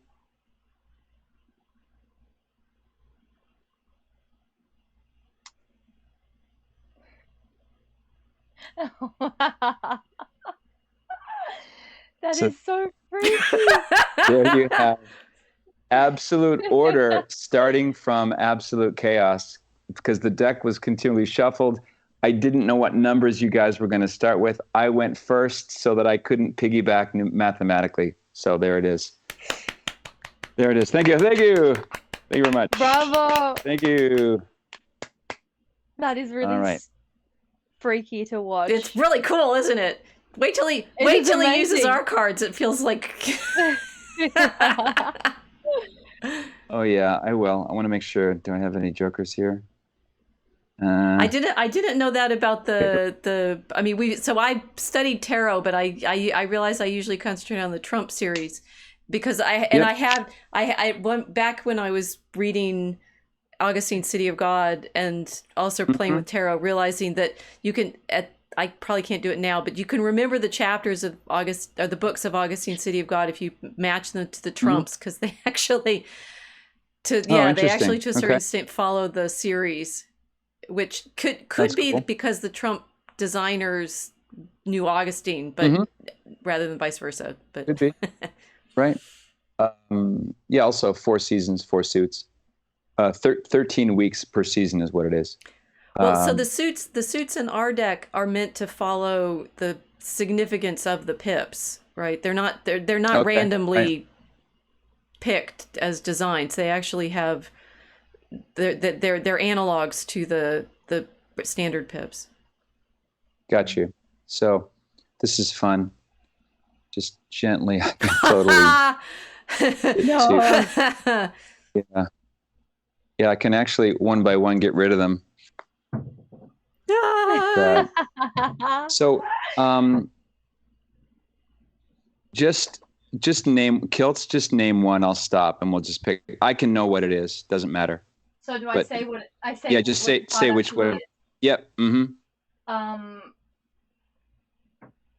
2 of Hearts. 2 of Hearts. Okay. Good. What? No, that's it. 2 of Hearts, right? Yes, that's what she. Yes. Yeah. Okay. Hey, watch.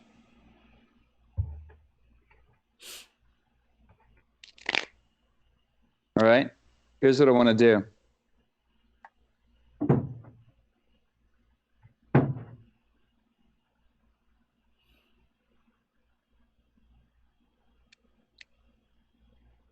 I want your card on top. I hope this works.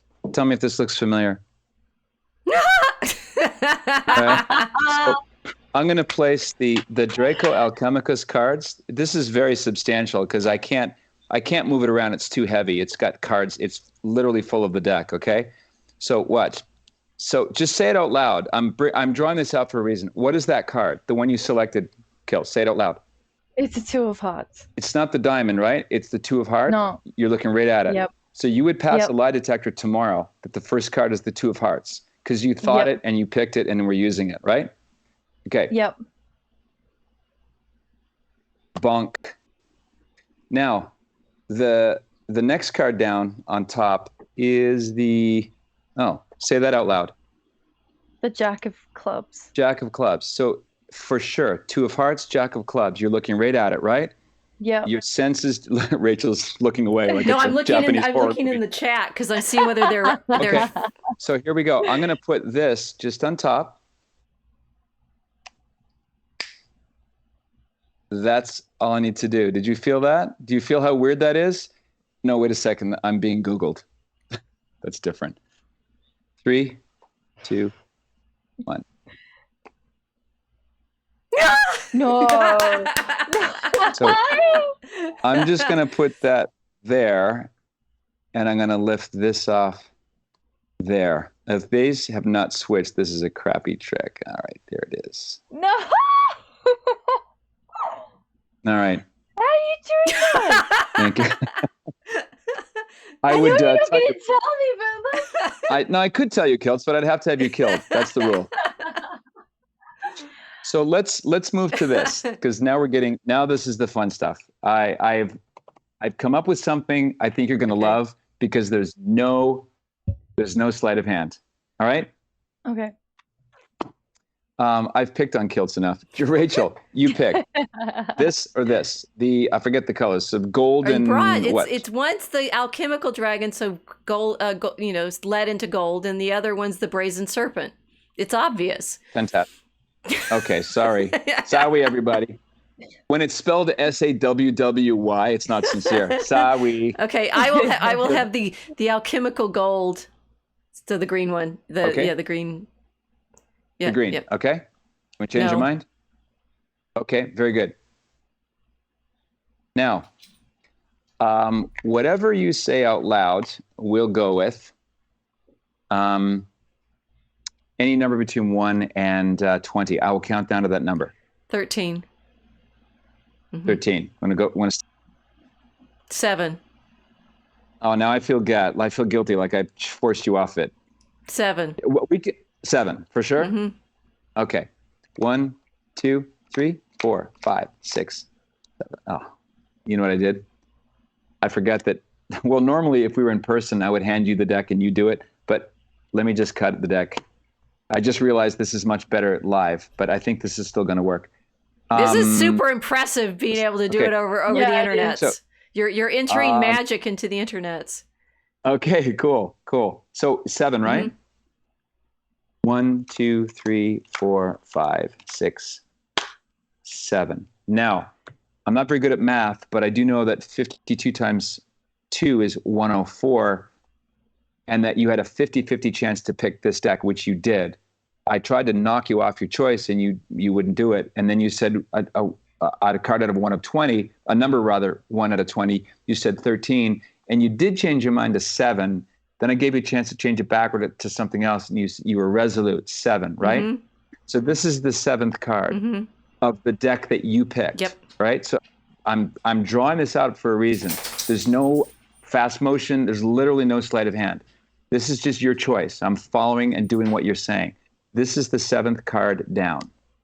6 of what are you calling this, Pip? The flowers.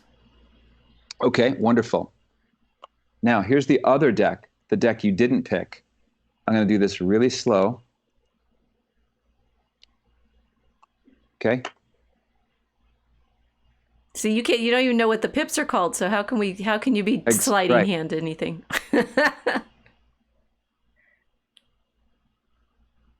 There should be something odd about the deck that you... Oh, there we go. How many other cards are the wrong way? None of them. This is the remainder of the deck here. Every last card is face up except for one, which is face down. This is the remainder deck. You pick this one. This is the one you didn't pick. No! You're actually a magician. The freakiest thing I've ever seen on the internet. Okay, Kiltz gets the award. Kiltz gets the reaction award. That's awesome. Very good. Like, we made those cards. They're not even normal cards. They're not even normal cards. You didn't even know what the bib was. This is so No. freaky. No. Sorry, guys. It's pretty fun. He showed me some of these when we were doing the tech test, so it's like I know he can do it. I don't know how he's doing it. Strictly weird. Once in a while, if I have, sorry, just grabbing one thing. Once in a while, I get little odd premonitions, and I had one today, earlier.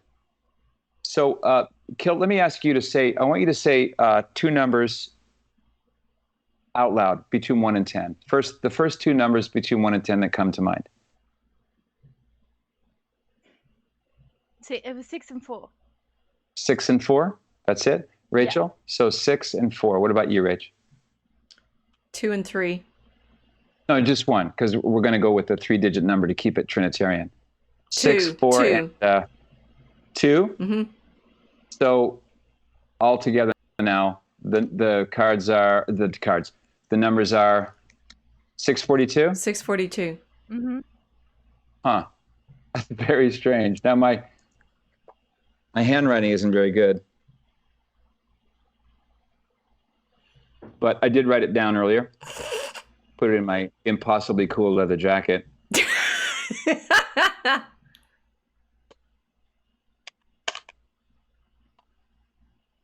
Oh my gosh. Yeah, no, I know. This is look at her face. Kiltz is really quiet. I put myself on mute, man. I know I'm successful if someone drops an involuntary potty word. Hey, we're trained professionals on stream. We know what happens if we say anything and it becomes clippable. Yeah, exactly. Yeah. It never disappears. So these are beautifully rendered cards. Congrats on these. A lot of thought went into them. They're slightly smaller than bicycle cards, but they're not that European weenie, almost like miniature feel. Yeah. They're like, there's a heftiness to them. And congratulations. It's a marvelous mix because there's a story. I mean, there's a story to randomness. There's a story to these cards. And the fact that they're a little bit offbeat means that they become conversation starters as well. I think we hope so. Shall we? Mm-hmm. Do we explain that the pips, there is a point to them? Yeah. I'm sure. Still having a Kiltz is freaking out.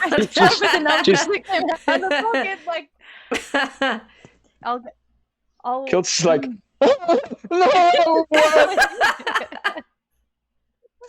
Whoa. Yeah, okay, that's a dad joke. The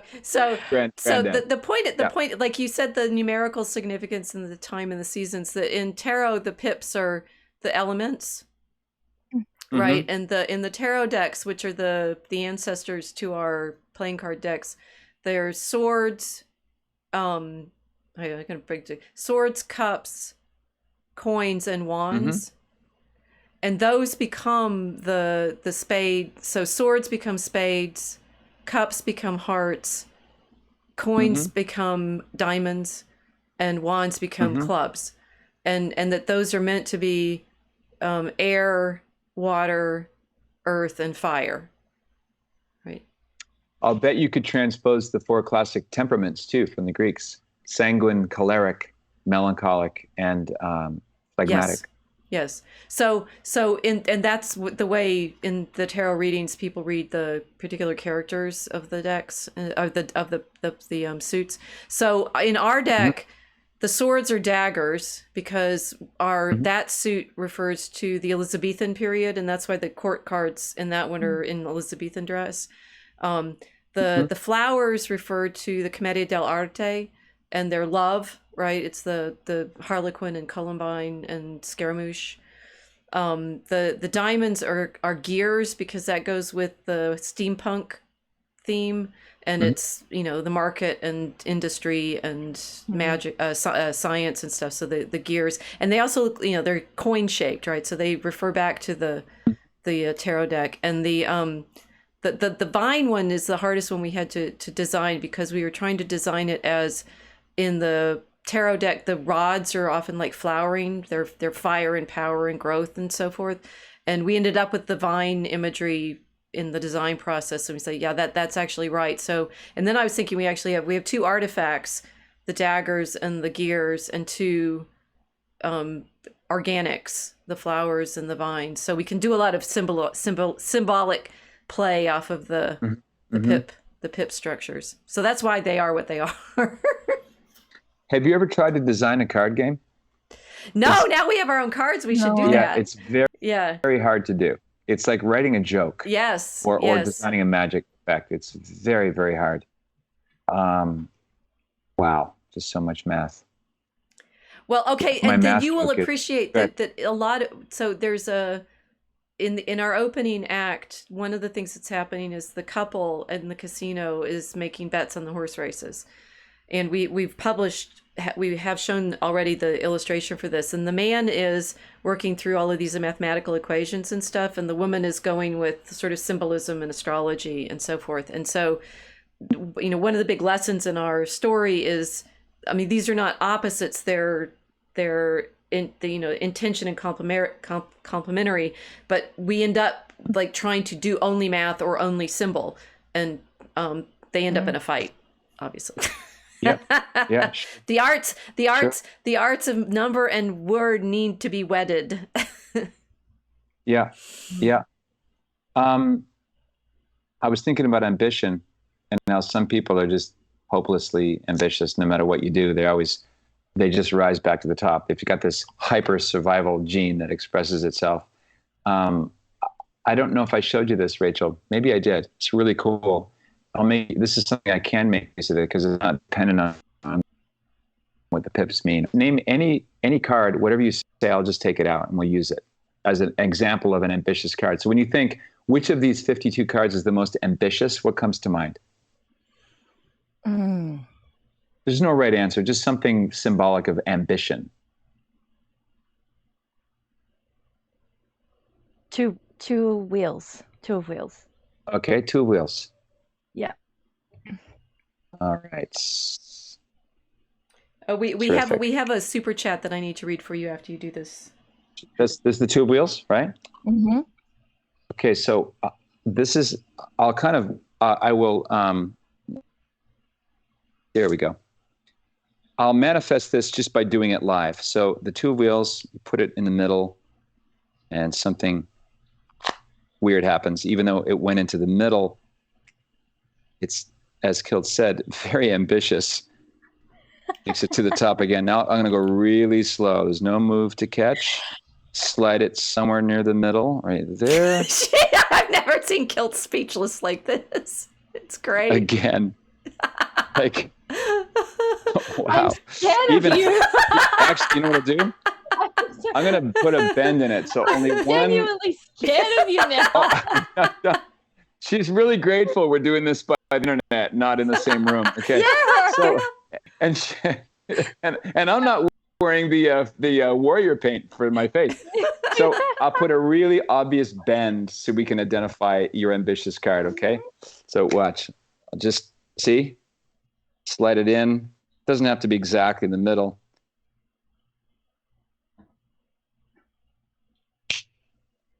No way. No way. So she's like, I'm not sure if this is love or hate. Like normally it's bravo, more magic, son, more magic. You're dealing with a poet. This is important. It's like, yeah. You know when everyone's saying that they're getting triggered all the time. Triggered, yeah. It's just like, for a poet, this kind of behavior is like, it's like, I love your use of the language behavior, not performance, not art, nothing glorious, the behavior. No, it's wonderful. It's Thank you.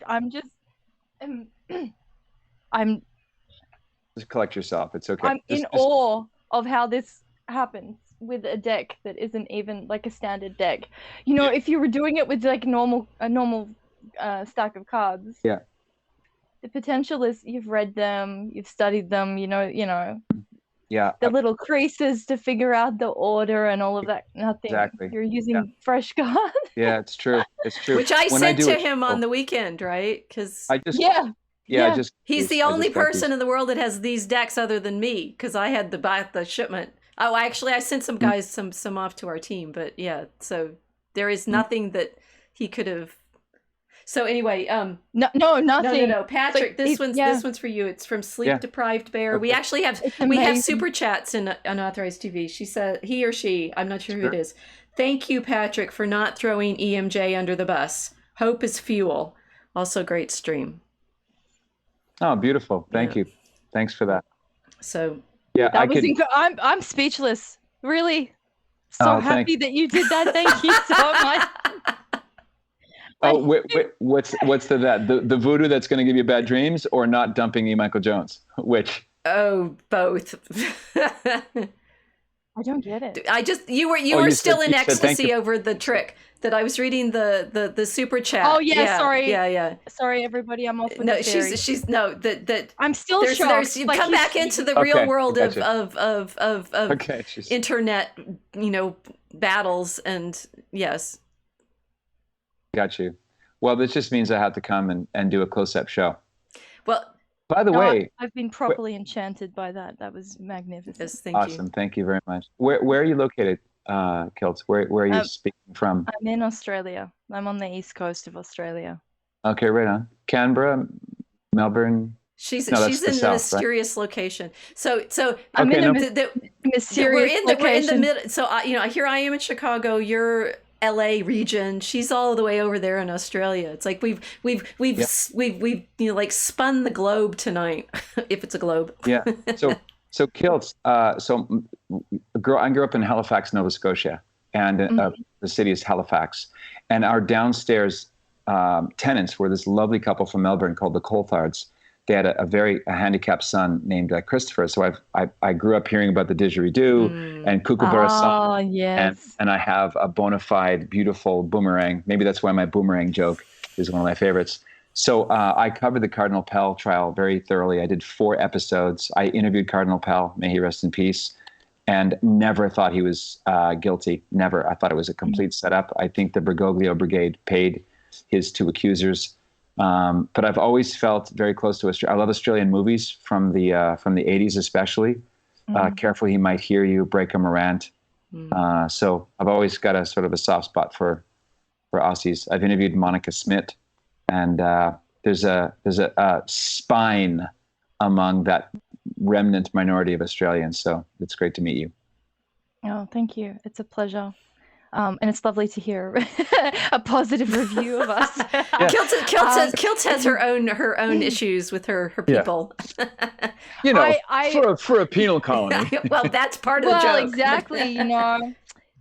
We're sort of on the road to becoming something that isn't a penal colony, hopefully, eventually. But that makes me very happy.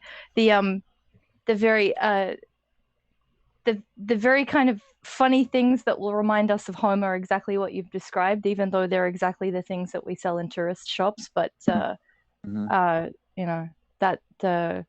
boomerang is it's kind of us. So yeah, that's really lovely to hear. Yeah, cool. I thought maybe there was some South African too, but now that you keep talking, maybe not. My accent's not normal.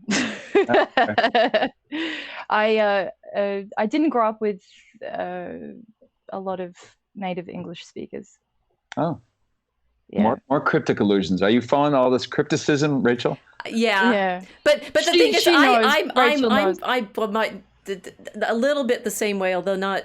Well, I don't know. That people can't tell where my accent is from, and then they figure out I am from the South if they actually can hear the accents. But it's it's like we've camouflaged ourselves in various moments in our life so that it becomes hard to tell exactly. But we're one of the many things we're doing on our own the Mosaic Arc, but in our conversations on it is unpacking all of the different layers of these regional histories. Speaking of the South, we're going to be adding to Hope is Fuel, Catholic on Purpose, as we go. So the price will never go up, but the content's going to increase over time. I'm in touch with a movie producer who is the executive producer of a film you've never heard of yet, but it's already been filmed. They're editing it now. And the timing wasn't right for this one, but the movie's called Wildcat, and it's co-written by actor Ethan Hawke. Ethan Hawke starred opposite Denzel Washington in Training Day. He also played Nando, the main Uruguay soccer player who was part of that crash in 1972. Remember the story Alive?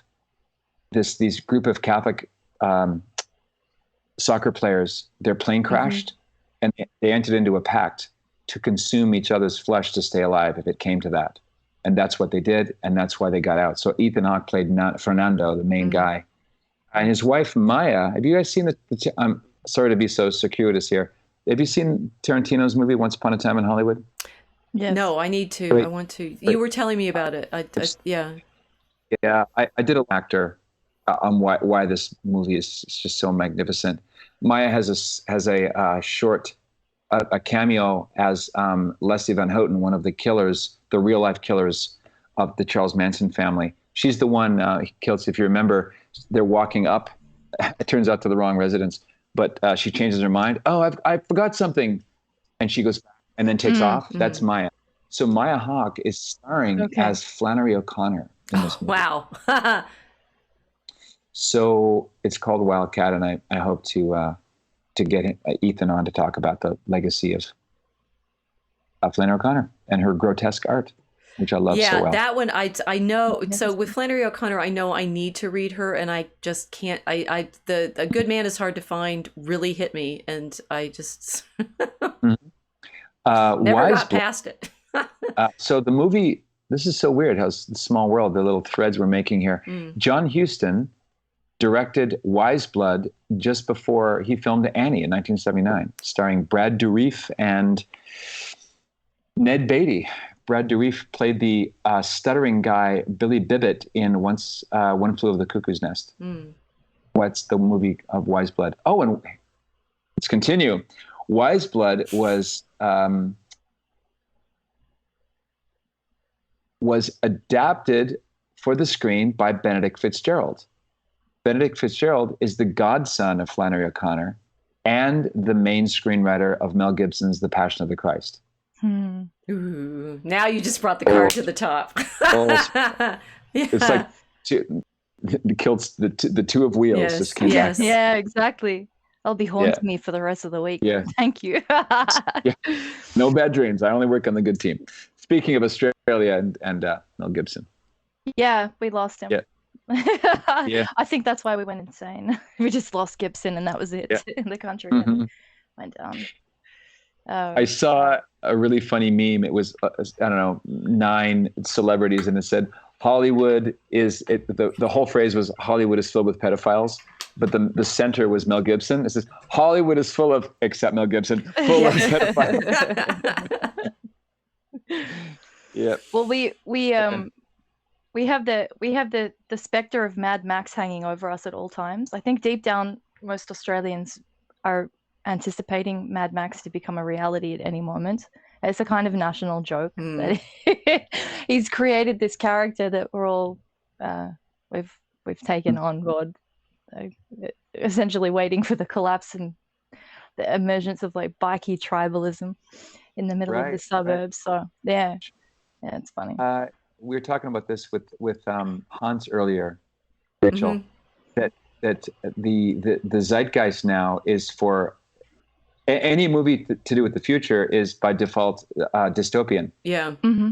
Everything's Mad Max or any blockbuster starring pretty much anybody. Soylent Green, the Omega Man, I Am Robot, iRobot.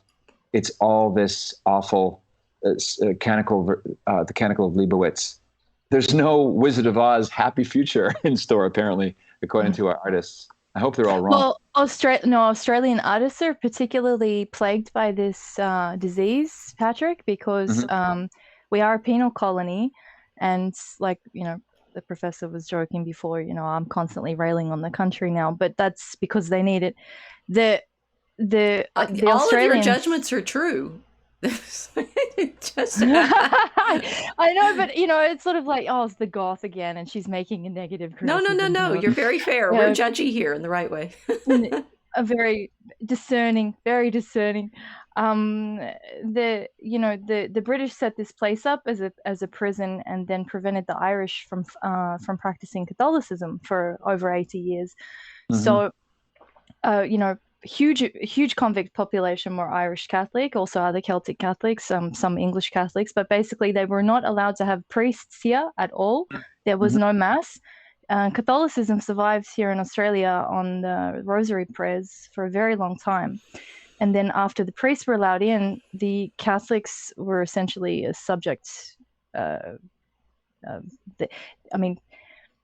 People can argue better than I can in terms of the history of it, but the effect on the culture was that for the majority of the Australian experience, that the Irish Catholics essentially functioned as second-class citizens, which was up until the 1970s. So when you're saying you were interviewing Pell, Cardinal Pell, the late Cardinal Pell, this has a profound link with the history of the Catholic religion in Australia, and also the effect of this subjugation of Catholics and subjugation of the liturgical presence in this country.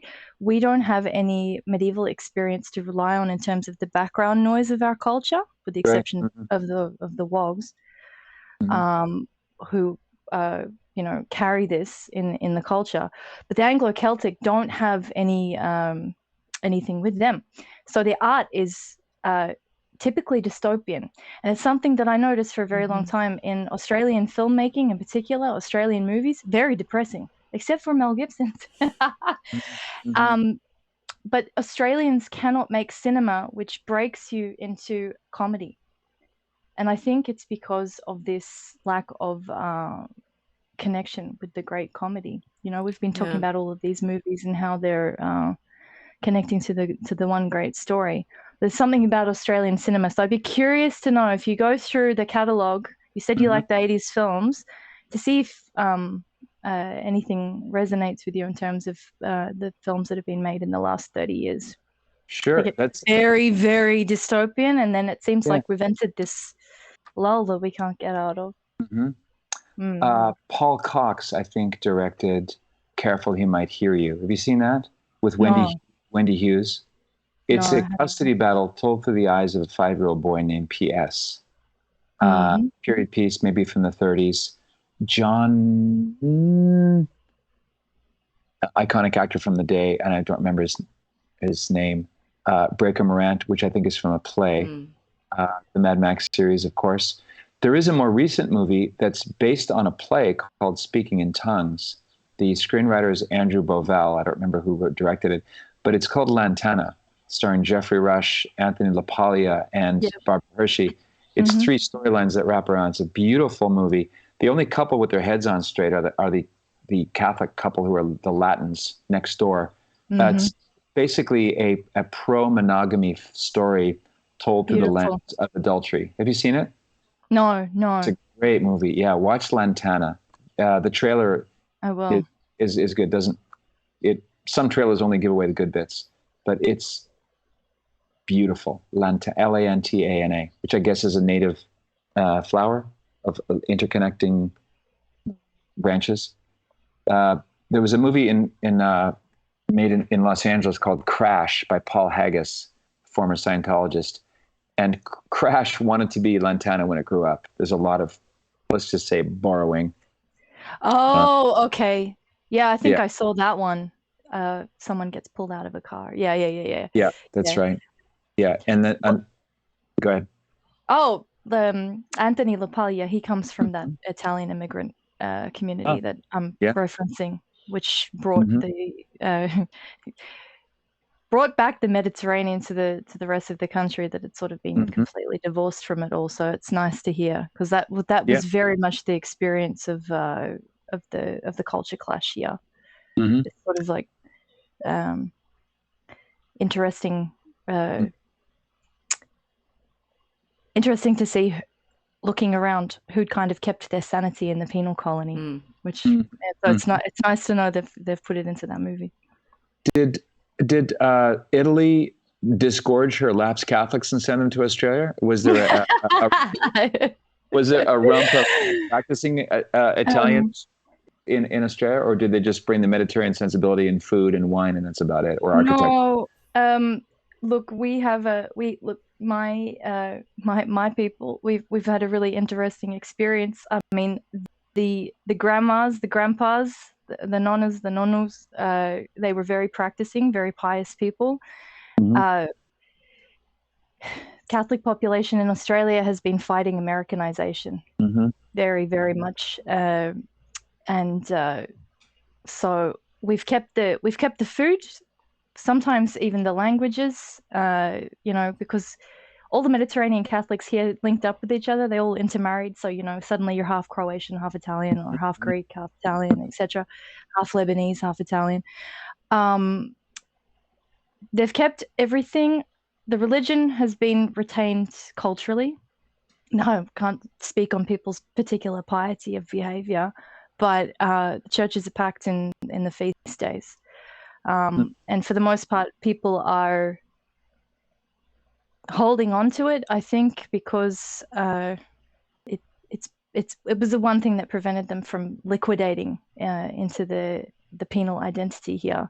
And Mediterraneans do not want to lose that identity. It's not the same story that happened in America with the Irish and the Italians there, that kind of became part of the white people incorporated thing. The Wogs here are still their own thing. So it's, in terms of like friends of mine, maybe not so pious, but maybe I'm not so pious either. But in terms of who they are, they're Catholic. Interesting. Something in the bones. Yeah. Even in hell, you're a baptized Catholic.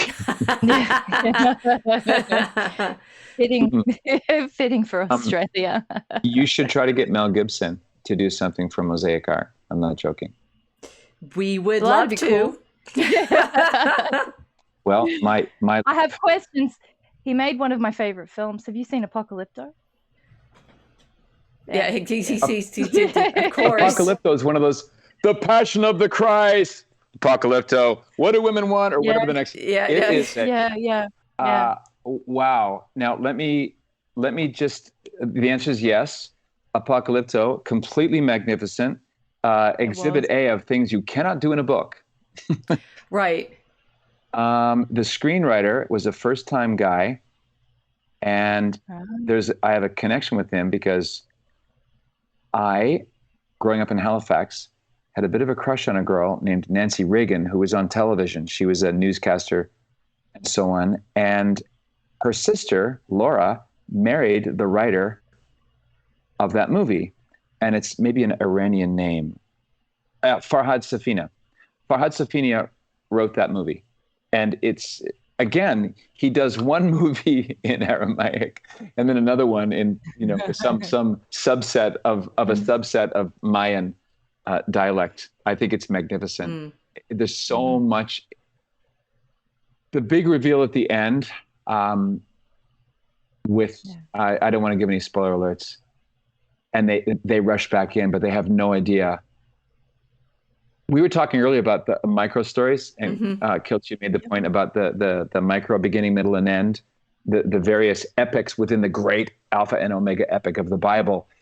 In Apocalypto, it's the last 10 seconds that make you imagine an entirely new civilizational shift that these good pre-Christian pagans have been longing for. And you know they're going to sort out the difference between the imperialistic colonial thing and the real sauce, right? The gravy, the spice. Yeah, magnificent. I'm glad you brought that up. And of course, implicitly pro-life. With funny too, there's little moments of humor. The guy, he burns his ass on that, whatever the hell it is. works in any language. Yeah, it does. Yeah, it was beautiful. It was pro-fatherhood. I really enjoyed that story. Yeah, he did a magnificent job. Gibson consistently is pro-fatherhood, so it's nice to realize. The first movie I ever saw that I walked out of when it was done and walked back in and watched it again was Gallipoli. You seen Gallipoli, Rachel? The Australians were used by the British as bullet fodder for the Turks in World War I. We've talked about it. No, I'm still bitter about it. Yeah, no, that's a definite. That's a definite. So and that's what, in Apocalypto, you realize that all of the young men taken from the countryside, slapped in uniforms and and murdered to feed the city. It's pretty plain. Well, this has been my focus for a few years, Patrick, because the kind of temptation at the moment on the conservative side is to say, oh, colonialism was fantastic, and they have to be reactionary against the leftist accusation about colonialism, and it was very basic for me, and it was not satisfying, because Australia saw a very different side of what the colonial project meant for the British people as well, multiple times. First as being sent here as prisoners, and then sent abroad constantly as mercenary soldiers. We were not nationalistic. We were not a national army. We were not. We were mercenaries. And then the way we were used as mercenaries was, infamously horrifying, which Gallipoli depicted very, very well. So we have a different experience of the imperial project, which is something that I've been speaking with the professor about for some time, and that kind of experience has gone into Draco Alchemicus as well. What it really does mean to become an imperial power for good and evil. I think you're right. The conservative impulse to accept the worst labels that we get attacked by embracing and domesticating the evil thing. Well, yeah, of course I'm whatever it is, pro-colonial, without thinking. Yeah.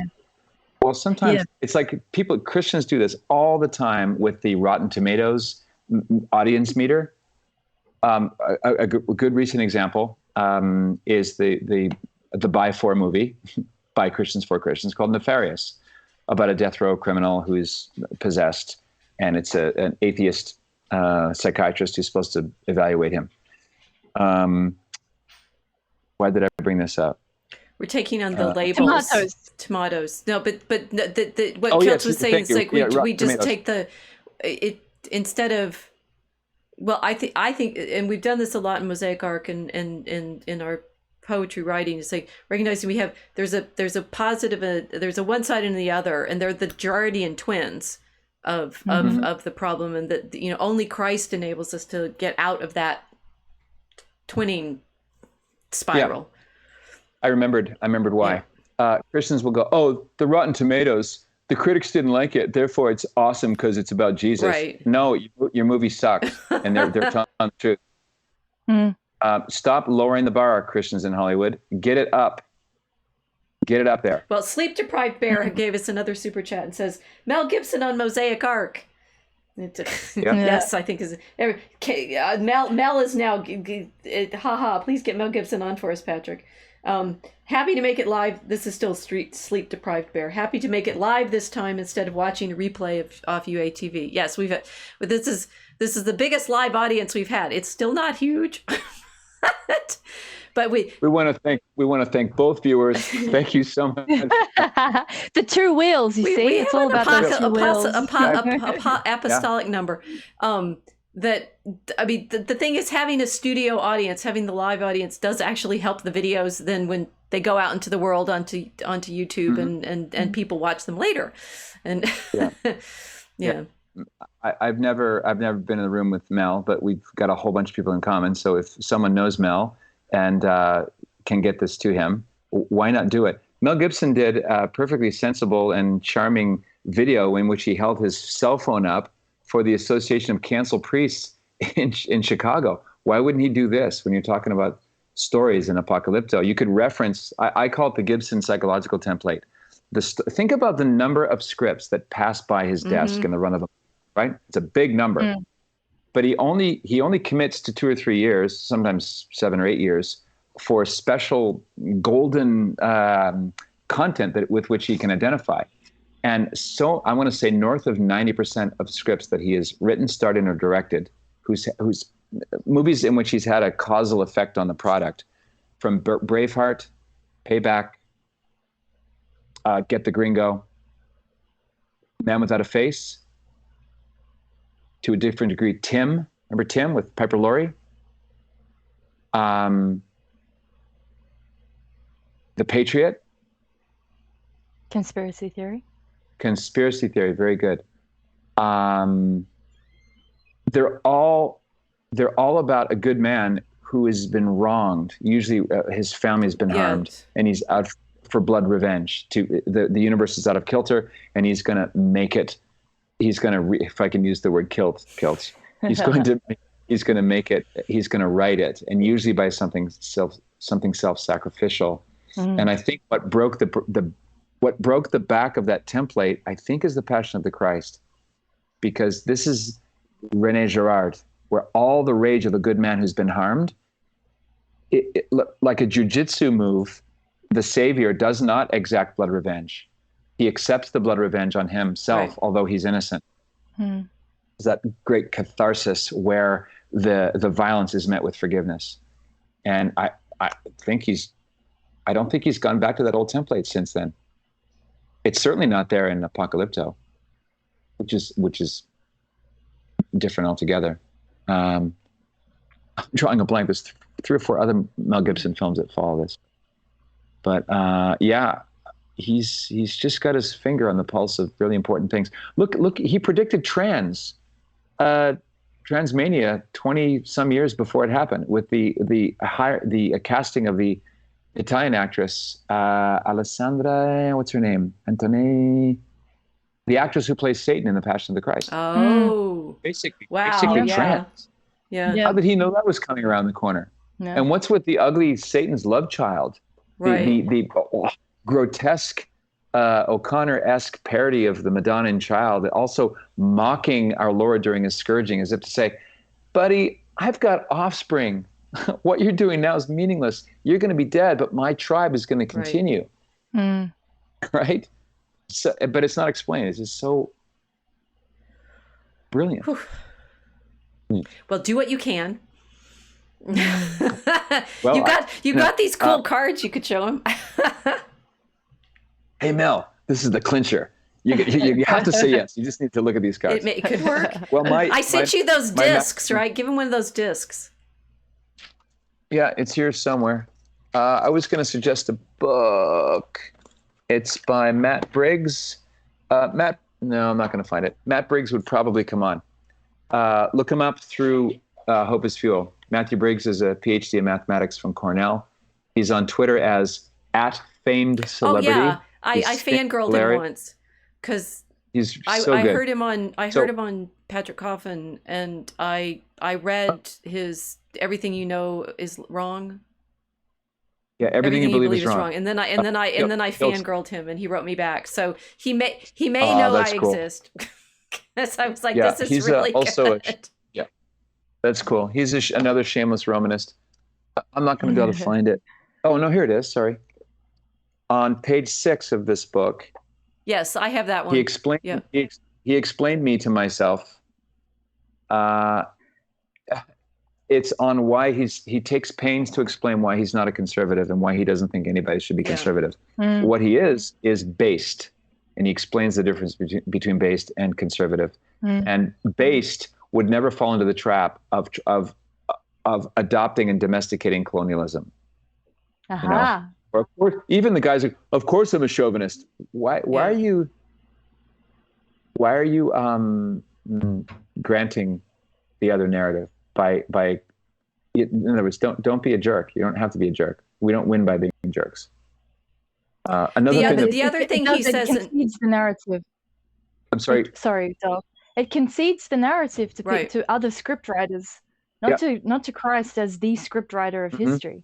Right. So we say, okay, if they hate it, then we love it. But actually, what you've done is you've just followed a script. You're not thinking about things in terms of the Christic, not right or left, but the the royal way that we're supposed to be considering. Right. So avoiding the errors of the extremes, because it's actually not that spectrum. It's above it. It's transcendent. Yeah. You see this on Twitter with well-meaning conservatives using the phrase biological male. Can we stop saying biological male? Right, exactly. Don't concede that the word. So, but the other thing Briggs says at the end, I think it's in one of the appendix, and he's talking about how when you realize that there's to understand an argument, there's always a leap, and there's certain things that people are just not going to get. And I'm just like, okay. Right. And that is, when we're writing in the poem, it's like one of the problems of conversion is enabling yourself to, it is being in the place where that leap can happen. And Briggs is very, very clear. He's saying that you can't force, people are not going to get it. Right. And it's not because they're stupid or low IQ or something like that. There is the sort of, he's not saying this, I'm saying this now, seeing the pattern and being able to recognize it, that fractal repetition and typology, that's what Augustine is always struggling with, is how do you get people to see that? And at some point it's love and the spirit makes it happen, but you can't march people through the argument to get there. Another proof of our need for story. And Briggs, it seems to me, even though he's proving all of this stuff mathematically and logically, says, but there is even a point in a mathematical argument that needs that. And the point, the joke in mathematical proof says QED. If the left is, the rest is left for the reader, and you're like, oh my gosh. So it's a theme for us and as Christians, right? It's like the rest is left for the reader. But there is a point where you're going to have to take that leap. Yeah. Yeah. He's, by the way, Matt is a very skilled magician. I kid you not. Matt Briggs. We believe you. Our practice, you realize that having you all on tonight is a very special event. We do not do guests. Well, I'm honored. Thank you. It's been really fun. No, because our project is not interviewing. Yours is, you and your interviews are doing a different kind of service. Ours is building this arc, and that we invited you all in is because we knew you could help us build. Good. Yeah. Get Dana Gioia too. Yeah, we can. We're starting to realize that we're at a point now that we're publishing the first act, and we're starting to need the spirit flying out there and collecting new people for us. The money's going to take care of itself. Just imagine that I'm your guardian angel, and the money's no object. Who are the top 5 or 10 people that you want to associate with, that you want them to know about you, and you want them to help make your boats rise? Maybe it's appearing on the show, maybe it's doing a guest thing, maybe it's coming live. So I said Mel Gibson, totally not tongue-in-cheek. Go after Mel Gibson. I don't know Mel personally. He's not on my Rolodex. But a maxim that's held me, I don't know how many things I've done that I was terrified to do, that I did because of this. And it sounds like the dumbest thing you've heard in a high school yearbook inscription. To try is to risk failure. Not to try is to guarantee it. Oh, we're fine with that. We're just trying to figure out who's going to introduce us to Mel. Yeah. No, don't wait. No, don't wait for an introduction. It'll happen. We'll find somebody. Well, the thing is, we ask all the time. We're always like, and that is, we've recognized this with our writing at all. I mean, Mel and Casey are still there. Casey saying, take away from Patrick Coffin's movie talk. Watch Get the Gringo and Apocalypto. Can vouch. Both are really fantastic. That we started with Dragon Common Room with me saying, we're going to learn to write iambic pentameter. And of course, and there was a bigger group in Centrism Games and a somewhat small, it's like getting down to the 4 of us has been a lot of training and discipline and regular work and practice. But, the willingness to take that one little first step and then say, Okay, now we're going to publish it. Okay, now we're going to, and the artists keep coming to us, right? Hand Drawn Bear for Aurora Borealis came to us. Zay Nuno Fraga, who's doing the art for Draco Chemicus, came to us, right? We are saying we absolutely trust the spirit to put us in touch with the people that we need. Mm-hmm. This might help people on the stream, because it would help me. Kilts, how did you meet Professor? Yeah. What a weird place to meet her. So I was on a Telegram chat room that was run by her friend that many of you may know. He's called Milo. Oh, yeah. I can finish most of your sentences. Yes. The Milo went on to Telegram. The audience may fill in the blank from there. There's all blog posts about that year in that chat. So go ahead. Yeah. Well, what was I doing? I was just gaming, just having fun. And then I started chatting with the professor and was like, oh, wow, she understands all of this stuff. I started checking out her work, but basically it was just conversations that we were having in the chat together where, I'd talk about some random thing and we'd have a back and forth in front of everyone. And at one time or another, it was her and I having private conversations in public. But we were also a pest in that chat, because when we could come in and take over it like that, right? And we were having too much fun. Yeah, it was kind of like improv dance, right? But it was amazing because I was talking about all of this stuff with her, and she was like, yeah, I get it, it's like this. And so yeah, we just developed a beautiful friendship in this way. And that was a kind of miraculous meeting for me, because we started to do the work that we've been doing in DCR when Australia essentially fell into like a martial dictatorship. So all of the external noise that was happening around us, and I'm sure you're aware of it because you've spoken to Australians that were involved. I mean, that 2020 was probably anti-creative. The year of anti-creation was like everything that had been done was designed to stop creation, essentially. So Rachel said, we're doing iambic pentameter, which was like, no, we're going to create and we're going to do it every day. So yeah, but that's how I met her, Milo. So thanks for starting the chat that I got kicked out of. We've been kicked out. We've both been kicked out of it multiple times. And there's also now we're officially past the advertised marathon time. It's like, where's our drinks? We're gonna just sit down here and stay for the rest of the night. No, I can't, because I'm gonna pass out in the fatigue. But we can carry on now, because now we're in gossip. Both of us got kicked out of Milo's chat many times. by order of himself. Yeah. Why? Well, because I'm a very enthusiastic person, Patrick. That's a very cryptic adjective. Well, but you can see. It's like we started this kind of conversation, and we do tend to overwhelm. It's like saying that the Hindenburg had a fire code issue. Yeah. Good. Yes. So this is such a beginner tourist thing. How long are you going to keep this puppy rolling, Rachel? The stream tonight and Kickstarter. Okay, so the Kickstarter. So we've Silent Draco. He's Milo. Suddenly something fantastic happened. And Sleep Deprived Bear says, I haven't heard this story before. Oh yeah, there's stories. Those of you in UATV must know that one of the reasons I'm friends with Vox is because he stood up for Milo, and thus Milo is a good catalyst for bringing people together. And many of these, we've found each other through Milo, the mercurial catalyst. What was I thinking? Oh, right. So the Kickstarter ends at 8:00 Central Time in a few hours. I guess less than 8 hours now. And then I suppose I could play the game of looking at where we are right at this moment is at $13,232, 118 backers.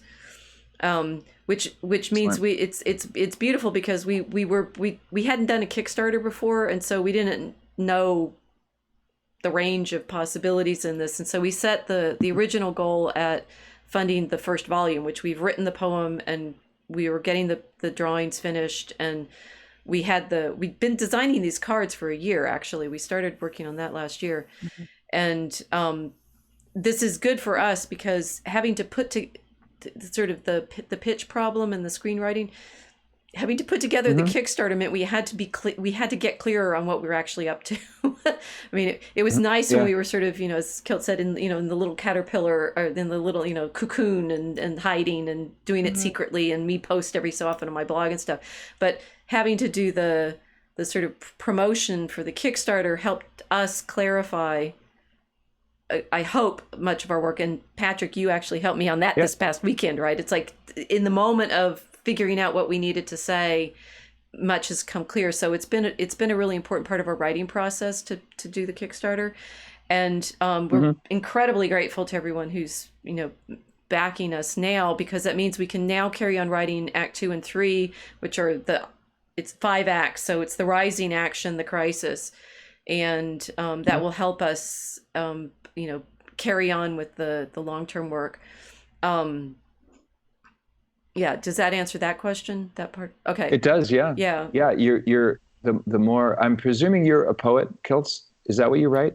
Are you man? Part of the group. It's the 4 of us. It's Casey, Mel, Kiltz, and me writing Draco Chemicus. Awesome. So, sorry. No, keep going. I was just going to say that the more talented you are as a wordsmith, the more hobbled you are when it comes to writing sales copy, because you want to err on the side of being, it's not a phony thing. You're not trying to be floral, but it's very, very tempting. I have the same temptation to be clever instead of being clear. Clear should always win the arm wrestle between clear and clever. So when Rachel and I were kind of spitballing back and forth, and she was trying to make it congealed and distill what exactly you're looking for. So all of the mystical language about the spice and the dragons, I'm lost. I don't know what that means. So when I said, Rachel, what is it? She would say it in one sentence. That's your, you just said it. When you say it out to yourself, it's a good exercise, because it takes LYE. It's like putting strong lie on it. All of the ornamentation is gone, and now you just have the thing itself. Like, great. I do not have juggling skill, but I have a great admiration for terrific jugglers. And the juggler exercise for a rehearsal is usually involving only 2 balls. You're doing basic 101 over and over and over again. Even though someone could juggle 7, the exercises are 2. It's the basic muscle memory that you need doing the simplest version of what you do, because everything else flows from that simple structure, that compressed template. So, and you guys will probably do another Kickstarter down the road, and so it's all a learning curve. Fantastic. Oh, can I tell you about the about the Pareto principle? Yeah, the 2080. Oh, Pareto. 80-20. Yeah. The 80-20. Well, you're already seeing this. If you put your givers on a chart where people who give $1 and people who give, let's say that the biggest gift is $5,000. 0, 20% give the other 80%. Right.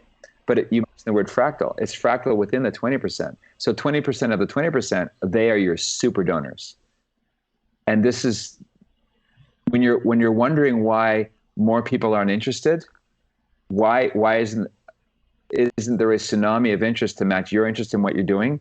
Just remember what's his name, who when he went back to Nazareth could work no miracles because of the lack of faith, right? So our Lord calls the masses. Let's say he calls the 120. They're disciples, but 120 don't answer it. Only 12 do. And that's his crew. Those are the ride or die guys, except they're not even that ride or die, because fractal of the 12 is 3, and that's Peter, James, and John. And those are the ones he's always alone with up on the mountain. And even, it's not exactly 20, but only one of those 3 gets to be Pope, and that's Peter.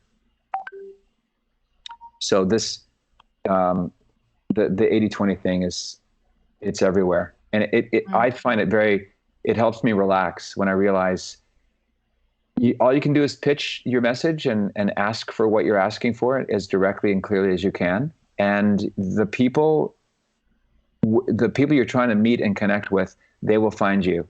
And when they hear your voice, oh my gosh, I've been waiting for this. So I'm bringing up the Pareto principle for a reason. There's a guy called Perry Marshall. I've learned so much from this guy. I've never met him. PerryMarshall.com.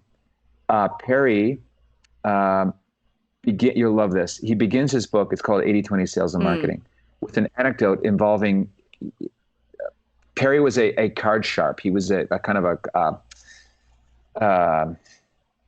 a guy who was really good at math, and he had an unfair advantage over people when they played blackjack. So he and his mentor, a guy called John Paul, would drive from Reno to Vegas back and forth, scoping the place out and finding people that they can really crush and win a lot of money from.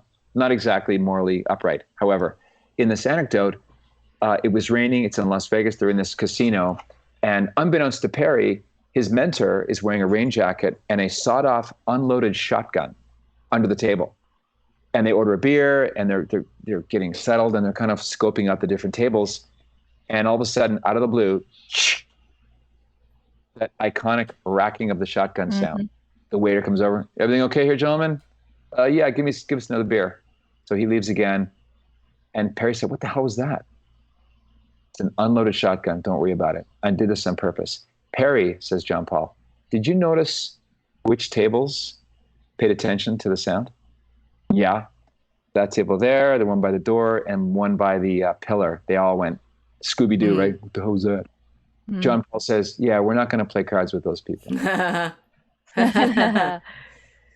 So racking the shotgun disqualifies people.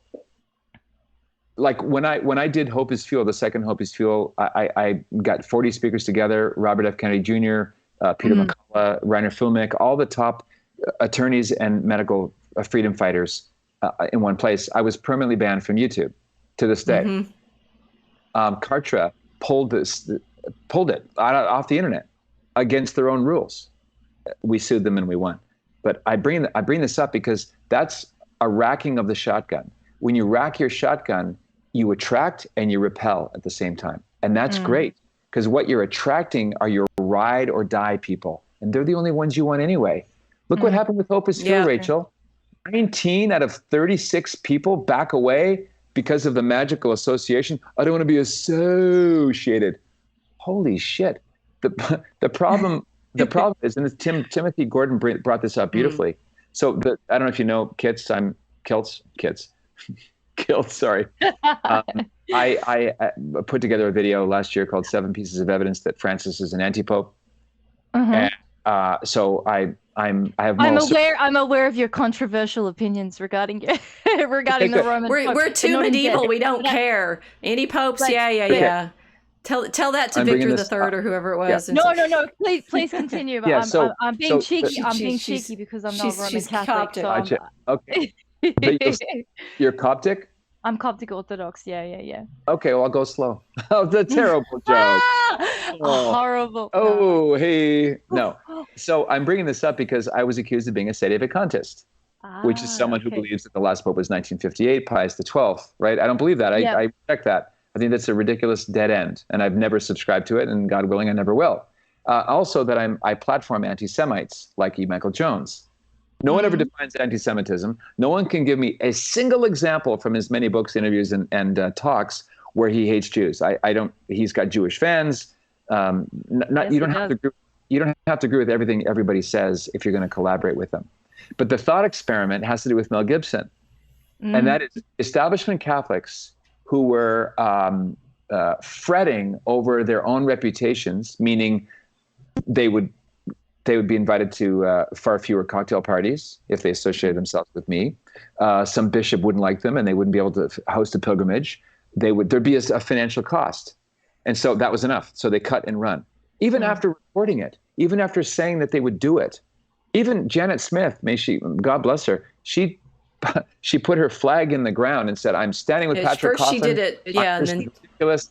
And she was praised up the wazoo by her followers. But then a day later, she deletes it and also runs away. So here's the thought experiment. if any of these establishment Catholics that have media platforms, say podcast or blog, if Mel Gibson's press agent called them to say, look, would you be interested in having Mr. Gibson on your show to talk about Resurrection of the Passion of the Christ, the sequel? They would have incontinence problems of joy. That's the interview of a lifetime, right? Well, wait a second. Yeah. Mel Gibson is an actual sedevacantist. Yeah. And has been called an anti-Semite a million times. So, Yeah, people are conveniently blind in convenient moments. Yeah, correct. To details about people. Yeah. No, I saw what was going on, the professor being a part of the Hope is Fuel project, and I was reading on Twitter all of the comments and the back and forth with everybody that were weighing in on everything. Did you make a few comments yourself? Maybe. I may have. I am very. You got it. I'm very enthusiastic. You put the Raven and the Dove together, and we're gonna make a problem. We're so good. We get thrown out of Milo's chat, right? Well, my specialism, Patrick, is the discussion on Semitism, and I'm very unhappy that the Americans have essentially monopolized the conversation regarding Hebrew identity.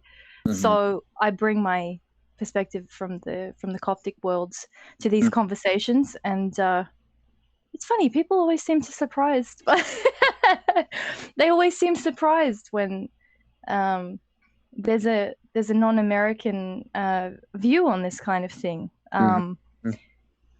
But I mean, this is a problem for Catholics because a big part of my trolling work on Telegram was to kind of remind everybody that prior to the Great Schism and the West being disconnected from the rest of a Byzantine experience and the Copts in Africa, we were all together.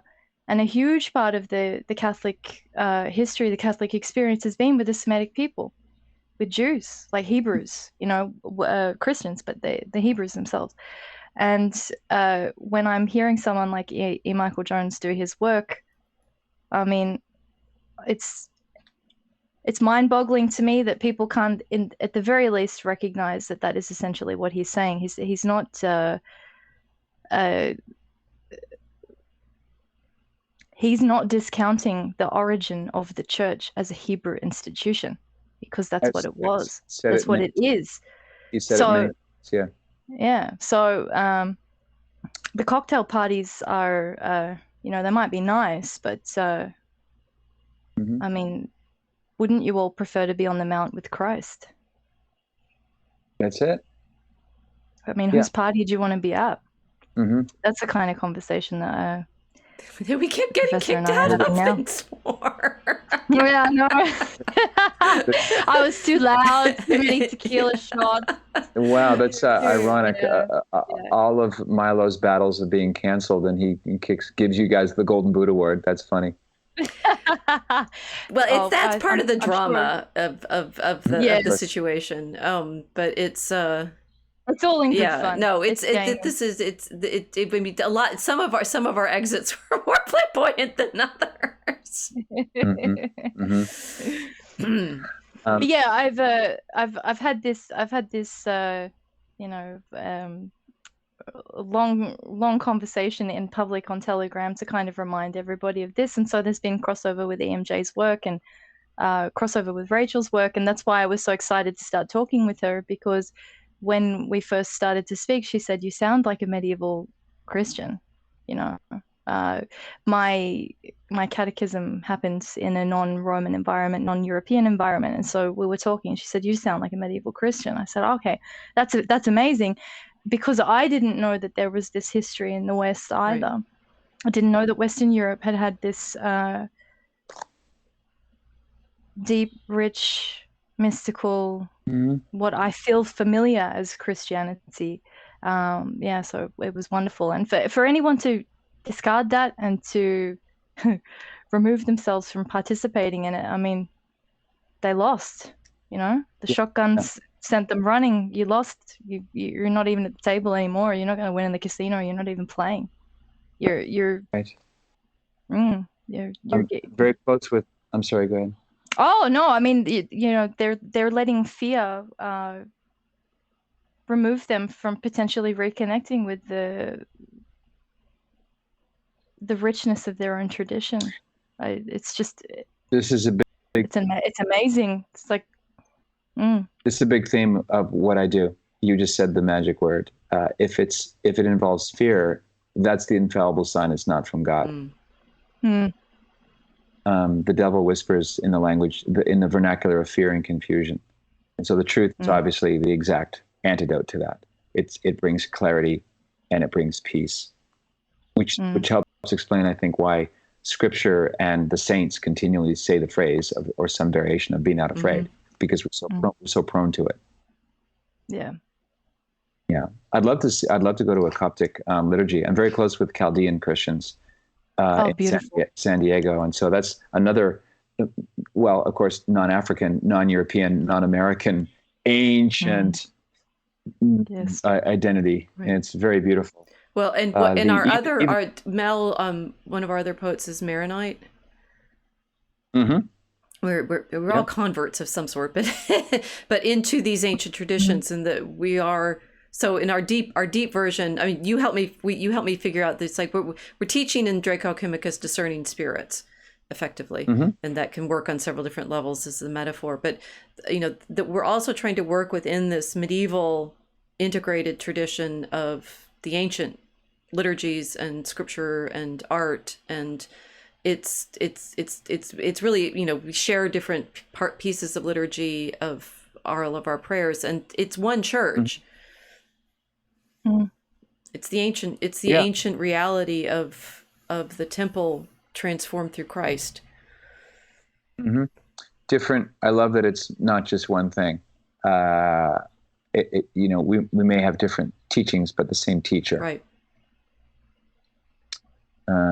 There's a woman named Deborah DeGroff. Did I mention Debbie DeGroff, Rachel, before? DEGROFF. Her website is called What's Inside Children's Books. And Debbie catalogs the horror show parade of new satanic, blasphemous. Start the list with LGBT. That's the most benign of things that are churned out and are given to national library associations and placed in libraries, including libraries of Catholic school systems. Disgusting. And she has a book called Between the Covers, and she thinks that the end of literacy for children came with Dr. Seuss, and the 200-word maximum vocabulary. That was the end. So in 1961, you had 14-year-olds reading The Strange Case of Jekyll and Hyde and Mark Twain, and then it tilts, and you've got Judy Blume and Dr. Seuss, and everything is dumbed down. And now they can't even read. Now it's just if it doesn't fit inside a video world, no one's interested. Well, that was why so we did Centrism Games first as our Dunciad parody, which I think I sent you a copy of, and then the second one was Aurora Borealis, which is the children's book. We want to get it to children. Some of us we're good. We keep writing, we keep creating. We're going to there's we're working in. I love Dorothy Sayers' vision of the Trinity, that there's as a metaphor of of art of making, right? And you have the idea, and father-like, and you have the suffering of incarnation, which you have to write it. But then there is this moment when it's published and the spirit takes over and it starts acting out in the world. And the dove is giving us ideas, we're working with the ideas, but we also recognize the opposite is we can't just do it in this sort of safe little coven of foursome.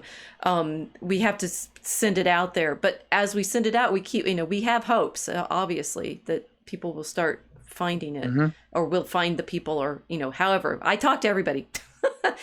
and how somebody I've talked to St. John Cantius several times. They're familiar with me. So there's what's interesting is we're in this kind of rivulet conversation, right? I suppose it's easy to see the giant flood rivers of people being carried along, but there's so much work that people are doing that's out there, and it's filling the reservoirs. Mm-hmm. Yeah, I call it make tributary, Mm. like kind of off the main river. Yeah.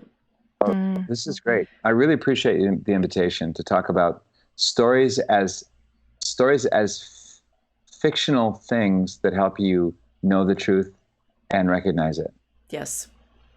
Well, I'm now fading. We've done a true marathon. I don't know how fast I'd run, but thank you for Cue the Rocky theme. yeah. Well, we do have an exit. We do have an exit music once we go off. We have the piano music that Kilt's actually composed is our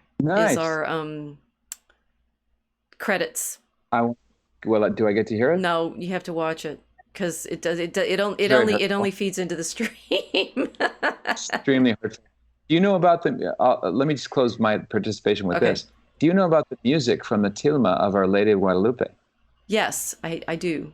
Not well. I'm not sure I've heard a recording of it, but I've heard that there is music in there. Yeah. It's the design of her halo, which is perfectly elegant, slightly asymmetrical, that surrounds her body. Someone discovered a pattern of lines that, if it's run through some kind of application, I do not understand how it works, but it's a famous thing. Go to YouTube, look up music from the tilma. Mm-hmm. It's 1531.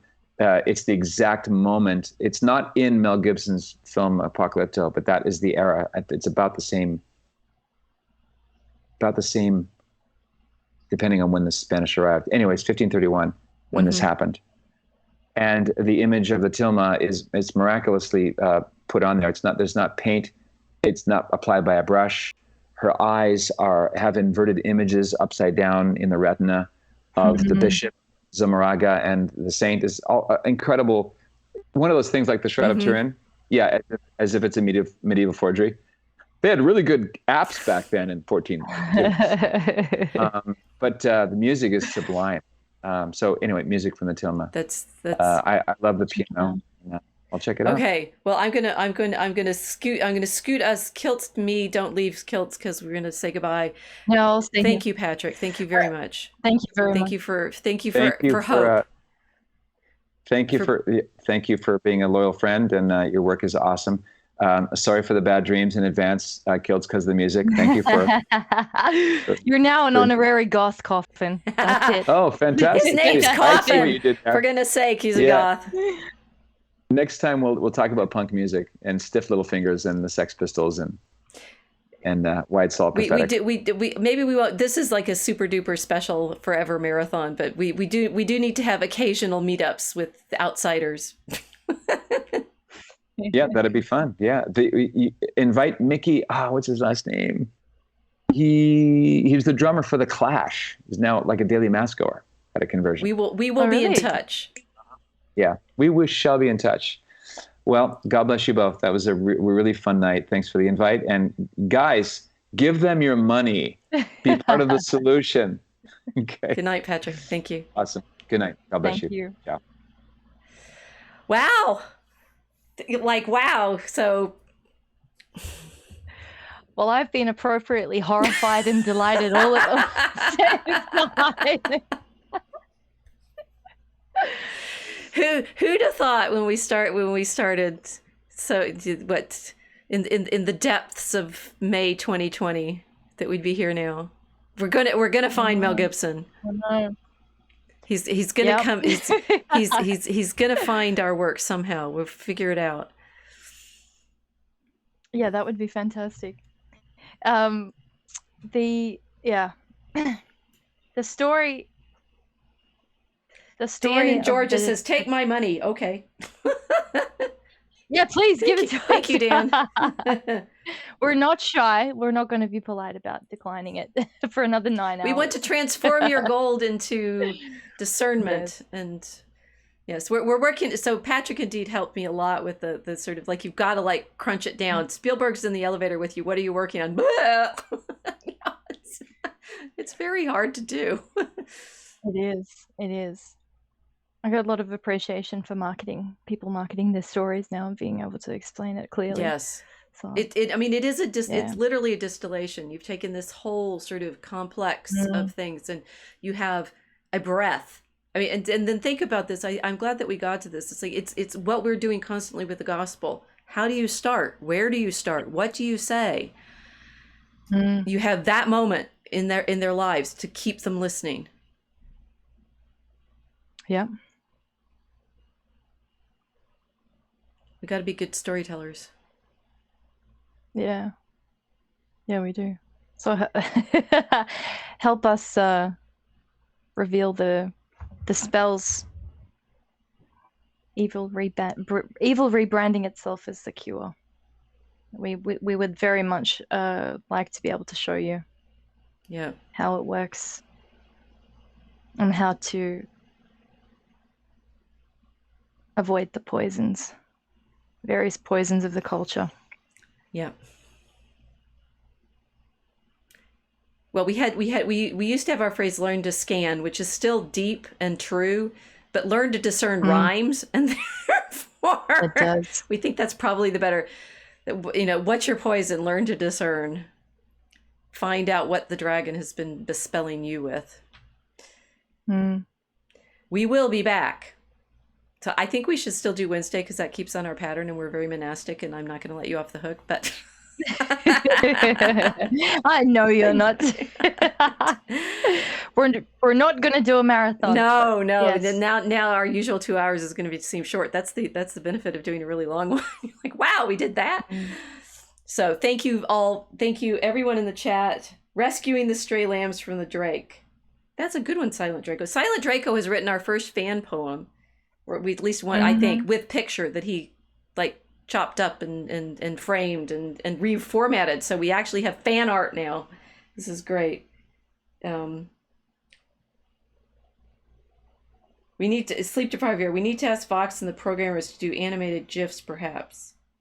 You guys, see, this is so when Tolkien did his big project, he says in his pitch, Tolkien was no good at it either, right? And when he tries to pitch the Silmarillion and the Lord of the Rings to Collins, he writes this 10,000 word. It was way too long, and they didn't publish it. But he does say, and he envisioned that he would write the story that other people then would participate in, and that always should be our hope, right? That Christ, we write into the story that all great art is fanfic, and all great stories are fanfic off the greatest story. So we're doing fanfic here of our Lord, which is the best fan fiction. It's the best fan fiction, and it's even erotic sometimes because it's a song of songs. Ha We're never gonna leave. Spicy. We're never gonna leave. Okay. No, I need more coffee. We're going to say goodnight to those of you out there in the internet and maybe hang out just a little bit to decompress with the team, right? Team, don't leave. We're with the anyway. Bless you all. Thank you. Learn to discern. Good night.